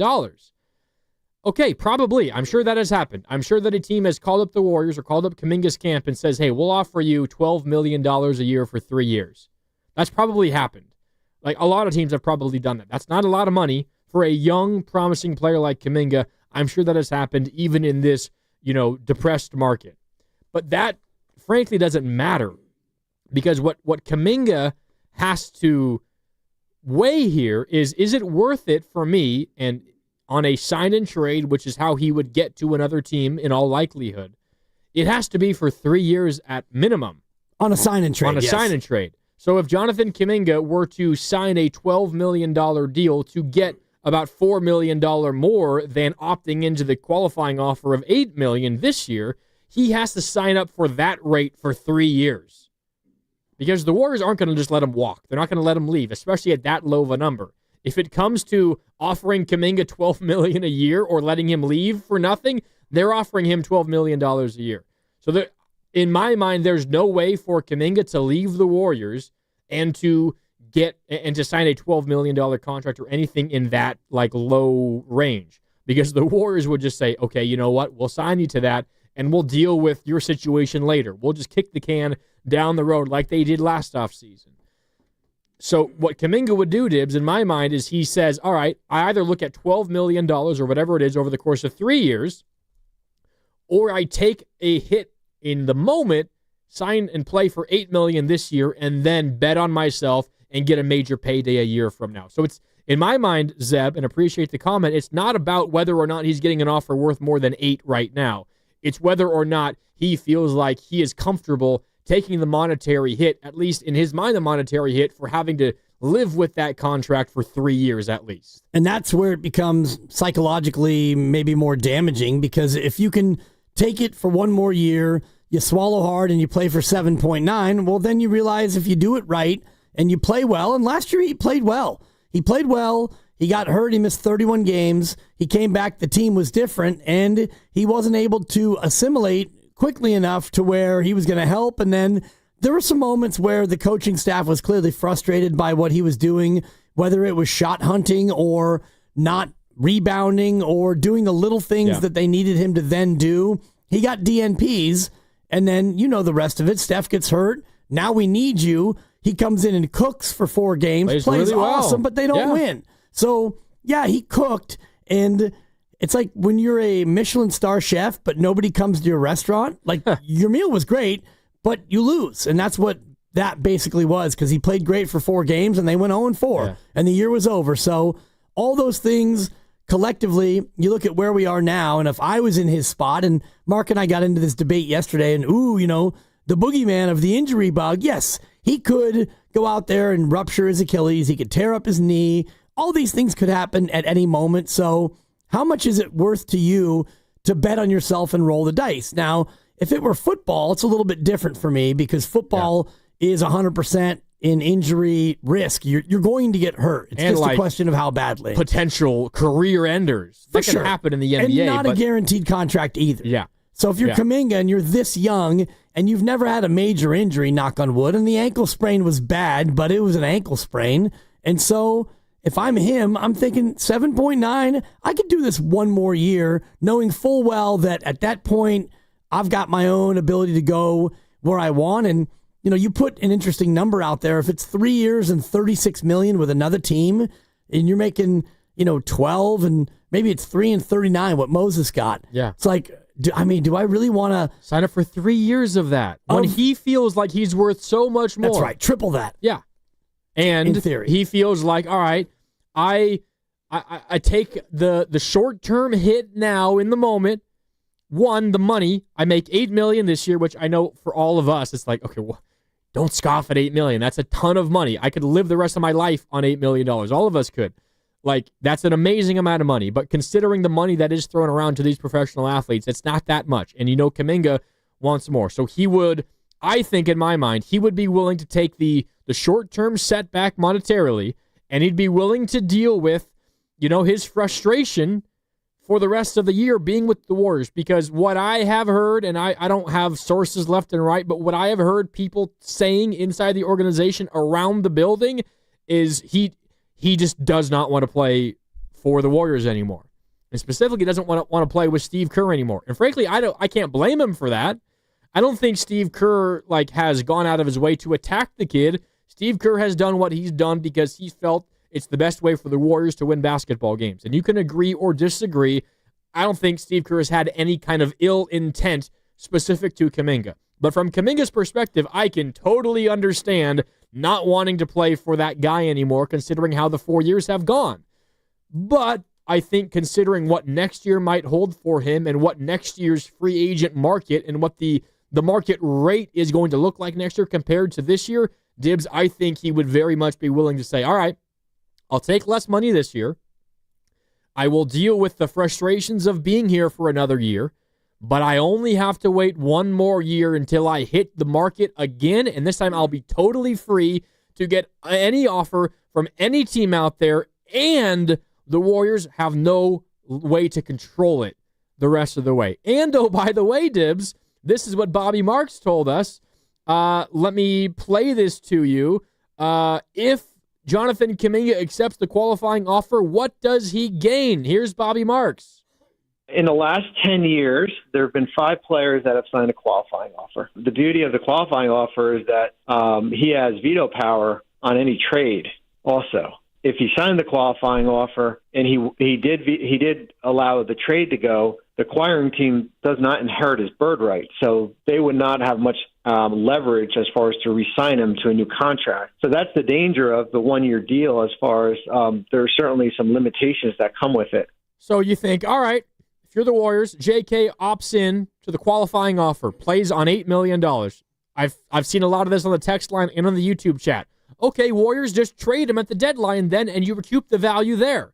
Well, Kuminga has a no-trade clause, essentially. He can veto any trade. And even if you do get a trade that he agrees to, you're only trading him at an $8 million valuation, meaning you can only get an $8 million player in return. And, oh, by the way, the acquiring team does not acquire Kuminga's bird rights, which essentially is just a way in which teams can offer your free agent more, which, of course, a free agent will be interested in. So the acquiring team is acquiring a team or player that might be a rental, and you don't have the leg up on in terms of the rest of the market to re-sign him. So you're not willing to give up much in order to get that guy. So that, I think, it screws the Warriors' ability to recoup anything for him. So long story short, I think Kuminga sees that as potentially, given the crazy market we've seen, I think he might see that as the best option that he has in front of him. he may not have any other option, quite frankly, unless there's another team out there that we haven't yet seen that wants to come in and put the Warriors in an uncomfortable spot. And Bobby Marks, I know you have the cut over there when he said, 15 to 17 is about what the Warriors could do. And, $20 million a year is going to be their walkaway number. So if there's another team out there that likes Kuminga and they're just kind of laying in the weeds, they're waiting to see how this plays out, and then they come and they make an offer to a restricted free agent that the Warriors would then have 2 days to match, and they say, how about 3 years and $51 million? $17 million per year, and that's right at what Bobby Marks was talking about. That's right about at the top of what they could tolerate. So now you put the Warriors in that uncomfortable situation where it's, you got to Schmidt or get off the pot, as my old man used to say. Yeah. We'd be driving around town, and there'd be somebody who was like at a four-way stop, and sometimes people don't understand that you give the right of way to the right, and so if you get there at the same time, there's a certain order of things, and so my father would say, Schmidt or get off the pot, Buick. And so that's what the Warriors would have to do. You'd have 2 days to think $17 million a year. And like you said, you could trade him at the deadline and get $17 million back, but the team that acquires him, actually the team that did acquire him in this scenario would have his bird rights because they would be the ones signing and trading him. So the bird rights would actually go with him. Yeah. So in this scenario, but the qualifying offer opt-in and then trade at the deadline, correct, no bird rights correct. there. But that to me becomes the last interesting piece of this. Is there a team out there laying in the weeds, looking to put the Warriors into that uncomfortable spot where it's not a ton of money, it's more than they'd want to spend, and if you match it, you're kind of done with free agency? What do you do, Warriors, in that spot? It's a great question. Yeah, thank you. Go ahead and count that. Add that to the loop. We got a couple of calls that I want to get to in a sec, but Charlie and Jimmy, stay patient. I just want to reference something that I just saw on our YouTube chat. We're coming to you in just a second, so please stay right there. We appreciate you hanging out on hold. I saw this on the YouTube chat, Dibs, and you can join the conversation, youtube.com/957thegame. Pierce Evans, one of our faithful watchers on YouTube, he says, I've said this a million times. You kick the can down the road, you pay him now, and you make the deadline your offseason. Great idea in principle. Warriors say, all right, JK, the market's not great for you. We're fearful of you taking the qualifying offer, so you know what? We're going to pay you a little bit more money than maybe we were previously willing to do. JK, maybe it's the number that you threw out. What do you think of 3 years, $17 million per year? And you know what? Just to be nice, we'll throw in a player option for the third year. Okay, JK? So 2 years with us at least at $17 million per. If for whatever reason you want to opt in for the third year, that's your right to do so. Otherwise, in 2 years from now, you'll hit the open market and you'll be an unrestricted free agent. You can go wherever the hell you want. If I'm Jonathan Kuminga, part of me in the back of my head says, okay, it's an okay number. That's more than double the qualifying offer. It's $50 million guaranteed. That's a good amount of money. Yeah. Not chump change by any stretch of the imagination. But if you're Kuminga and you're confident as hell in who you are, and you know the pickle the Warriors are in, maybe this is just my cynical mind, Dibs, and maybe I'm glass half empty more so than glass half full. My mind goes to, if I'm Kuminga, I think to myself, are the Warriors offering me that money because they think I'm good and I'm worth it? Or are they offering me that money because they're trying to save themselves from the pickle of me taking the qualifying offer? Like, it feels to me like that would be a bad faith offer, because it is more so about avoiding the terrible situation for the Warriors as opposed to truly believing in who Jonathan Kuminga is as a player. Perhaps, and it also, if I'm Kuminga, I look at it and I think, okay, it puts the ball back in the Warriors' court even more so, because now Jonathan Kuminga wouldn't have that right of refusal of a trade because you'd be signing a contract with your team and you would be beholden to them. And not that he isn't now, because he is. Ultimately, if no other team offers him anything, he's got to go play for $7.9 million with the Warriors or not play basketball for a year. So he's kind of in that spot. But if he signs the qualifying offer, he at least has that right of a trade refusal in his pocket. And so $17 million becomes that number where, yeah, JK, here's $50 million guaranteed. And by the way, when you're done with this deal, you're only going to be 26. And in NBA years, that's nothing. That's the big money contract right there. Right. So if you stay and you do well, and he's done well when he's been given a chance, and so you could think, hey, JK, when this is done, and that the salary cap's only going up, so after these 3 years, you'll be able to go out and get that $35 million that you've always wanted. Man. So it becomes tempting, but if he goes that route, he's basically saying to the team, okay, you can Jordan Poole me if you want. And the Warriors gave Poole $140 million over 4 years and then never paid him a penny of it because they traded him before the contract bore fruit. Yeah, and we like to say the Warriors, handled that in a good way. They signed a contract, they traded him, they got Jordan, or they got Chris Paul in here. If you could ask them again, I think they would say, well, I wish we never gave Jordan Poole that contract in the first place because they had to attach a first-round pick to get Poole out of here. They made a mistake, and they cut their losses before it got worse. But it was still a mistake in the first place. Perhaps. I don't know if I would say it that way because things went the way they went. Jordan Poole went to the G League, got good, came here, won a championship, got paid, got punched. And so all those things, to me, make it hard for me to say it was a mistake. But how he's played since then is not worth the contract. Well, in the 1 year he played here after the pay and the punch, he didn't play the way you had hoped. He became a dribble, shoot, dribble, fall down kind of guy, and that's what he's been subsequent to that. Yeah. And so is that a byproduct of the contract, of the punch, of the scenario, of the situation? We'll never know. I do think that signing him and then trading him before you actually had to pay that contract was not a mistake. It was smart. The mistake part of it was you got Chris Paul, who then you weren't able to turn into anything good. That part of it for me is a bigger mistake than what you did with Jordan Poole. I hear you there. 888-957-9570. Let's go to Charlie in Texas. Charlie, what's up? You're on Willard and Dibs, but it's Dibs and Grandy with you. How you doing? Hey, how y'all doing, guys? We're doing good, man. What do you got? Well, I just got to make an opinion on the previous call. I'm disagree. They said Kaminga have a low leverage. He's actually a high leverage. That's why other teams want to take an advantage of the situations going on right now.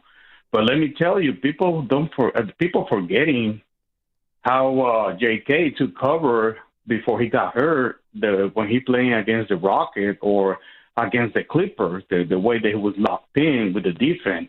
I mean, people don't realize that before Jimmy Butler, he was playing great. He was doing great before he got hurt, and people like other teams want to take advantage of that situation. I mean, he probably doesn't have the right coaching or mentorship, but he got killer mentality. I see him playing, and he doesn't care. I mean, he go all the way in. He do what he's supposed to do. I mean, he's younger, but he's doing great. So, I mean, he got really high leverage. That's why I'm making that comment, because saying the previous call said that he got low leverage, that's not true. That's not true at all. Appreciate the call, Charlie. I don't think he has no leverage. I don't think he has a ton of leverage. And his leverage stems from just one specific, I think, scenario. One, he can wait, and he can delay as long as he possibly wants, because that hurts the Warriors and it maybe hinders their ability to kind of plan out the rest of their offseason. And two, he holds maybe the ultimate trump card is I'm going to take the qualifying offer. Then what are you going to do, Warriors?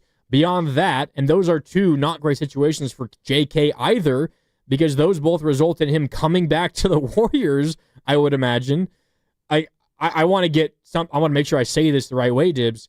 I think Kuminga has an ability to put the Warriors in a really big pickle, but it's also not like that's all sunshine and rainbows for Kuminga if it plays out that way either. It's not a great situation for him. It's not a great for either, but I really don't think that it puts them in a pickle unless you are thinking that they are of the mind that they're worried about another team offering him, or they're still thinking about offering him more than what the qualifying is. And, there are reports out there that he had no contract offer last offseason. And so far, it doesn't feel like there's been a contract offer this offseason. I don't know that for sure, but maybe the Warriors are content to just sit back and wait for other teams to blow them out of the water for a deal for their restricted free agent. In the meantime, they're back channeling trying to get Al Horford, and they're back channeling trying to check on the knee of DeAnthony Melton, and all the while, maybe Kuminga's not putting them in a pickle. They gave him the qualifying offer of $7.9 million. That's just business. And now, when you do that, he becomes officially a restricted free agent. And now you sit back and you wait. And you say, okay, other 29 teams, come wow us with what you're going to spend, knowing full well that most teams don't have that much money anyway. 888-957-9570. Jimmy's in Bayview, and he's up next. How you doing, Jimmy? Hey, guys. How you doing? Good, man. How are you? I think I'm great. I think this comes down to what their negotiations were last year. I mean, Kaminga made a mistake, and Lacob could put the screws to him. And also Kaminga, could, play for the qualifying offer. But, I mean, a lot's in Lacob's corner here. He could sign a 1 year and actually almost force a trade as an expiring contract and get paid, and then everybody gets a little something. He could sign, for a lower than what he was asking for last year with a really low first-year amount, with it going up exponentially and somewhat force a trade. So I think this is, Lacob's a shrewd businessman, and this kid messed up. So it's basically how Lacob wants to play this, I believe, because he doesn't want the kid taking his toys and leaving the sandbox. And, you don't really want to be a hardball on a 22-year-old. It would make for an uncomfortable year. And I think what the Warriors really want is the ability to trade him, because I actually think that's what's going to happen. Yeah, Jimmy, appreciate the call. Yeah, I think I'm with you there, what you said at the very end. I think, Dibs, if you were to ask the Warriors and get a truthful answer out of Dunleavy and Kerr and maybe even Joe Lacob, although I think Joe Lacob has probably more strongly been in the I believe in Kaminga camp than most of the others, it would be, all right, let's trade Kaminga and let's get a decent return. Like, it's signed him to a bigger deal, get as much money and value back as possible, and wash our hands of the situation and just move on from there. But because the market is so small, that option really isn't there for them. Exactly. And, the market has, I think, even gotten smaller based on what Brooklyn's done. And Brooklyn's gone out and taken on additional salary. So their big, whopping cap room that everyone talked about, including myself, they're the only ones, Mark, who can give him more than 25 a year. Well, that price is no longer 25. No. It might not be 20. And even if it's 15 and you sign and trade him for 15, you're only getting $7.5 million back in player, and you're paying him 7.9. So at some point, there is a diminishing returns part of this for the Warriors, where why would you try to sign and trade him for a team that wants to pay him 16 and you'll get $8 million worth of player back when you could pay him $8 million? And yeah, you probably would lose him after a year, and you wouldn't be able to move him at the deadline most likely, but at least you'd have a known commodity, a guy who I still believe can fit with you in some spots, and at times, I don't think this thing is totally broken. Or you could also just sign him to that same $18 million per year contract against his maybe will, and just keep him for still not a gigantic number, and then right. I mean, you want to do that for 3 or 4 years, yeah, and then that becomes an attractive contract at the deadline. Like you wouldn't want to sign him for 1 year and 18 because you already can get him for 1 year and 7.9. Yeah. So you would have to commit to a Jordan Poole-like approach where you sign him thinking that, okay, maybe at some point we're going to want to trade you, but at least you'd have that ability to trade him. But that to me becomes risky. And the restricted nature of Kaminga allows the Warriors to do that because Kaminga doesn't have to agree to it. Like if he gets that offer, Warriors can match, and if Kaminga accepts the other offer, they can match, and then he's a Warrior. Yep. That's how it works. All right, we're brought to you by Fremont Bank, here for you, here for good. More to get into. 888-957-9570. We're back with more next on 95.7 The Game.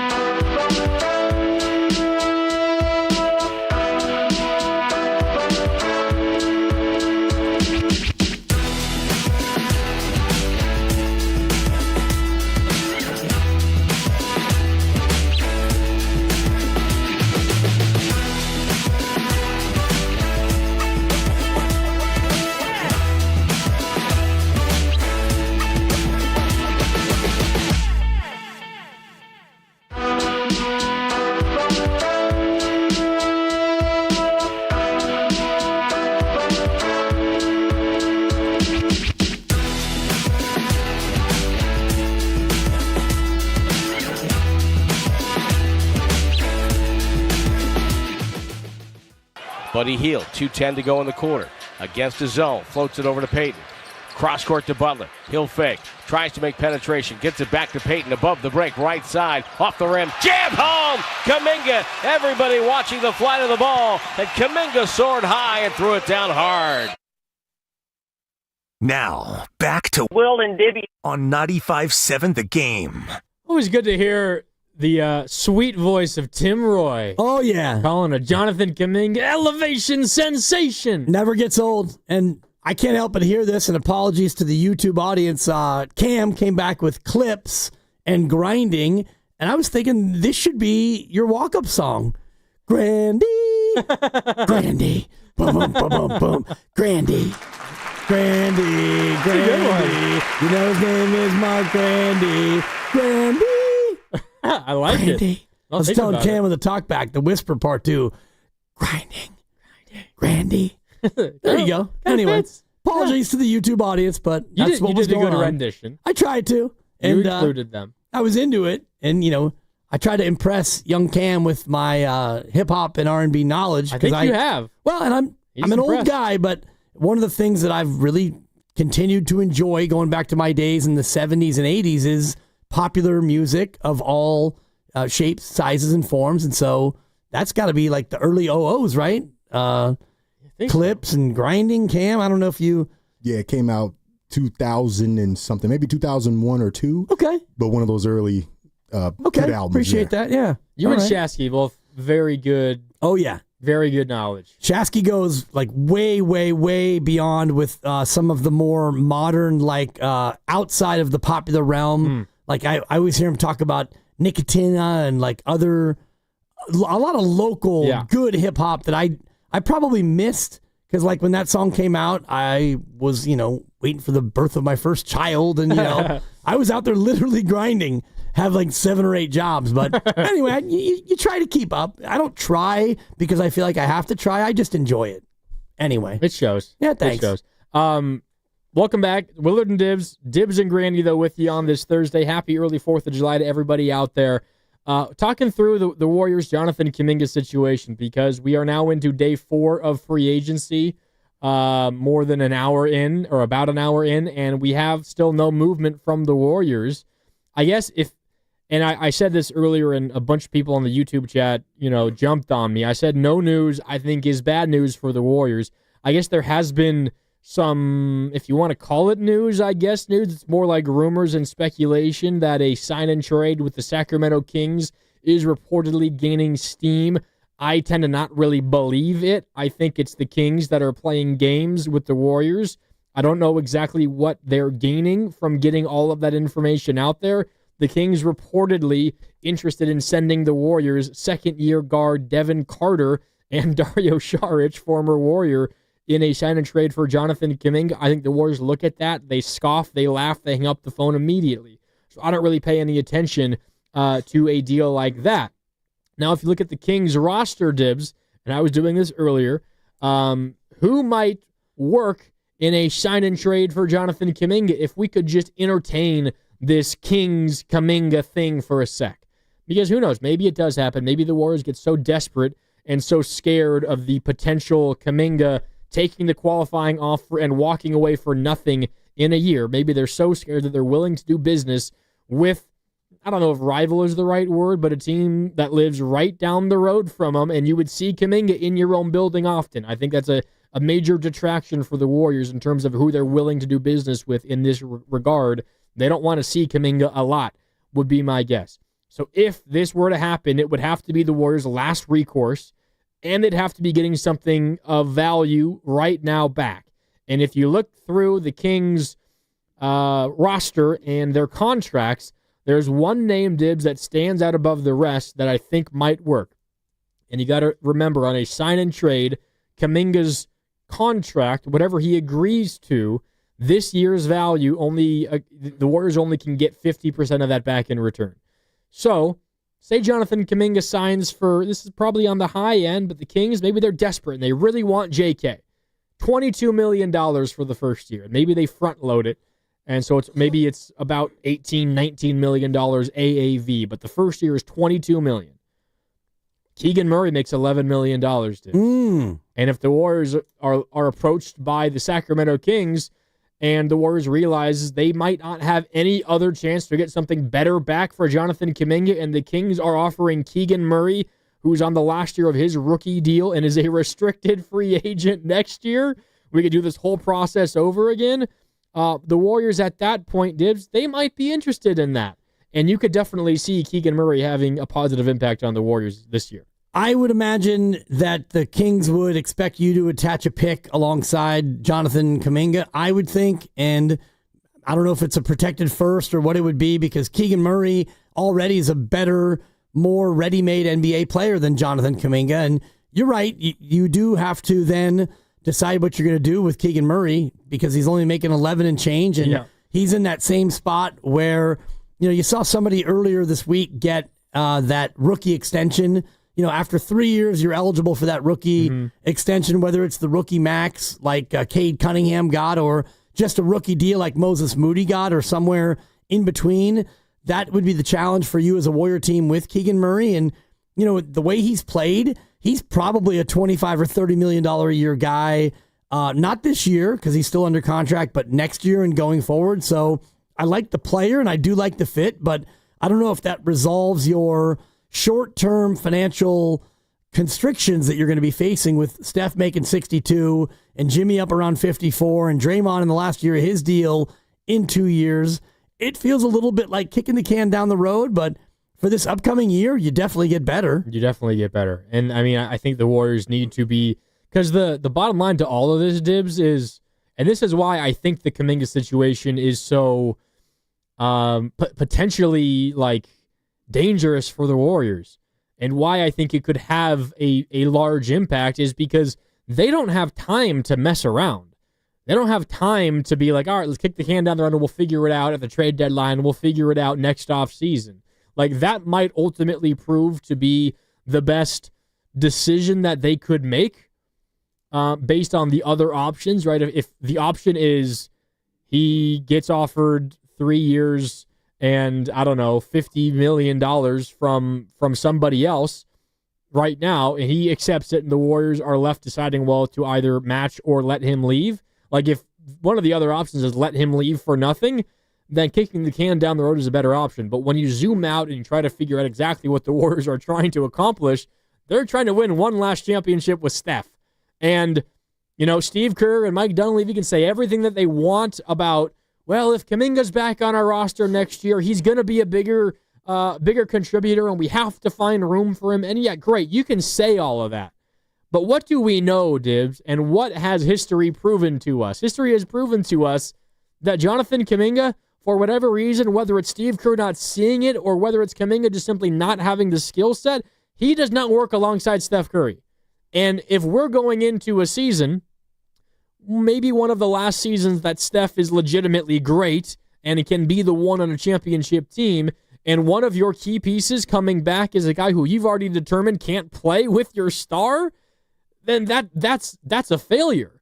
Maybe it's the best decision you can make in this very tough moment, but the fact that it got to this spot and the fact that it is a possibility speaks pretty harshly on all the decisions that led the Warriors to this very moment. Right, and the decisions have been multitude where, you've been trying to win, and so you haven't developed, quote-unquote, Jonathan Kuminga the way that other teams have developed their younger players because you've been trying to win. This is not to excuse Jonathan Kuminga from also not developing the skills that the Warriors have asked him to have and showcase. I do think that both sides have some responsibility as far as why he's not as much of a developed player as you would like him to be. And so you think about Keegan Murray in the short term, and he can do a lot of things that would fit right away better with this team. And the other motivation I look at it from a Sacramento standpoint is your financial situation going forward is a little bit unsure. You've got Levine making 47.5 and then 49 on a player option. I would imagine he opts in for that. I would think so. Sabonis is making 43, 46, and 50 over the next three. Oh, God. DeRozan's making 25, and then it's a not fully guaranteed 25. Malik Monk is making 18, 8, and then 20. You got some big numbers on your books already, so if you have Keegan Murray and he's making 11 this year on a team option, and if you exercise that, well, when that year's up and he's going to, be a restricted free agent like Kaminga is, you're going to have teams throwing a lot of money at him. So you might be in the same spot with Murray that the Warriors are now with Kaminga, where you may not be able to afford to keep him, Yeah. And the Warriors aren't in that spot because there aren't as many suitors, but next offseason, if Keegan Murray continues to be the player he's shown himself to be, that guy's probably a $30 million, $35 million a year guy. I mean, he has a very, very sought-after skill, which is be a tall player and shoot the three ball. And, I mean, that's something the Warriors desperately need. I mean, why are they so interested in Al Horford? And if there is any news of the day to pass along, it does seem increasingly likely that Al Horford will be a Warrior. Jake Fisher, who has kind of become one of the top NBA insiders, and he works with Mark Stein. I think it's via Substack. And he has a lot of connections, and he's been on top of a lot of this stuff. He essentially said earlier today that everyone he talks to around the league is essentially saying they expect Al Horford to become a Warrior. So in terms of any newsy stuff that is happening today, that is worth passing along. And why do the Warriors want Al Horford, Dibs? Because he is a big player who can shoot the three ball. And he kind of fills a couple of needs for the Warriors. And I know Al is approaching 40 years old, and he would make them old as hell, somehow older than they already are, which seems impossible, but he would. He is all right in the paint defensively, and he can space out the floor and make the three. So very, very valuable to the Warriors because you kind of can kill two birds with one stone. Not that Keegan Murray is a center, not that he's a great rim protector. He is not, but a big body that can space the floor. That is something the Warriors do not really have any of, other than Quentin Post, who is a 52nd overall pick or whatever it was this past a year ago. So that's why Al Horford is interesting to the Warriors, and that's exactly why I think they would be interested in somebody like Keegan Murray as well. Yeah, and he's a classic, 3-and-D type of player. You mentioned 6'8", and he can shoot it.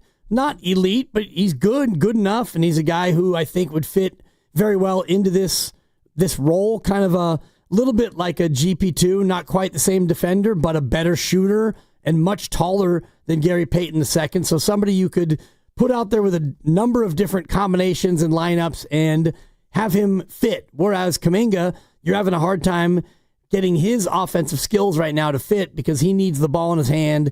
Keegan Murray doesn't need it in his hands nearly as much. And the other attractive part for Sacramento is what I was mentioning about their future finances and maybe trying to get a little bit of cost certainty, even if it's Kaminga at $22 million, like you were saying, if that was going to be the opening number. Maybe it turns out to be 3 years and $60 million, with the first number being 22, and then it's 20 and then 18, diminishing 3-year deal. However you structure it, Sacramento would have more cost certainty as they get deeper into their two monster players. Yeah, and Malik Monk's probably on the way out the door as part of the Dennis Schroeder deal, but it's not like that money goes away. It's now just going to be paid to Dennis Schroeder, so there's still a lot of money tied up there for the Sacramento Kings. You're listening to 95.7 The Game, KGMZ FM and HD1 San Francisco, an Odyssey sports station and the home of the Golden State Warriors and Valkyries, always live on the free Odyssey app. And as always, we're coming to you live from the Laughing Monk studio. So maybe Keegan Murray in a Jonathan Kuminga sign and trade is not realistic. I don't really think the Kings would want to part with Keegan Murray for that, but I don't think the Warriors are doing it for what the report currently is, and the report is Devin Carter and Dario Saric. So the reason why I kind of poo-poo all these sources and these reports is because the Warriors are not doing that deal. I can guarantee you that. They're not trading away Jonathan Kuminga for Devin Carter and Dario Saric. Even if they don't feel like Jonathan Kuminga is a great help for them this year, they know that his value is worth more than Devin Carter and Dario Saric, so they would, I think, rather kick the can down the road and deal with this another day as opposed to accept that deal. So until something else changes in that regard, in that report, Dibs, I'm pretending that this Kings stuff isn't even really out there in the world. I do believe that the Kings stuff is out there, but I agree that part of it, the Devin Carter and Dario Saric, I don't think. Yeah, to me, that does not reek of, we want to get rid of our number 7 overall pick as an asset and take back a big question mark rookie who didn't really play much at all, and a big man who we already had, and we didn't really love it when he was here the first time. Not at all. I think that it would make more sense that you part with a pick, and I don't even know if it would be a first-round pick to get Keegan Murray, but even if it was a protected pick in 2032, and you send out Kuminga and a sign and trade, and you get just Murray, that to me in the short term is good. I'm not saying that you wouldn't be giving up on Kaminga. I think you already kind of have anyway, but you'd at least be getting a player for 1 year, maybe longer, who you can really look to as a solid player. And honestly, next year, if we play this out a little further, next year, Keegan Murray as a sign and trade candidate would be a much stronger option for you than Kaminga now. There would be a much more robust market. Correct. No doubt about it. One, because Keegan is probably worth more around the league, at least in this moment, than Kaminga is. Maybe Kaminga has an amazing season and that changes, but in this, Kaminga's value in this moment is worth less than Keegan Murray's. And next year, Dibs, we all know that, I mean, we've said it countless times. I know you know this. The free agent market and the amount of money and space that teams have next year, like, it is night and day compared to this year. The free agent market in general is going to be so much more robust next year, so you have a valuable piece like a Keegan Murray. Maybe you sign him and you keep him, you find a way to make the financials work, or you can run, you could probably have like 8 teams interested, and you could, get a pretty good offer for Keegan Murray and get something of value in return. More so than what we've seen or what it's felt like we've seen here as day 4 in the free agency period is underway, and there hasn't really been much. Like this Kings rumbling, and Chicago was interested, and Miami was interested, and maybe Brooklyn. We talked about it all off season, and we haven't really seen much in the way of actual activity or actual rumors or news to come around. And I was thinking even today, Grandy, like we haven't heard much from anyone in free agency. Like we've had no Shams bombs all day long. This is not a bomb. Maybe this is a firecracker. Shout out the 4th of July. And everyone stay safe out there. We're going to go to Joe in San Jose on the phones in a sec. But Shams did just tweet about 5 minutes ago, free agent center Jackson Hayes has agreed on a 1-year deal to return to the Los Angeles Lakers. And then, of course, he shouts out his agents, Bill Duffy and Marlon Harrison of WME Basketball, as he always does. But Jackson Hayes back to the Lakers. Nice. That's the biggest signing of the day. Good for you, Bill. Bill Duffy, local guy. East Bay guy. Oh, yeah. Long time East Bay resident, I believe, Bill Duffy. I did not know that. Go ahead and move the chains. Day 4, get your guys paid. Way to go, Bill. Yeah, get a little bit in your personal coffers as well, but that's about it, right? And Jackson Hayes, the guy who, despite the Lakers having 0 centers because they traded away Anthony Davis for Luka Doncic, in the playoffs he got benched. And they went even smaller, and he's not even a prototypical center, but now he's back with the Lakers. Right, and that whole thing with the Lakers where they just sat their whole bench in the second half of that game in the playoffs where they had their starters play all 24 minutes, all 5 of them, including Dorian Finney-Smith. And I don't know if you saw that report about Rob Pelinka over the last couple of days where there's a report out there that Pelinka was going around the league telling teams that Dorian Finney-Smith had a bad ankle. Oh, I saw that. And then they were trying to purposely tank his market. Exactly. So he could come back. But then word got back to DFS, and he said, okay, screw you, LA. I'm going to go to Dallas. Right.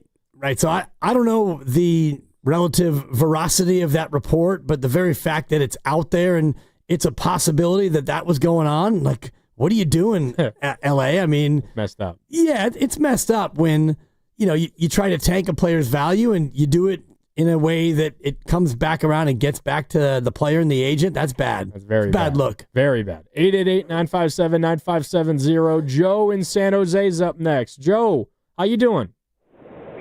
I'm okay. How are you fellas today? We're good, man.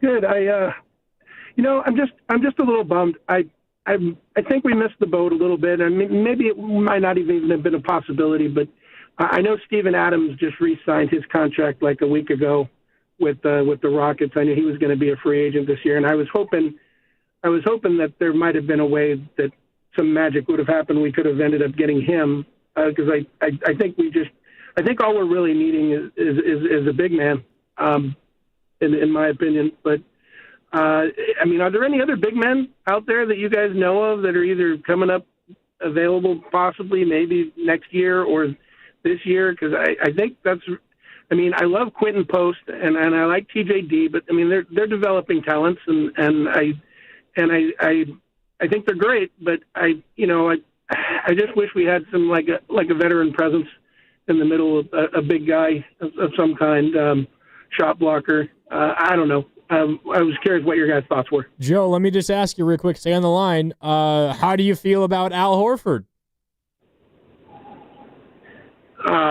Well, I mean, he's definitely seasoned is a word I would use to describe him. Yep. I mean, I'm sure he's very talented. I mean, there's no doubt about that. He can shoot the three ball, but I don't like us getting older. It reminds me a lot of the Chris Paul move. But yeah, I don't know. I mean, I like it, but I think the Keegan Murray thing is a little bit more exciting. But that's just me. Yeah. Appreciate the call, Joe. I mean, you're not alone in thinking the Warriors need a big. The Warriors know that as well. Kevon Looney left, and I'm of the mind, Dibs, that the Kevon Looney leaving is more emotionally tough than like basketball tough, because he was in and out of the rotation even when he was playing, not playing a ton of major minutes. It's why I think they're going to be the team that signs Al Horford, and Horford, despite at his advanced age, I think is a better basketball player and a better fit for this team than Kevon Looney. So in that like micro transaction, the Warriors got marginally better, if that is to happen. Right. But in terms of like a young guy who's going to be your starting center for the next 5 years, is he out there somewhere? No, probably not.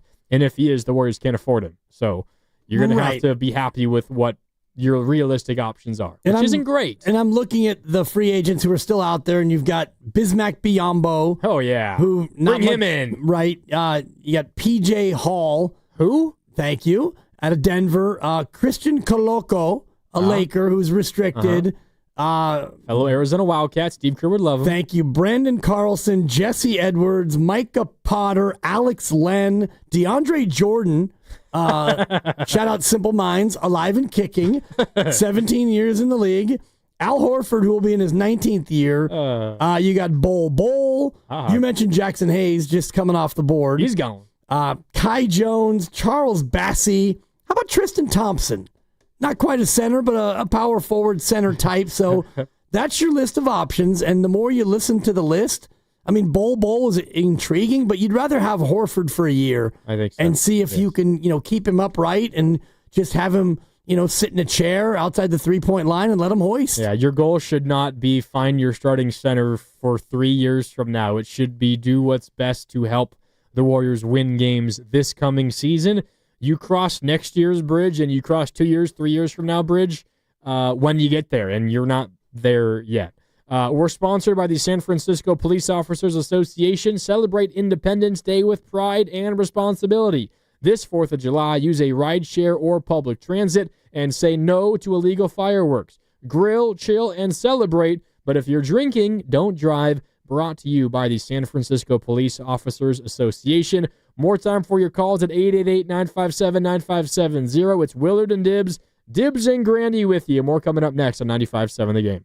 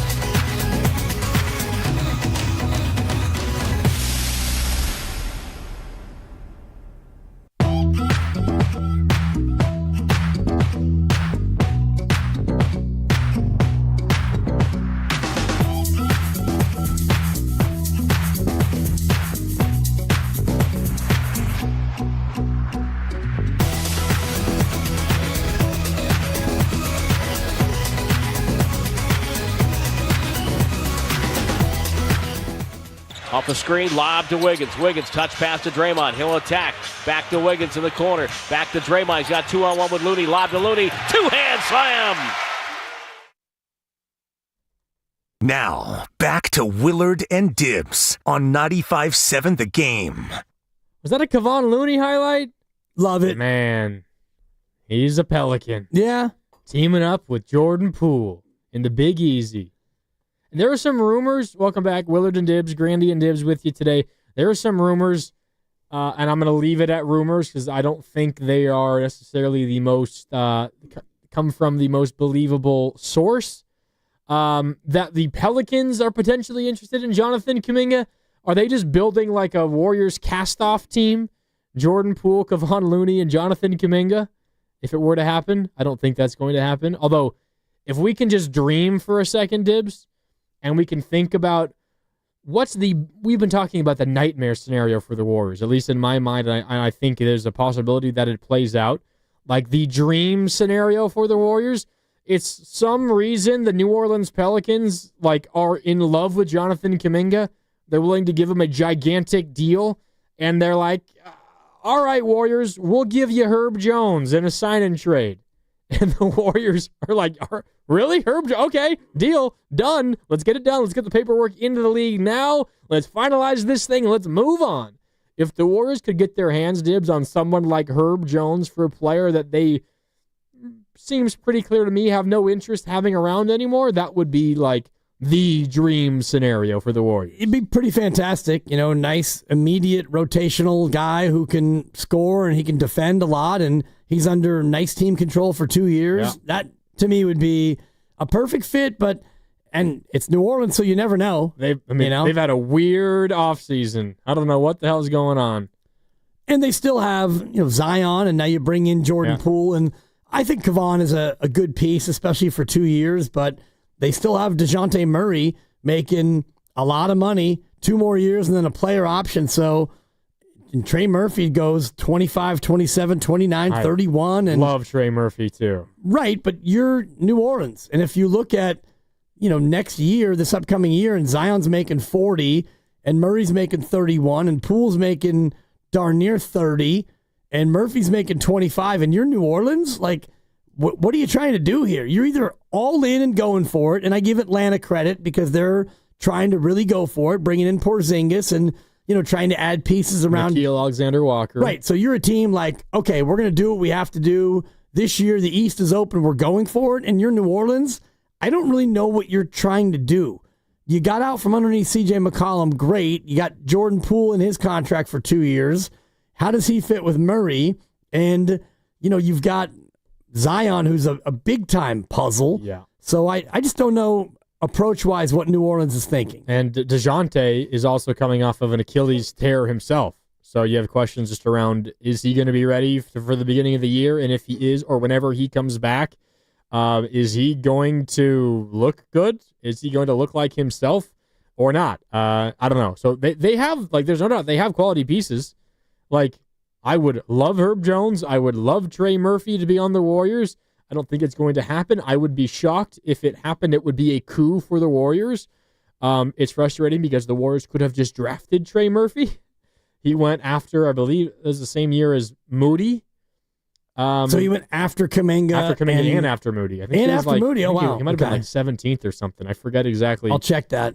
Where he was drafted. But the Warriors could have drafted him.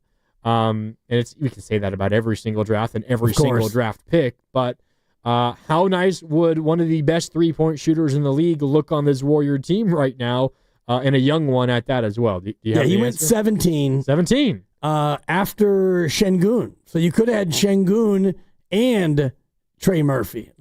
Could you imagine? Right? I mean, you'd have no need to acquire Horford. You have no need to acquire Jimmy Butler in the first place either.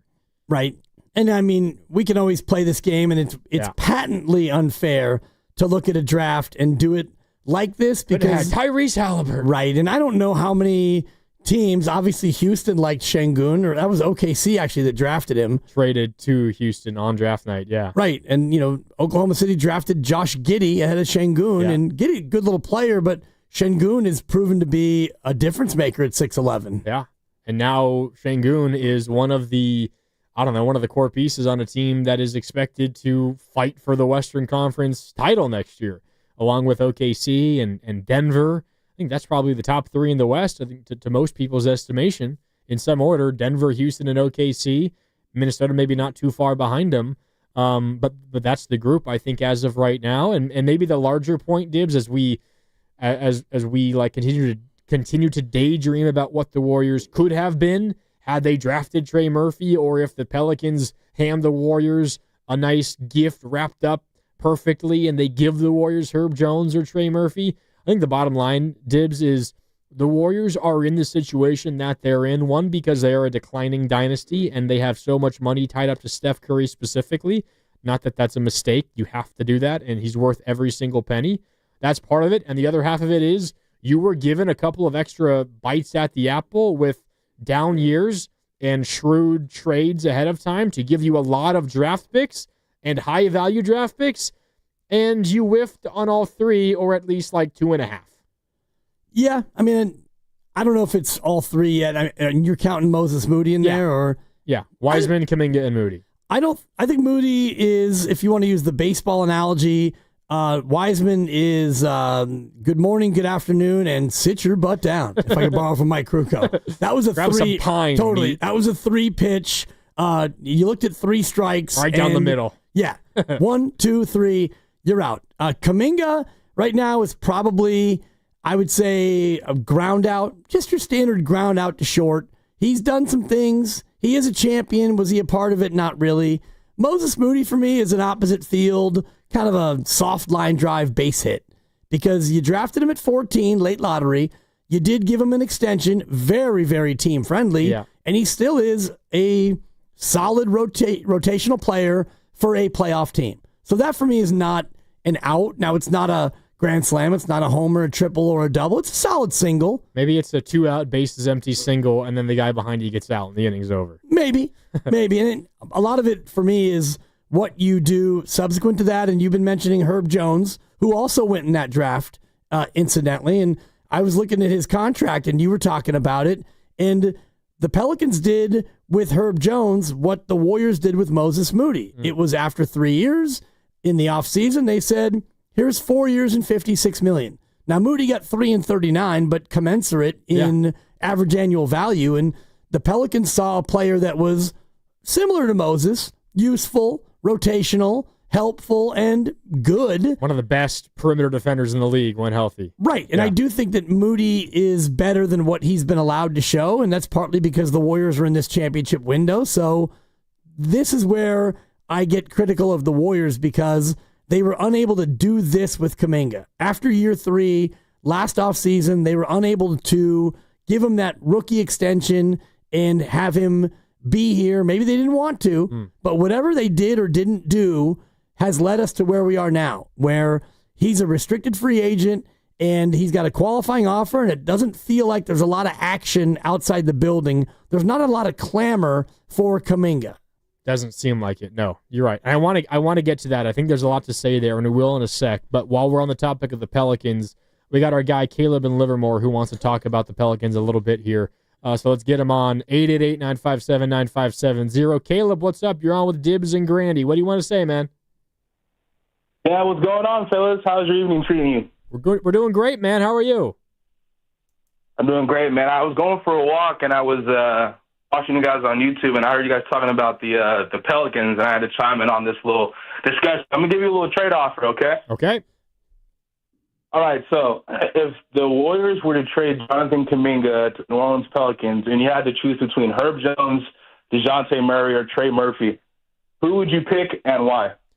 Are we just pretending money is not an object and we can make all the financials work automatically? Yeah, let's stay in fantasy land, man. Why not? Okay. In fantasy land, I don't know how you feel, Dibs. For me, it's Trey Murphy. One of the best three-point shooters in the league. I think he solves a lot of issues for the Warriors. For me, it would be Herb Jones because of what you talked about as a perimeter defender. And I know that the Warriors do need shooting, but if you're going to lose GP2, I think you need perimeter defense as much, if not more, because that is the one thing that you really lacked last year. And Jimmy Butler's a good defender, but he's not quite as able on the perimeter as he used to be, and Steph at 37, kind of the same. So I would take Herb Jones. Caleb, do you have an answer? What's your thought? Yeah, quick question. So you guys picked Herb Jones and Trey Murphy. Why not DeJounte Murray? Why don't you like that trade potentially? For me, Caleb, and appreciate the call. For me, it's just because he's coming off of an Achilles injury. He's older, and I think the Warriors need the skill set of both. I think DeJounte would be third on my list. I would go Trey Murphy, Herb Jones, DeJounte Murray. Older, injury concerns, and I think the skill set that the other two have, one an elite shooter and the other an elite perimeter defender, I think those are two things the Warriors desperately need more so than anything that DeJounte can offer. Yeah, and I'm just looking at his history, and he had a torn ACL in the 2018-2019 season, so now this is too catastrophic on the same leg. Right Achilles, right ACL. This happened back in January, I think, so he's likely out until January-ish. It's usually 9 to 12 months, so you'd be getting a half a season, and a guy coming off an Achilles after already having an ACL, that to me is a little bit of a red flag. So would you also go DeJounte Murray as your third choice in that group? Yeah, and it's hard to put the salary aside, but for this hypothetical, we did put the salary aside. But if you include it, he's on the hook for 3 more years, and it's the biggest number. It's the most chicken of all the 3. Yeah, do you have it in front of you? What is Trey Murphy's number? Because he also got an extension leading into last year. He's at 25 this year, 27 the following year, 29 and 31 over the next 4 years. Considering who he is as a player, that's not terrible. I mean, you're looking at an escalating number beginning at 25 now. If you could tell me, Dibs, that Trey Murphy is staying healthy by the end of that contract, I guarantee you the league looks at that as a major, major, major steal. Especially, as we mentioned before, the salary cap is going up year over year. I think next year it'll be up 7%. So he's going to go from $5 million this past year. He'll make 25, and then it goes up to 27, which is, as far as cost of living in a 7% cap increase, that's going to be below what a 7% raise would be. And yeah, you've got a nice fixed amount over the next 4 years. And if he does stay healthy, by the time the contract's up, he's only 30. Yeah. So, okay. I mean, this is a good jumping off point, because you were, before we went to Caleb to ask us that question about the Pelicans, you talked about Herb Jones and the contract the Pelicans gave him before he kind of developed fully into a great player, and they got extra years of control on him. Trey Murphy is maybe not the same exact story, but a similar story. He actually might be more comparable to Kaminga specifically, because he got a nice, pretty hefty extension last offseason that, again, keeps him around through his, age 29 season, through the 28-29 season, where he'll be making $31 million. And a lot of this is because those two guys perhaps showed a skill set that the Pelicans felt more comfortable buying and investing in than Jonathan Kuminga has to this point. But if the Warriors, Dibs, had just figured out a fair contract for Jonathan Kuminga last year, we wouldn't be dealing with this situation the way we are right now. Like, New Orleans is in a mess themselves, not because of the contracts Trey Murphy and Herb Jones have. In fact, they're their path out of messiness, because those are very attractive young guys. And if they were willing to trade them, they could get a haul back for them, and that could help them out going into the future. Or you could move other pieces and build around those two. But the way that New Orleans handled those two, Dibs, versus the way the Warriors have handled Jonathan Kuminga, regardless of who's at fault, and it's probably a pretty even, pie chart when you talk about Kuminga versus the Warriors decision makers, it is quite different. The situation the Pelicans are in with their young guy versus the situation the Warriors are in with theirs. And it's a lot of the players in that draft class, and I've gone through this before with the class of 2021 where, Cunningham, Supermax, rookie extension, it makes sense. He's their number one, and he's actually taken them along with other young players to be a threat. I mean, they might win in the East. Right. Jalen Green, 3 years and $106 million, and he's now been traded. Mobley and Barnes and Franz Wagner, they all got rookie max extensions. But the interesting ones are like Corey Kispert with Washington. He signed for $4 and $54. He was taken one slot after Moses Moody. So he gets $13.5 million a year, and he's in Washington, and he's a nice player. Okay shooter, but that's about it. He's an okay player. Moses Moody, as mentioned, got, 3 and 39, and so... 13 mil. Right. Per. And, other guys, Jalen Johnson got 3 and 150. He's good. He is good. And that's a ton of money, though, but he's good. Trey Murphy, 4 years and 112. Şengün got 5 and 185. My point is these deals are all over the map. Why were the Warriors and Kaminga unable to, after year 3, come to a spot where they could figure out a number that made sense? And he's not alone. Santi Aldama, before this week, was on that list, and he just got a new extension, $17 million per year. Yep. Now it's Giddey and Kuminga, and I don't think that Davion Mitchell has gotten his extension, and he's been a little bit of a disappointment offensively. He signed 2 years, $24 million in total, so 12 per with the Heat. Okay, so and he's on his third or fourth team by now. Davion Mitchell, Kings. How did he get to the Heat? I think he was a Raptor. You're right. I think he was. He's bounced around. I mean, that's more so just a failed draft pick as opposed to anything else. So I just wonder about how this has gone and why going into last season they were unable to find some common ground, because the reports are that Kaminga wanted either the max or a lot of money, and there's also some reports now coming out that the Warriors didn't offer him anything. Well, yeah, so the reporting was he wanted in the neighborhood of $35 million per year, and the reporting from very, very reputable sources or reputable reporters were the Warriors weren't willing to go above 30 or right around $30 million a year.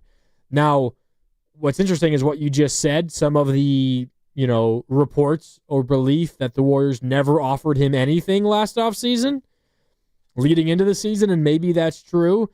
I don't know how I think the way that you come to terms with that potential fact and the reporting that the Warriors weren't willing to go above 30, it's okay. Well, was it just negotiation and not an official offer? Like the Warriors never made an official offer. They just went through the negotiation process and never were able to come to terms, so never felt the need to offer him anything. And if that's the case, I mean, let me ask you this. Who do you blame more for the two sides not being able to come to terms last year? Is it the Warriors for being, too stingy, or is it on Kaminga for asking for way the hell too much money? Both, because I think if you look at the other deals that have been signed in his class, he's not one of these rookie max guys. We know that Evan Mobley, Scotty Barnes, Franz Wagner, you're not at that level. Even Jalen Suggs, who got $30 million a year over 5 years, 5 and 150, you're not that. Like, Suggs is a starting point guard for a team on the rise, and Kuminga may eventually be that good, but he's not right now. And so I'm just surprised that both sides couldn't come to a spot where, maybe Kuminga was stubborn. He's like, if it's not going to be 35, which is Jalen Green got basically 35.3 with Houston. He got a 3-year extension, $106 million, and he led him to the 2 seed, and then he didn't lead him to the 2 seed. But you know what I mean. He's on the team. He had one really good game against the Warriors. He did. Game 2 was amazing, and then it was bad elsewhere. And he had a good season, and they were the 2 seed. Houston also knew probably pretty quickly after they signed him to that deal that it was a mistake.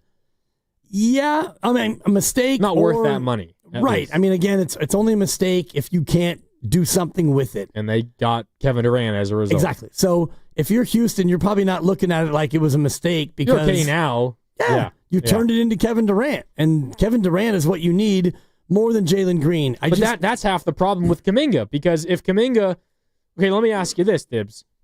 Do you think the Warriors regret not signing Kaminga to maybe a contract last off season that they felt was way too rich for their blood? Do you think they regret that? Because if you had that contract slot, you could get stuff in return for him now. Or would that just be so much money that that's an albatross of a contract and you'd have to attach assets to it to get anything back in the first place? I think both of those things, but the other piece of it is if you had him at the Jalen Green number, $36 basically $1 million on the books, you wouldn't have gotten Jimmy Butler.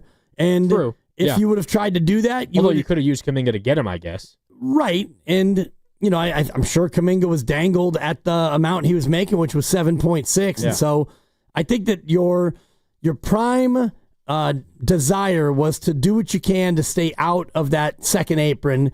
That way you can avoid being one of these repeater teams. And so I do think when the Kaminga conversations were happening, the Warriors had a firm eye toward staying out of that area. Yeah.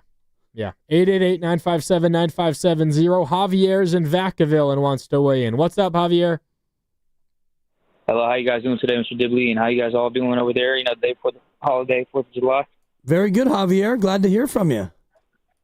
Yeah, good to hear from you. So I had a deal that I want to present because I feel like Warriors fans, I wouldn't say overvaluing his, Kaminga's, that is, his overall, perception to the league, but the lack of awareness of you guys are in a position where you're going to probably lose him for nothing next offseason if we don't try to capitalize on, some potential acquisition of some potential talent. And I think a 3-team trade with Sacramento trying to do, they're trying to retain their full mid-level exception by trading their, coveted player in, we'll say, Malik Monk to the Pistons. But I think what they could do is, I think they send Malik Monk to the Warriors with Klintman. I'm not exactly sure how to say his name, to the Warriors. The Kings get Sasser, and they get Dennis Schroeder on a 3 for $45 with their contract they've already agreed to, along with Kaminga, and then the Pistons get DeRozan. You guys get a great 6-man and a great scorer that could team up with Podziemski when Kerr retires in 2 or 3 seasons. He's only in his mid-20s at 25, 26.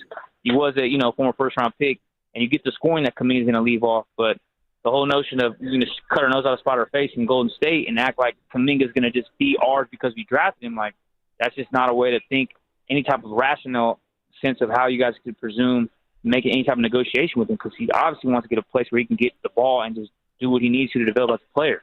And I think Malik Monk would be somebody who could really, supplement that scoring off the bench and or as a, spot starter like he did in Sacramento. Yeah. And he was a 6th man of the year until he got hurt 2 seasons ago. Javier, really quick, sorry. Malik Monk and who to the Warriors? I don't want to mispronounce his name, but it's Bobby Klintman, and it works in the Fansville trade machine. Is he on? Klintman, Is he on the Pistons? Detroit. Yes, Bobby Klintman, Malik Monk to Golden State, and then you get DeRozan to the Pistons, and then you get Sasser, the point guard from Detroit, and then the Kings get Dennis Schroeder, and then they sign Kaminga like I signed like 22.9 annually over 3, so just like over $68 million a year. Gotcha. I got you, Javier. Yeah, I got you, man. The money doesn't work going back to the Warriors because Malik Monk himself is making nearly $19 million, and the only money the Warriors are shipping out is Kaminga, and you're taking back multiple players. Right. That wouldn't work. Clinton makes 1.9, so if it works in the trade machine, then I'll take his word for it that it works, but I do believe that if you did that, that would knock you out of the Al Horford and probably the DeAnthony Melton categories as well, because you'd already be up against that first apron, and you're at that point hard capped. And so I don't think that it gives you that much flexibility to do other things. Yeah, and I mean, Malik Monk, he can score the basketball, and the Warriors do need help offensively, but I don't know. I mean, would Malik Monk make the Warriors better as an off-the-bench scorer? Yeah, probably. But I don't know if, I mean, the Kings are reportedly going to move him for Schroeder anyway. It feels to me like the Malik Monk, Dennis Schroeder part of that sign and trade is kind of a done deal. I don't know if the Warriors could sneak in and get him, but I don't know. I'd have to think about it and try to make the math work in order to see if it is realistic. But my mind immediately tells me no, probably not. Yeah, the Clinton thing is fascinating because the pick that was eventually used on him and him as a player, it's been traded 5 times, and he's played in 8 games. Oh, so okay, that's no wonder I haven't heard his name before. It's not that he's been traded 5 times, but the pick that became him 5 years prior got traded in the Brandon Clark deal, and it goes on and on. I love Basketball Reference because in the NBA, like these future picks, you can track backward and see like where that pick actually originated, and then eventually it becomes Bobby Clinton. It's crazy. We're brought to you by Fremont Bank, here for you, here for good. It's Dibs and Grandy in on Willard and Dibs on this Thursday. We're back with more when we return right here on 95.7 The Game.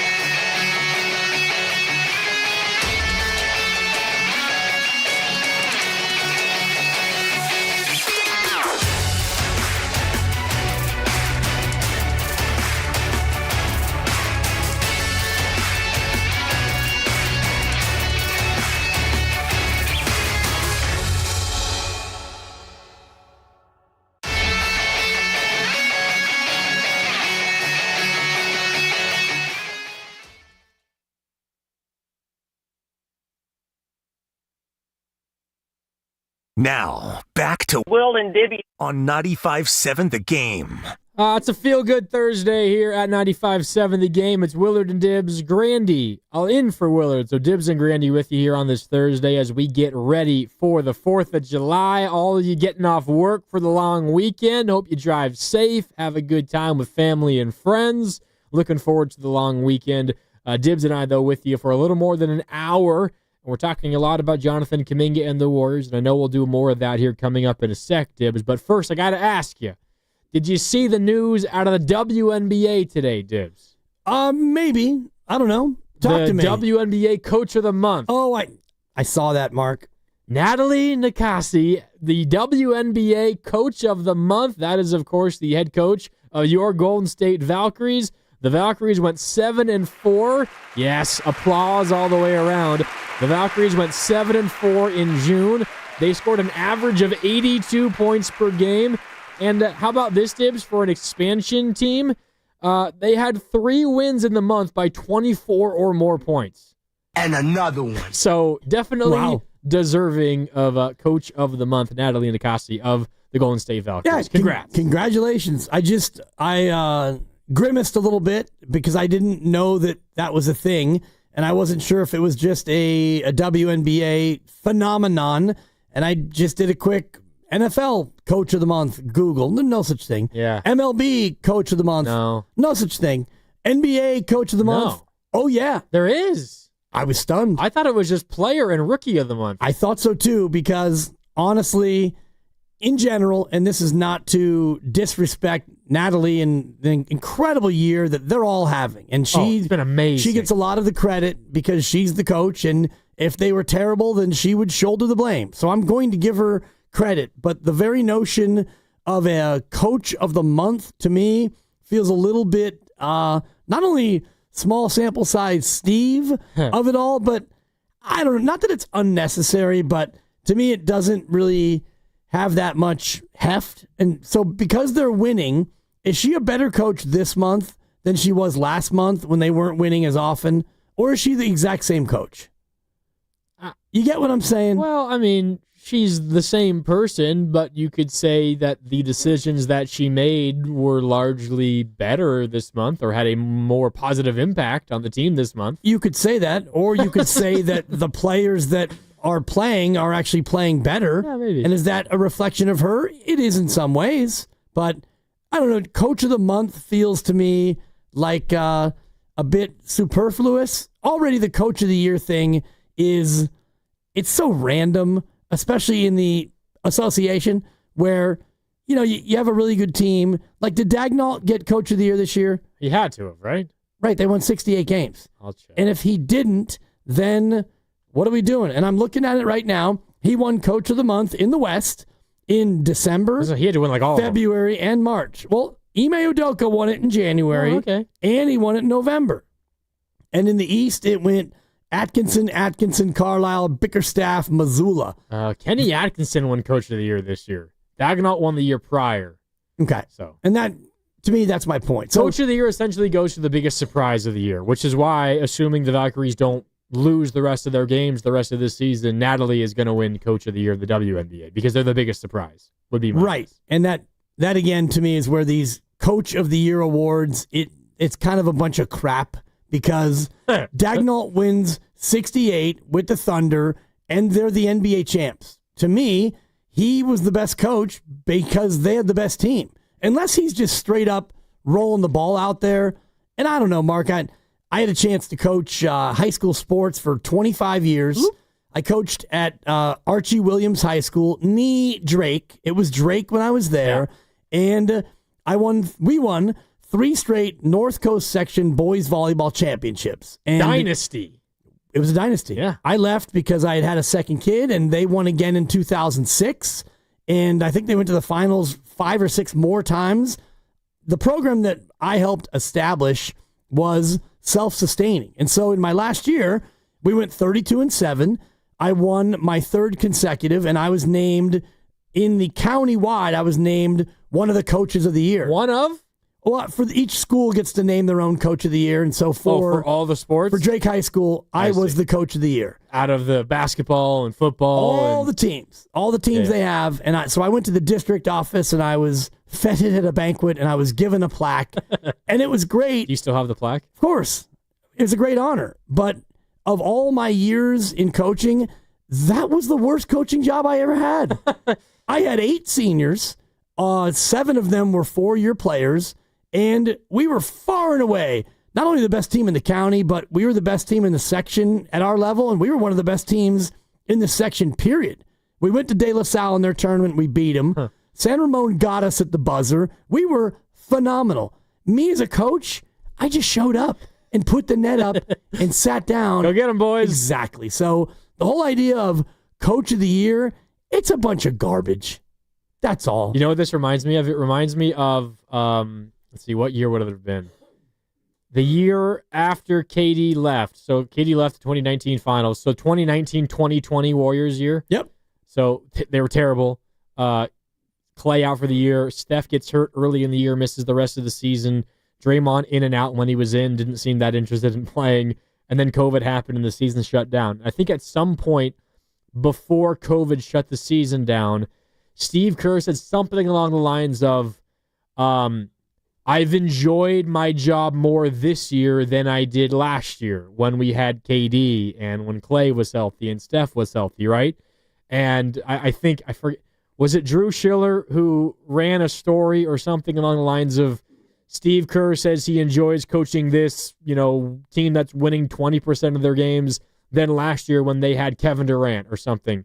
And it kind of drew national attention and it went viral. And then the next press conference, Steve Kerr directly called out Drew Schiller. I'm pretty sure it was Drew Schiller. I'm looking at it right here. You see it? What? Steve Kerr's flap with Drew Schiller. And it was all about a tweet that Drew it was a tweet, out. not a story. Okay. And this is March of 2021.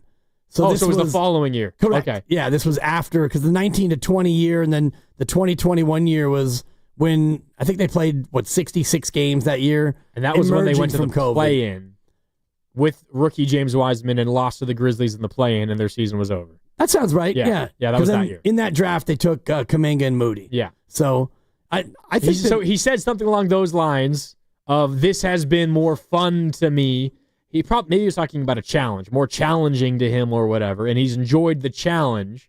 But it's kind of what you're talking about. Maybe the more rewarding coaching years are when you don't have a stacked roster and it's not, things don't come easy to you. And that's kind of what you're talking about. Yeah, Steve Kerr told Logan Murdoch he enjoyed last season more than Kevin Durant's final season with the Warriors. And that was Drew taking Steve's comments to Logan out of context, and then putting it out there. But it just goes back to the whole idea of Coach of the Year, because of my 25 years of coaching high school sports, the one time I deserved Coach of the Year was when I took over a girls' JV basketball team that was 0-9. We lost the next 17. We went 0-26. We lost by an average of 45 points a game. We would lose 63-8, 58-7. I mean, there was no doubt we were losing by 40 or 50, but your boy coached his butt off. That, to me, was not my favorite coaching season. I got the most booze at the team party, I'll tell you that. I'm talking handles from the parents for what I went through, but that was coaching. Booze as in... No, with an O-O-Z-E. Boo. No, I was like, boo. wait, what? How you going to boo? Booze. I'll drink to that. I mean, gotcha. We'd go into the locker room down 37-3, and it'd be like, hey, raise your hand if you hit that free throw. Good for you. Way to go, Had a kid. So, I mean... That was coaching. When you're Kerr and you've got KD and Draymond and all the talent they had. Yeah. I mean, you're coaching. You're coaching, but not like you are when you have a 15-50 team. Take a night off. Right. You can take a month off and you'll be fine. Anyway, at the end of the regular season, when you have a top 3 seed locked up, you're like, all right, I don't even care if we win or lose. Yep. And that's kind of what did the Warriors in this past year was they had to win almost every single game beginning in February to have a chance. And as we get back to the Warriors, the present-day Warriors, Dibs, and before we do that, I want to remind you that you're listening to 95.7 The Game, KGMZ FM and HD1 San Francisco, and Odyssey Sports Station, and the home of the Golden State Warriors and Valkyries, always live on the free Odyssey app, coming to you live from the Laughing Monk Studios. The inverse kind of did the Warriors in this past year, where they had to play so hard from February on just to try to make the playoffs, and that only got them into the play-in, by the way. And I think it's what makes what's going on this offseason troubling, concerning, or worrisome at least, because what the Warriors need to do, Dibs, is they need to get off to a good enough start to begin this year that they don't have to chase down some crazy win total number at the final few months of the regular season, because they had to play Steph and Jimmy and Draymond and everybody every single game, major minutes. They had to be worried whether or not, if we play Steph 34 minutes tonight, does that mean he has to sit out the next game? And if he sits out the next game, does that mean we're going to lose or we're going to miss the playoffs as a result? The Warriors can do themselves such a gigantic favor this year if they just get off to a solid start, and instead of being 20-20 through 40 games, they're looking at 25-15 or something along those lines, 27-13 through 40 games, because then they don't have to coast necessarily, but they don't have to push nearly as hard just to earn a top 6 seed in the Western Conference. And if they were to be a top 6 seed in the West this past year, Dibs, and not have to run their players into the ground for the final few months of the regular season, they might beat the Rockets in 5 or 6. Steph might not get hurt versus Minnesota, and they might have been playing in Oklahoma City in the Western Conference Finals. It's all possible, and I think about hindsight, and as Lo Neal famously would say, hindsight's 50-50, and I used to love that because, yeah, looking back, you were either right or you were wrong. So hindsight is not only 20/20, it's also 50-50. But I digest. I look more at this upcoming year, and I think about if you have Al Horford and Steph and Jimmy and Draymond, and that's 4 of the 20 oldest players in the association. Yeah. So how are you going to be able to elongate your season and protect them and still win games? That's where a Jonathan Kuminga would be a perfect piece for that. And I know he doesn't want to be a sometime DNP, and then now I need you to play 36 minutes. It's not ideal for him, but a young athletic player who can score when you're without Steph or Jimmy, or if Horford or Draymond needs a night because they're older players, this is where you need more young, inexpensive legs on your bench to help you avoid what you're talking about. Yeah, and that's what makes, I think, what's happening right now concerning, Dibs, because you have... Look, Kaminga could come back, and maybe you could play him. You know what? I want to play this because this is Steve Kerr, his end-of-season press conference from May 16th. So we're talking about nearly 2 months ago, right? The season ended the day before, maybe 2 days before, May 14th, May 15th was Game 5 versus the T-Wolves, one of those days. And then Steve Kerr the next day or a couple of days later at Chase Center at the podium fields questions for like a half an hour from members of the media, and he was asked about Kaminga returning potentially this coming year. And here's what Steve Kerr said. If JK comes back, we will for sure spend the early part of the season playing him with Jimmy, Draymond, Steph. I mean, to me, that would be a no-brainer.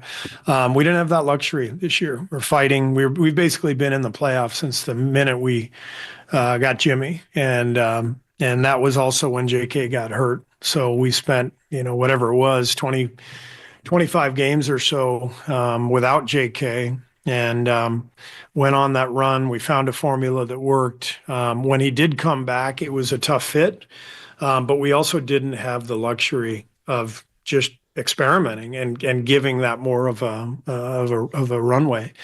So if JK comes back next year, we have to look at that for sure. Okay, so that's Steve Kerr, May 16th. On if Kaminga comes back, the Warriors are going to have to experiment more. And my mind goes to two places, Dibs. Number one, it's, okay, I hear you say that, but I'm not going to believe it until I see it, because everything that the Warriors have done up to this point suggests that they're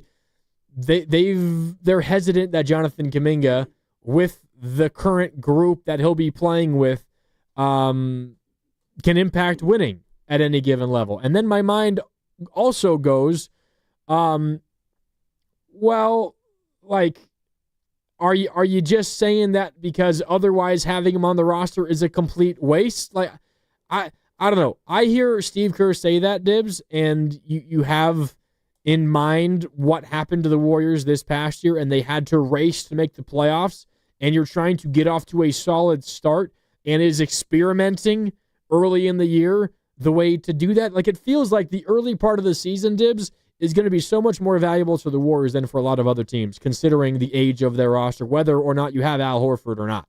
Agreed, and that's why I look at the camp and the offseason and what they might be able to do to make it so Jonathan Kuminga can fit. If he comes back, I can't imagine that there aren't some things that they can do, some combinations that they can play that will help JK and help this team as you get into an 82-game marathon. Because last year, even if you look at games played, Draymond was healthy.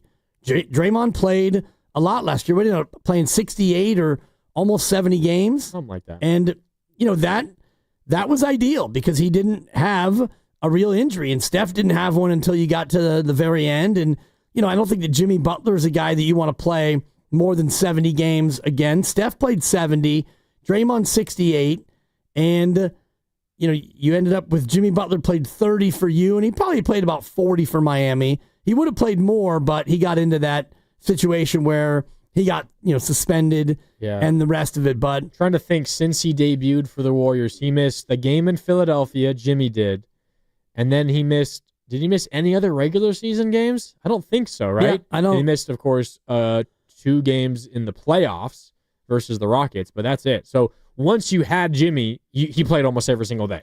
Exactly. Much like Steph and Draymond. And I just think about, the fact that you did catch some breaks last year in health. Steph was able to play 70, and that probably is about as much as you're going to want him to play. And Draymond the same, 68. And, you've got Pods and Moody coming back. And if you don't have Kaminga and you don't have Kavan, well, now you're starting to get into TJD. You're going to need him to play more minutes, and Quentin Post and Gee. And so now you're going to really be leaning on young guys to eat up a lot more minutes. And it would be great to have Kaminga, and I'm with you.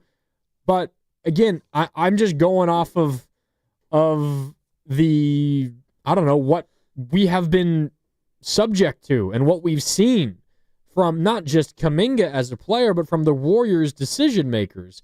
And when they're willing to throw Kaminga out there, it kind of feels like it's been at times a last resort. And if things are going all right, then we don't need Kaminga to do all that. Like, this answer, Dibs, that I'm about to play for you has become kind of a famous one here on Willard and Dibs. You had Steve Kerr on, you and Willard had Steve Kerr on May 22nd, the week after the Warriors season ended. And it was his last interview to this point on Willard and Dibs, and he'll be back, of course, for the upcoming season. But this was the final interview that he conducted with you guys on this show for the 2024-25 season. And I don't know who asked the question, but essentially the question, Dibs, was, and he was talking about Kaminga and the up and down season that he had and what he needs to improve on. And you guys essentially asked, do you think Kaminga can make the necessary adjustments to fit this team's needs? And this is how Steve Kerr answered the question. I do, but it's you go down the path and you try to get kind of habits that are built, and you want them to be consistent, and so in year 4 you would hope that those things are coming, and I would say they have been inconsistent. I'm talking about the rebounding front and taking care of the ball. And so, look, I mean, I've tried to explain this, to our fans and to you guys over the course of the year. But the way the team is built, we've got 2 guys in Jimmy and Steph who are 2 of the very best in the league, and they're going to have the ball in their hands. We have 2 guys in Steph and Draymond who are going to turn the ball over quite a bit. It's just kind of the nature of their games. The fit with Jonathan, and I've been very open with him about this as well. The fit is a little tricky when he's a guy who needs the ball and he's a guy who turns the ball over a lot. I mean, that's a pretty telling answer. Again, the question is, hey, Steve, do you feel like Kaminga can adjust his game to better fit you and your roster? And Steve says, I do, but Like, to me, Dibs, we talk about how important it is for the Warriors to get off to a good start, and Steve Kerr has talked about that, and not have to chase just the hopes of a postseason berth for the final couple of months of the regular season. That, to me, it feels like that idea, along with the idea of Jonathan Kuminga being back on the roster, I'm having a hard time accepting that both of those things can happen. Because Kuminga back on the roster, the Warriors will be forced to play him because they have to, because he's young and he's got potential, and the Warriors are old and they need all of the youth and athleticism that they could get, but it's going to be still an experiment, and they're going to see, can this work? Can that work? Can this combination work? Oh, that one doesn't. Let's try this one now. And by the time they either find something that works or they realize this is not working, you might be off to a bad start and you have last year all over again. You do. But at the same time, what other choice do you have? If there's nothing else out there, sign and trade, or another team that wants to pay him a lot, then you're kind of back to where he had that answer, which he's trying to talk himself into how it's going to work. And he starts with, I do, but, and he goes through all the buts of, well, he needs the ball, and well, Steph and Jimmy have that. And Draymond and Steph, they turn it over a lot, and he kind of does too. Yep. And I don't, is he willing to do all the things that we need him to do? And that is where I am, kind of stuck in this whole thing, because if Jonathan Kuminga shows a willingness after all this plays out, and if it plays out where he has to come back and be a Warrior, can he do the little things that the Warriors need him to do? And I know he's not the same player as Brandon Podziemski, but Pods does many of those little things that they ask him to do. And Pods gets 5 rebounds a game as a guy who is, 6'2", maybe 6'3", tops. And, that puts him behind only Draymond and Jimmy Butler in his short stint, and Kavan, who's gone. He gets 5 rebounds a game, and he is pretty good as a passer, and he doesn't turn it over a ton, and he plays some defense. He's usually not out of position. He might get blown by, which he does. So do many Warriors, but he's usually in the right place, and he makes the right play. He gets on the floor, he hustles, and he rebounds. The little things that you would hope Jonathan Kuminga can assimilate toward doing, because as Willard says a lot, the job that he wants, Kuminga wants, that job is not available. And it's Steph's job, then Jimmy Butler, then it would be Jonathan Kuminga on the here, go cook, as our offensive threat list. Yeah, and I saw someone earlier, and I think it might have been on the YouTube chat, and at this point it's buried. I can't go back and find exactly who it was, so I apologize. But 888-957-9570 if you want to join the conversation. The question or the point essentially was, oh man, now I've lost my entire train of thought. I can't even remember what it was. Hang in there. It'll come back to me. It was about Kaminga and his role and what's being asked of him, but it was just totally not what the Warriors need from him. And it's exactly what you were just talking about, but I can't remember the exact context. That's okay. And again, this is not any knock on Kaminga. It's just this is the situation where you have high usage players in Steph Curry. He's very high usage, and you want him to be high usage because he's your best player. He's one of the best players. Jimmy Butler's not high usage, but he has a certain skill set where he's going to get the ball and he's going to go out and try to get a bucket, and he's better at that than Kaminga. And Kuminga's also a guy who is high usage, meaning when he has the ball, a play is going to happen, either a shot for him or, in other people's case, a pass that sets up a shot for somebody else. And so if Kuminga thrives in that setting and you don't have that setting to offer him, then he's got to be able to adapt and do other things. Yeah, and to this point, whether it's because of a lack of opportunity, which is fair, or it's an inability from Kuminga itself, it hasn't happened yet. Consistently. And that's one thing that Steve said in there. Yep. And if I am trying to gauge whether I think it will happen now, I just lean to the no, because until I see it happen consistently, I'm not going to expect it to. And if the Warriors are expecting it to, I don't think they are, but if they're expecting it to, and oh, by the way, if he comes back, no matter what the circumstances, whether it's what the Warriors want or what they're forced to do, if he comes back, they kind of have to hope that it happens. But that's exactly what it is. It's just hope. And I don't think that they have a gigantic belief that it's going to be that different. Because it was what Slater reported, was it last week, 2 weeks ago now? What Kuminga wants. He just wants the opportunity to have the ball in his hands a lot and score 20-plus points and be the guy on offense for a team. And as long as Steph and Jimmy Butler are healthy, that's not happening here. Yeah, and that's just the reality of where this team is in this championship window. And just looking at usage percentage, which is the estimate of the percentage of team plays that the player is basically involved in. Okay. Steph was at 29.8. Kaminga was second on the team at 27.4. Wow. And that's crazy they're that comparable. Right. I mean, just barely behind Steph. And Wow. I know some of that is by design when Steph goes out. And this was before Jimmy came.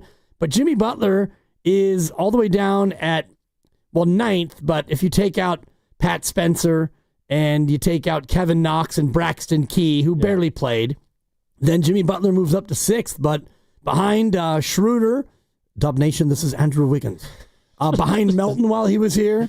And so, yeah, I mean, Dub Nation. Even Jimmy Butler, he has a usage rate that's basically the same as Buddy Hield. What is it? What's the number? 20.6, which is, for Buddy, it's basically you go over there and when we need you, we're going to find you and you just shoot it, buddy. Don't put the ball on the floor. No, we'd rather you not. And for Jimmy, it's a little different. Like, it's, let's call a play for Jimmy, an ISO and a post up, and then now Jimmy, you go and get it done. So their usages are done in different ways, but that just illustrates the need for the ball relative to, where the other players are. And we're going to go to the phones here in a sec. Mitch and Drew, I see you. And if you were to, Jimmy's usage is 20%? Yep. Right around there. If you were to ask Jimmy, he would probably say, I like it a little bit more around 17. Probably. Like, he doesn't like it that high. How many times did he say that? Like, no, I like to set others up. I don't want the ball in my hands at the end of the shot clock. Like, I am here to get everybody else involved. When it's my time to score, I will score. Not necessarily Kaminga wants more than what his was, which was 27% or whatever it was. Yep. I don't know if Kaminga would necessarily want more than that. That's a pretty healthy chunk. But the difference is Jimmy will get the ball, should get the ball more often than Kaminga. Jimmy doesn't even want it that much in the first place. Yeah, he wants to make the right play. And just looking at Jimmy's career over the last 7 or 8 years in Miami and in Philly, he was around 24, 26, 26% usage. But you come here to Golden State and you realize you're playing with Steph Curry. Yeah, that takes a dip. It takes a dip, and he wants it to take a dip, to your point. Yeah. Like, I don't know if Kuminga looks at it that way, and I don't fault him for it because he's 4 years in and he wants to cook and he wants the bag, and I would want the same thing. But the structure of this offense is a guy like Jimmy Butler is taking a big step back in how much he wants the ball, so everyone else should kind of fall in line. Yeah. 888-957-9570. Let's go back out to the phone lines. Mitch is in Maryland and wants to weigh in on the Warriors. Mitch, how you doing? You're on with Dibs and Grandy on Willard and Dibs. How you doing? Doing great. Thanks for having me. Yeah, no problem, man. I agree with everything you guys are saying, but I mean, look at the Warriors' composition. I have 2 points to make.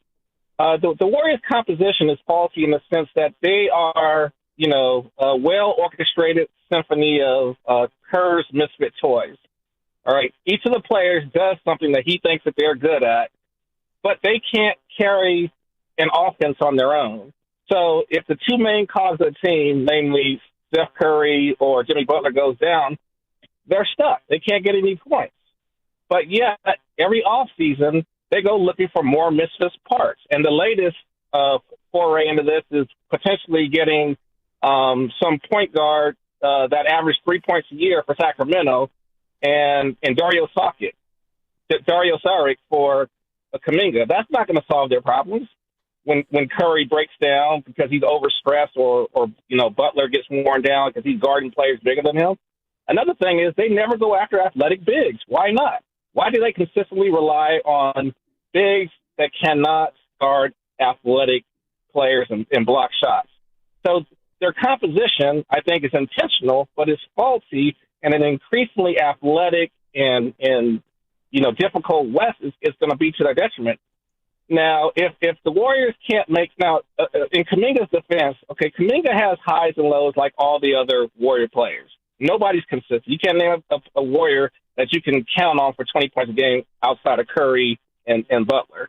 That being said, Kaminga's highs are higher, I think, than Moody's highs, and I think they're comparable to Podziemski's highs. I mean, Podziemski's made a lot of bonehead plays, but he doesn't get penalized and called out, and demonized for that. And I think Kerr has degraded Kaminga's market value by consistently publicly calling him out instead of coaching him in the background, like a Mike Brown probably would have done. So there's no wonder why we can't generate any trade interest in him. But if the relationship is irreparable and we have to trade him, please do not trade him for more bit parts. If we can get Malik Monk, get him. The guy is a human scoring machine off the bench, and that's what we need. We need somebody who can spell Curry and Butler for a period of time, and not have Curry be overworked when he comes back in, for taking a 10-minute break. And for some reason, they seem to shy away from players that can help them, and I don't understand it. I feel like it's Kerr's need to have the final say in these talent acquisition decisions, and if it's not one of Kerr's system guys or somebody who he thinks can conceptualize and fit in the system, he passes them up. And there are countless players we could have had on the cheap that we passed up because of that, and I feel like that's hurting us, and somebody needs to call that out. I hear you, Mitch, and you make a lot of interesting points. In terms of one, you're talking about that reported sign-and-trade deal, Kaminga and the Sacramento Kings. The Kings would give the Warriors Devin Carter and Dario Saric. It's not happening. Thank you. It's just not happening. Both are in agreement that is a bunch of hooey. No, it's not happening. So get that out of your head. It's not going to happen. Don't worry about it. If it does happen, then the Warriors are going to have to answer, because that would be a disaster if that were to happen. You'd be better off with a disgruntled, doesn't fit Kuminga on a 1-year deal, knowing that you probably get nothing for him after another year. That still would be better than taking on those two players. They're comparable at the very least. The idea about them never going after an athletic big man, I think it's an interesting notion, and I have two responses. First, those athletic big men are very hard to acquire, and you saw Miles Turner, who I think would fit that bill, as somebody who was, never even reached free agency. He was a sign and trade, and I don't think the Warriors could afford it. Signed a 4-year, $107 million deal. That is almost $27 million per year, which is 26.75. Too rich for their blood. And the other piece of it, and this is something that many fans rail against, and you can understand it and dislike it, but this is what they do, and they've won 4 championships doing it. They don't want just any big athletic center. They want a certain type of big athletic center, one who can stretch the floor, defend a little bit, and do the things that fit into the Warriors scheme. And so I don't think that there are that many players out there. DeAndre Ayton's a great example. Double-double in his first 7 years in the association. I don't think that he fits with what they're trying to do. And ultimately, he was too rich for their blood too, but that becomes a good example for me of a big who, he's a good serviceable center in certain systems, but not this one. Like for the Lakers, he's perfect. They're never going to pass him the ball. Like all his buckets are going to be on, well, I guess a lob is a pass, but you get my point. They're not just going to run some stuff for him. Luka, his usage is one of the top 3 in the association, and LeBron more and more is a point guard, but he uses it a lot, and then Austin Reeves. And so Ayton, go ahead and run to the rim and rebound, but that's all we're going to need you for. The Warriors don't play that way. What did Ayton go for? Is it $8 million? It's something like that with the Lakers. It's honestly not a terrible number. It's not, but part of that is because he's already getting paid by Portland. But the Lakers got, I think, decent value for him. Now, we'll see how he plays, and could the Warriors use him? Yeah, probably. But is he exactly the kind of big that they're looking for? No, probably not. And I think he's shown a lot of other attributes just in terms of drive and motor that the Warriors have zero interest in. So that move, the Warriors missing on Ayton, doesn't really bother me all that much. Now, the other thing that our caller brought up, which I think is interesting, and I know there's a lot of Warrior fans that do feel this way. We got a couple more calls that we will get to. Drew and an angry vegan, I see you. We're coming to you in a bit. Angry vegan. But our previous caller talking about how Kerr, whether it was purposeful or not, doesn't matter. Kerr tanked Kuminga's value. Kerr ruined Kuminga's value. I think there is a conversation to be had here, Dibs, because the Warriors do not get to the situation they're currently in where you have a restricted Kuminga, you're staring down the barrel of the gun of him potentially taking your qualifying offer, playing for you for one more year under $7.9 million, the qualifying offer, and then walking for free. That reality is a reality because the market for Kuminga is so sparse. It's dried up.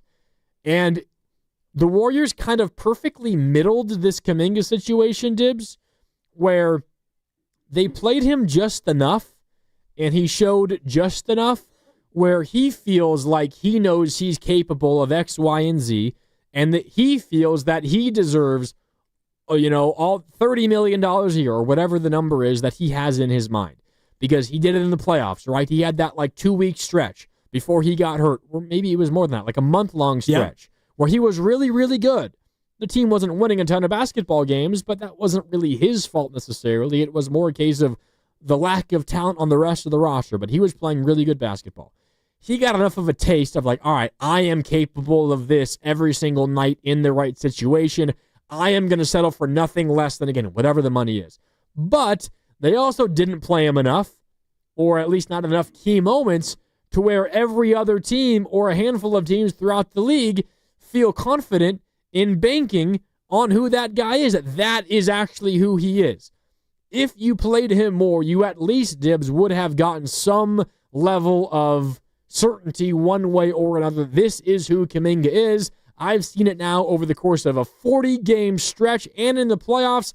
Okay, I feel good about giving that guy $25, $30 million a year because I've seen it for long enough. The Warriors, they perfectly middled this, Dibs, where they kind of created the situation that they're fearing now where there's no market for Kuminga. Now, it wasn't purposeful. Steve Kerr and the Warriors did what they did to just win basketball games. They put out the lineup that they felt gave them the best chance to win, and in the moment, I can't really blame them for that. But a result of that and those decisions, Dibs, I think is a big reason why they're in the situation they are right now, because they, through those decisions, kind of created a market for Kaminga that is almost non-existent. Well, and also the market is non-existent too. So what you just laid out, I don't fully disagree with because a couple things played into it. One, the ankle injury, he missed 31 games. And before that, I was just looking at the game log. He missed 2 due to illness. After that, he came out and he played in 17 straight. He started 7 of those games, and he averaged 19 a game. And he averaged 20 a game. And he shot 37% from 3, which is, you'll take 37% from Kuminga. And he actually shot 65% from the foul line. You'd like that to be a little bit better. The team went 6-11. So JK cooked, and he got 29 minutes a game, and he started 7 of them, and the team was 6-11. So, and I'm not putting this all on Jonathan Kuminga, but even though he played great, and he had 34 at the Clippers, they lost by 10. 34 in a win over Phoenix. Yep. He had, 26 in a loss to Indiana. So there was a lot of these games where he was cooking and the team was not necessarily winning games. So I don't think the Warriors intentionally depressed his market. I think that they were trying their level best to win. And even through this stretch, he averaged 20 a game over the better part of a month and a half, and then the ankle. The ankle goes, and he's out for 2 months, and then you get Jimmy Butler, and it's a whole different ballgame. That changed things. But I also think the acquisition of Jimmy Butler, whether or not Kaminga was healthy at that time, also would have changed things. And we probably would have gotten to a similar point, say, in the playoffs, when Steph's healthy, Kaminga wasn't playing. I think that probably happens whether or not Kaminga gets hurt, because just the nature of what Jimmy Butler does on the Warriors roster, it kind of makes The Warriors don't need Kuminga scoring nearly as much when they have Jimmy Butler alongside Steph, because it's just they get the scoring from other situations as a result of Jimmy Butler's ability to get others involved. Exactly. And so when he comes back in March 13th, it's a whole different team. And, he's not starting anymore, obviously, and that led to some DNPs down the road. So his market, I think, was hurt by the role that he had, also the ankle injury, but equally what has happened to the market. And with this collective bargaining agreement and all these teams fearful of going into the tax and into the punitive aprons, the fact that no team has money and he got hurt and his role diminished, because he's not the only restricted guy sitting out there still. We mentioned it before. You got Giddey and 2 or 3 other guys who are in the same boat. Exactly. Yeah. These guys are also waiting for that bag, and it's just not out there. And they both had, all in all, they probably had better years than Kuminga. Right. Giddey did, at least the tail end of the year, and Quentin Grimes had amazing games and moments. Maybe the ceiling isn't quite as high for a guy like Grimes as Kuminga, but it's not like those two are coming off of... Didn't Grimes have 50 one game? Or I think it was against the Warriors when he was with Philly. Oh, that's right. Right? Might not have been 50, but it was... It was at least 40. Yep. It might have been 50. But he was also a Maverick that they traded at the deadline. They got rid of Luka and Quentin Grimes. Then Quentin Grimes went on and had an amazing season the rest of the year. 888-957-9570. Drew is in Sunnyvale and wants to weigh in. What's up, Drew? Hey, guys. Happy 4th. What's going on? Not much, man. Happy 4th. How you doing? Yeah, doing good. So, yeah, I sort of wanted to, go through the timeline of, JK with the Warriors post-Jimmy acquisition, right? And so... and then how it leads into what JK might be, what his role might be if he does come back, right? So when Jimmy was acquired by the Warriors, obviously they went on this run. They were playing extremely well. And then obviously JK comes in and the fit is very unclear. And more importantly, the Warriors start to lose games, as Dibs alluded to earlier in this discussion that you guys were having, right? And so when JK started to sit, were games in which the Warriors had must-win games. They had a must-win game in Game 82 against the Clippers. They lost that game, but in the next game they had a must-win, an absolute must-win against Memphis. They ended up winning that game, and these were without JK playing, without JK in the lineup, right? So I think it was a situation where JK was coming off injury, and Steve Kerr could not figure out a way for JK to fit in and for the Warriors to still win games. So I do think that is the reason JK sat during those games and in the playoffs, basically the pivotal games. But I don't think that necessarily leads into this year as much as Grandy thinks it does. I actually think if JK were to come back, and I think it's a big if for reasons I'll state a little later on, because I think that if JK were to re-sign, Steph, Jimmy, and Draymond, if the Warriors are lucky, will probably play 60 games this year together with the Warriors, right? And this is without injury, this is purely like rest. Load management type of deal, right? And so I think there is a lot of opportunity for JK next year to play and to play well and increase his value through starting when one of those 3 guys are out, right? But the issue and the question is, would JK want to be yo-yoed like that? Does JK want a consistent role? Or does would JK not mind a role like that where he can go and score and prove his value before hitting the free agent market either 1 or 2 years from now? So I think that's where JK's head is at. I think he wants a consistent role. And I also think the Warriors would rather trade him. But as we've seen in the first couple of days of free agency, neither player has full control over neither party has full control over what happens here. And I mean, a team needs to want JK and sign him to his number, and then the Warriors need to be able to have a trade in which they feel comfortable with the return. And like this give and take is, I think that is what is taking so long. And I think it will. I think it can take it has potential to take a very long time, and probably not happen at all to the point where I think JK probably takes a 2-year deal with a player option in the second year. I mean, I think there's just too much give and take here to where the Warriors and JK come to a resolution and he comes back. Yep. Thanks for the call, Drew. Interesting. The question you asked there in the middle of your call, essentially, like in terms of what JK wants in a role. Let me phrase it to you this way, Dibs.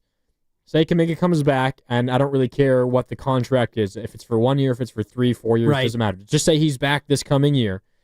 He's playing still behind Steph and Jimmy and Draymond. But as Drew laid out, those three are probably going to miss quite a decent chunk of games, whether they're hurt or not, just for the sake of keeping them fresh when April comes around. They're going to miss some games. So Kuminga is likely going to have, at least a handful of games where he's probably like the featured scorer. Like, I would imagine that would be the case. Do you think he would prefer being yo-yoed like that, or say 80% of the games that he plays, he's, I don't know, your seventh man off the bench, and he's playing 20 minutes a game, and he's scoring, I don't know, like 13 points per game? Yeah.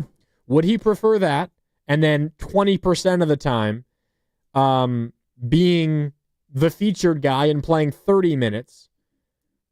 Or would he want somewhere more in the middle where he's still not the guy every night, but he's playing more minutes every single night no matter what? Like, does the 20% chunk of his games and where he's the guy, is that enough for him? Or would he prefer a more consistent, straightforward, maybe on average a little more per night role? Probably more consistent, I would guess. And I can't speak for his thoughts and feelings, but just looking at last year, he played in 47 games, 10 starts, and in those 10 starts, he averaged about 17 a game, and he played, how many minutes? He played 28 minutes a game as a starter, 37 games off the bench, and he played 23 minutes, so 5 fewer minutes, and he averaged 15 points, so 2 points less. And that was the majority of the games he came off the bench, and he was only getting 23 minutes. And I know some of this is skewed because he got hurt in the game in the first quarter, and there was another game where,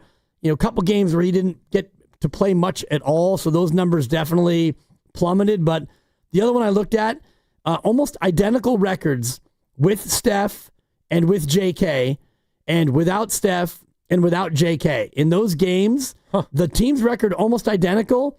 When JK played in those 47 games, he was a +6 for the year.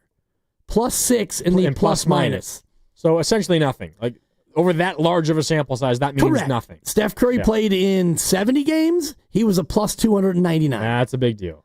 Right. It's so Steph. It's obvious. 299 versus +6. And, I won't even hammer the people with the pods because, people who don't like pods don't want to hear it, but he was a +259. That's pretty good. On the year. So, I mean, like him or hate him, think he's overrated or whatnot, when he played throughout the whole year, 64 games, they were a +259.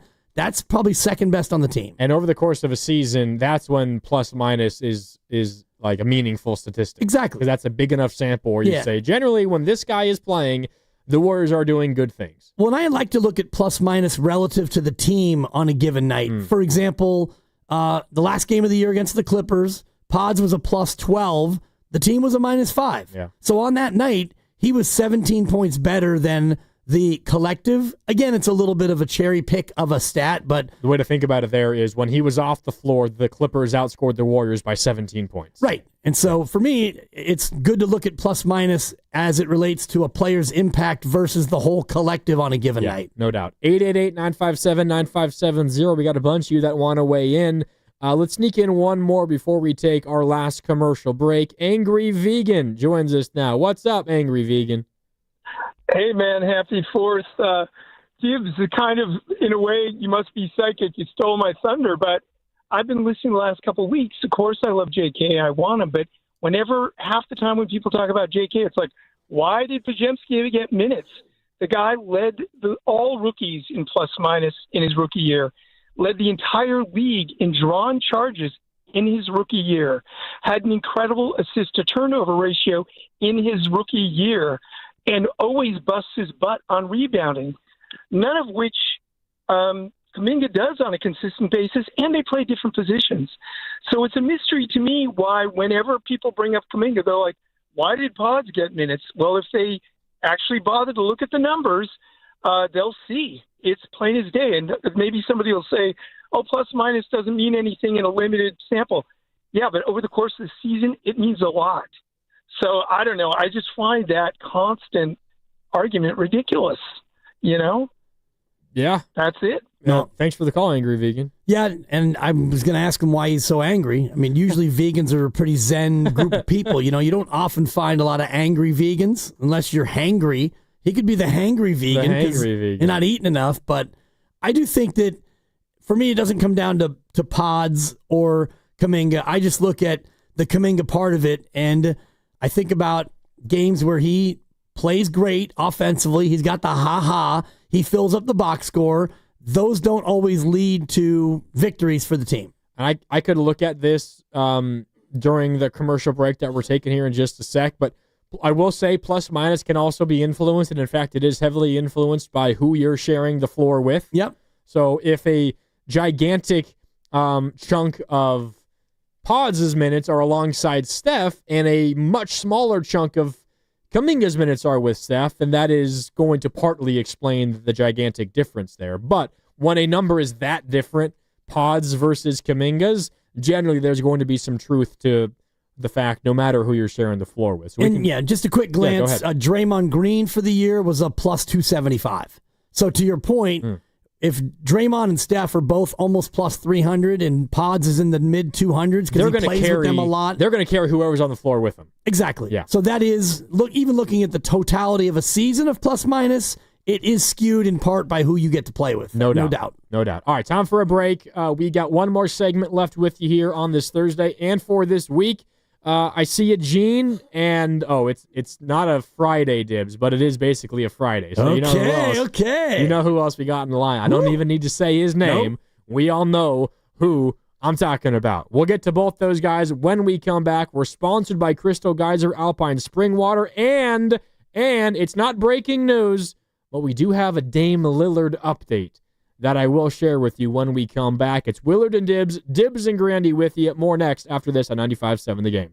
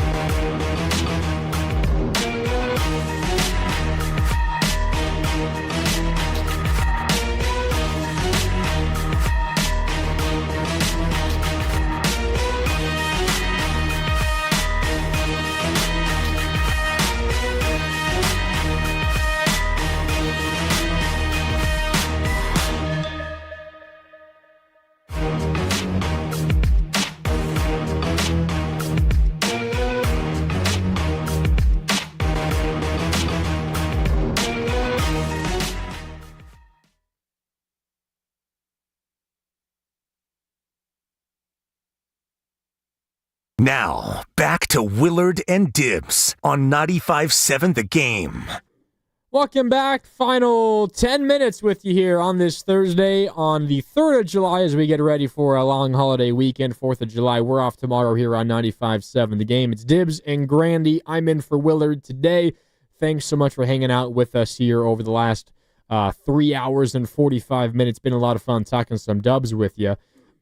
Dibs, we got a couple calls to get to, and we will do that before we say bye. Okay. But what do you want first, the Dame Lillard update or the Podziemski Kaminga two-man rotation numbers? I got both for you. Let's go to the numbers first. Okay. Because we were just hitting on a lot of numbers. But, yeah, let's hear those Poudziemski kids. That's right. So Steph Curry and Brennan Podziemski shared the floor for 652 minutes this year, Dibs. Okay.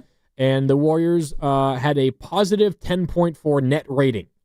So they outscored their opponents on average. And that's a two-man group? Two-man group. And how did that rank for the team? Do you know that just offhand? Like where that two-man... Because I think the Steph and Draymond is usually near the top of two-man lineups.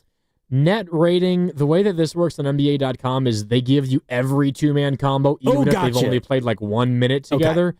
So I would have to scroll. That's all right. I thought you were on Basketball Reference, but I could find that on the reference. But go ahead and... The highest, 200 or more minutes shared, the highest two-man game is actually Podziemski and Looney, oddly enough. That two-man lineup has a net rating of 19. Okay. Which is really, really good. But specifically... where did this go here?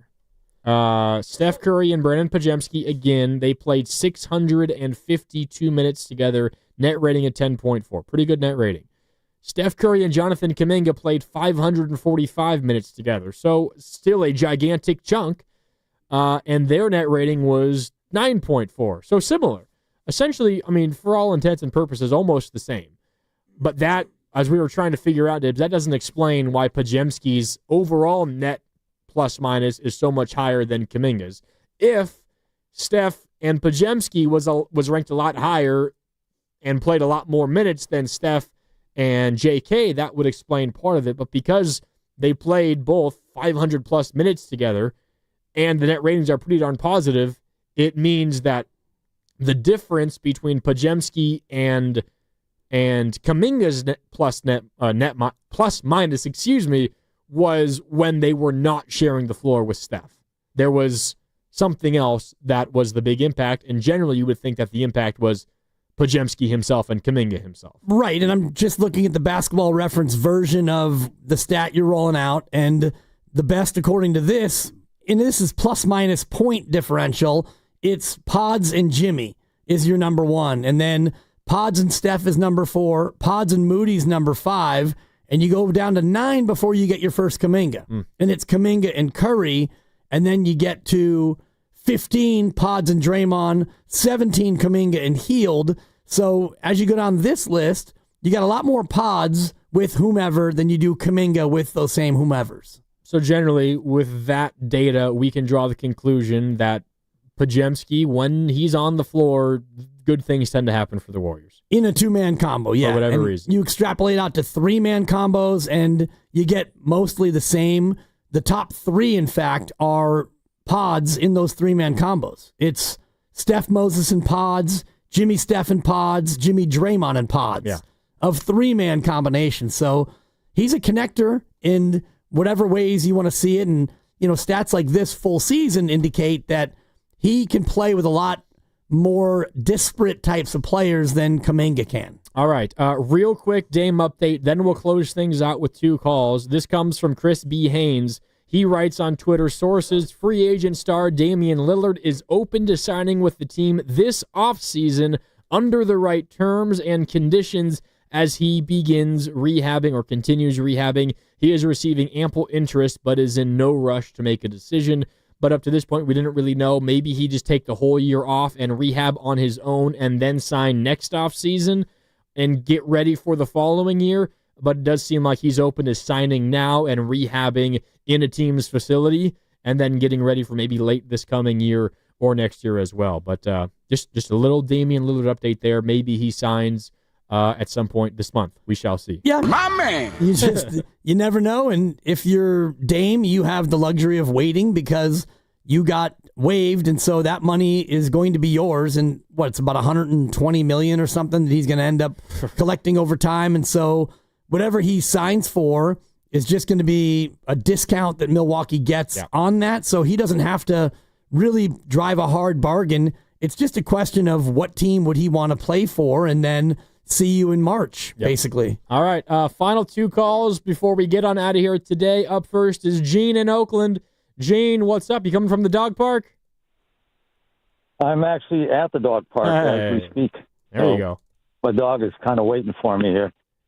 First of all, quickly, and I don't want to get too far into it, but I'm not crazy about the whole Damian Lillard idea. I just don't see how that works. I mean, unless he wants to come off the bench, he can still shoot, but who knows what kind of condition he's going to be when he finally recovers from this horrible injury and he doesn't play any defense. So I don't know. I mean, if we can get him at a veteran minimum, sure, but I'm pretty certain he's not going to want to do that. So, anyways, turning to Kaminga, you guys talking about Podziemski and comparing to Kaminga, I think is an excellent segue with what I want to say. As I said a couple of days ago, I expect this is a rude awakening for the young man to see that he's not garnering any interest out there. Something like 70-plus moves made, and none of them include him. And the reason is he's just not anywhere near a complete player. And he can be. He just has to work hard at it. He has to commit to it. And he has to start by, coming off the bench as he has been, maybe as a regular 6th or 7th player, and just work his ass off to learn all these other skills he needs to have if he is going to be a starter and a star and whatever else he wants to be. I hear you. I hear you, Gene. That. Sorry, I don't mean to cut you off, but we just don't have a lot of time. Yeah, up against it, Gene. And I guess we'll find out if he comes back, if he's willing to do just what you described. And I think there's a pretty decent possibility that he does come back in one way or another, whether it's on a 1-year deal, a 2-year deal, a 3-year deal.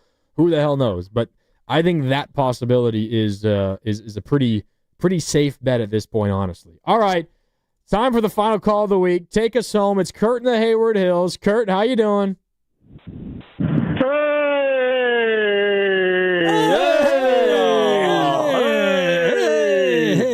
Hey, Dibs and Grandy, the 2 Spec Sports boys in the Bay Area.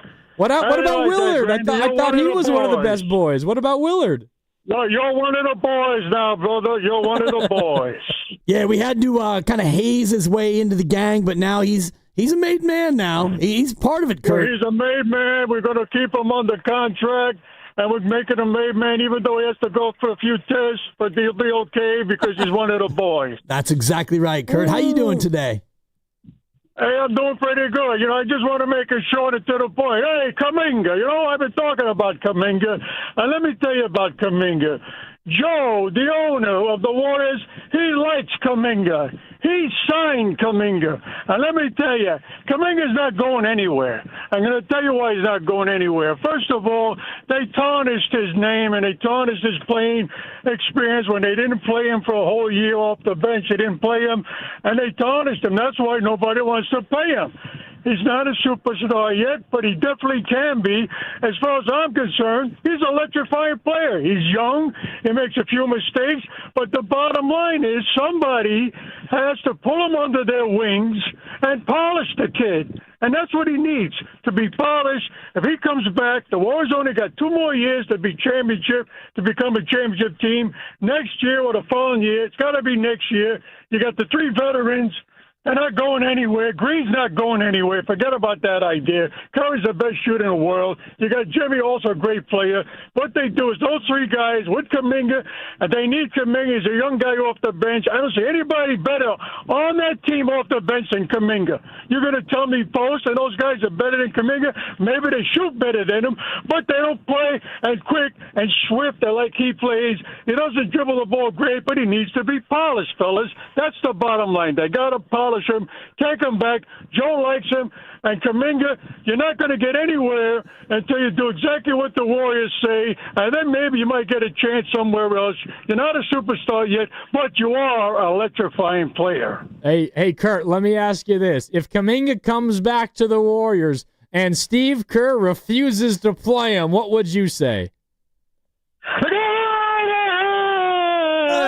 There we go, Kurt. Bringing us home on a Thursday. Attaboy. That felt good to just get tee one up for him. Yeah, you did great. You did great. And, we got through a nice, lengthy call, and, we got Gene in Oakland from the dog park. It now feels like we're in a good spot to head into a wonderful 3-day weekend. I feel complete now, dude. Yes, absolutely. I definitely do. All right, happy 4th to everybody out there. Have a safe and fun holiday weekend. For the guys behind the glass, shout out to Cam, shout out to Zach, for my partner Dibs. Dibs, has been great hanging out with you the last 4 hours.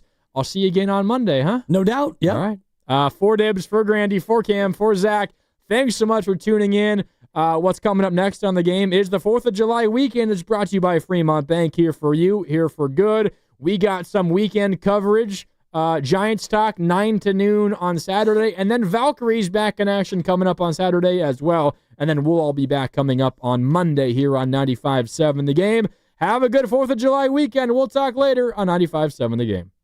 Ladies and gentlemen, the weekend.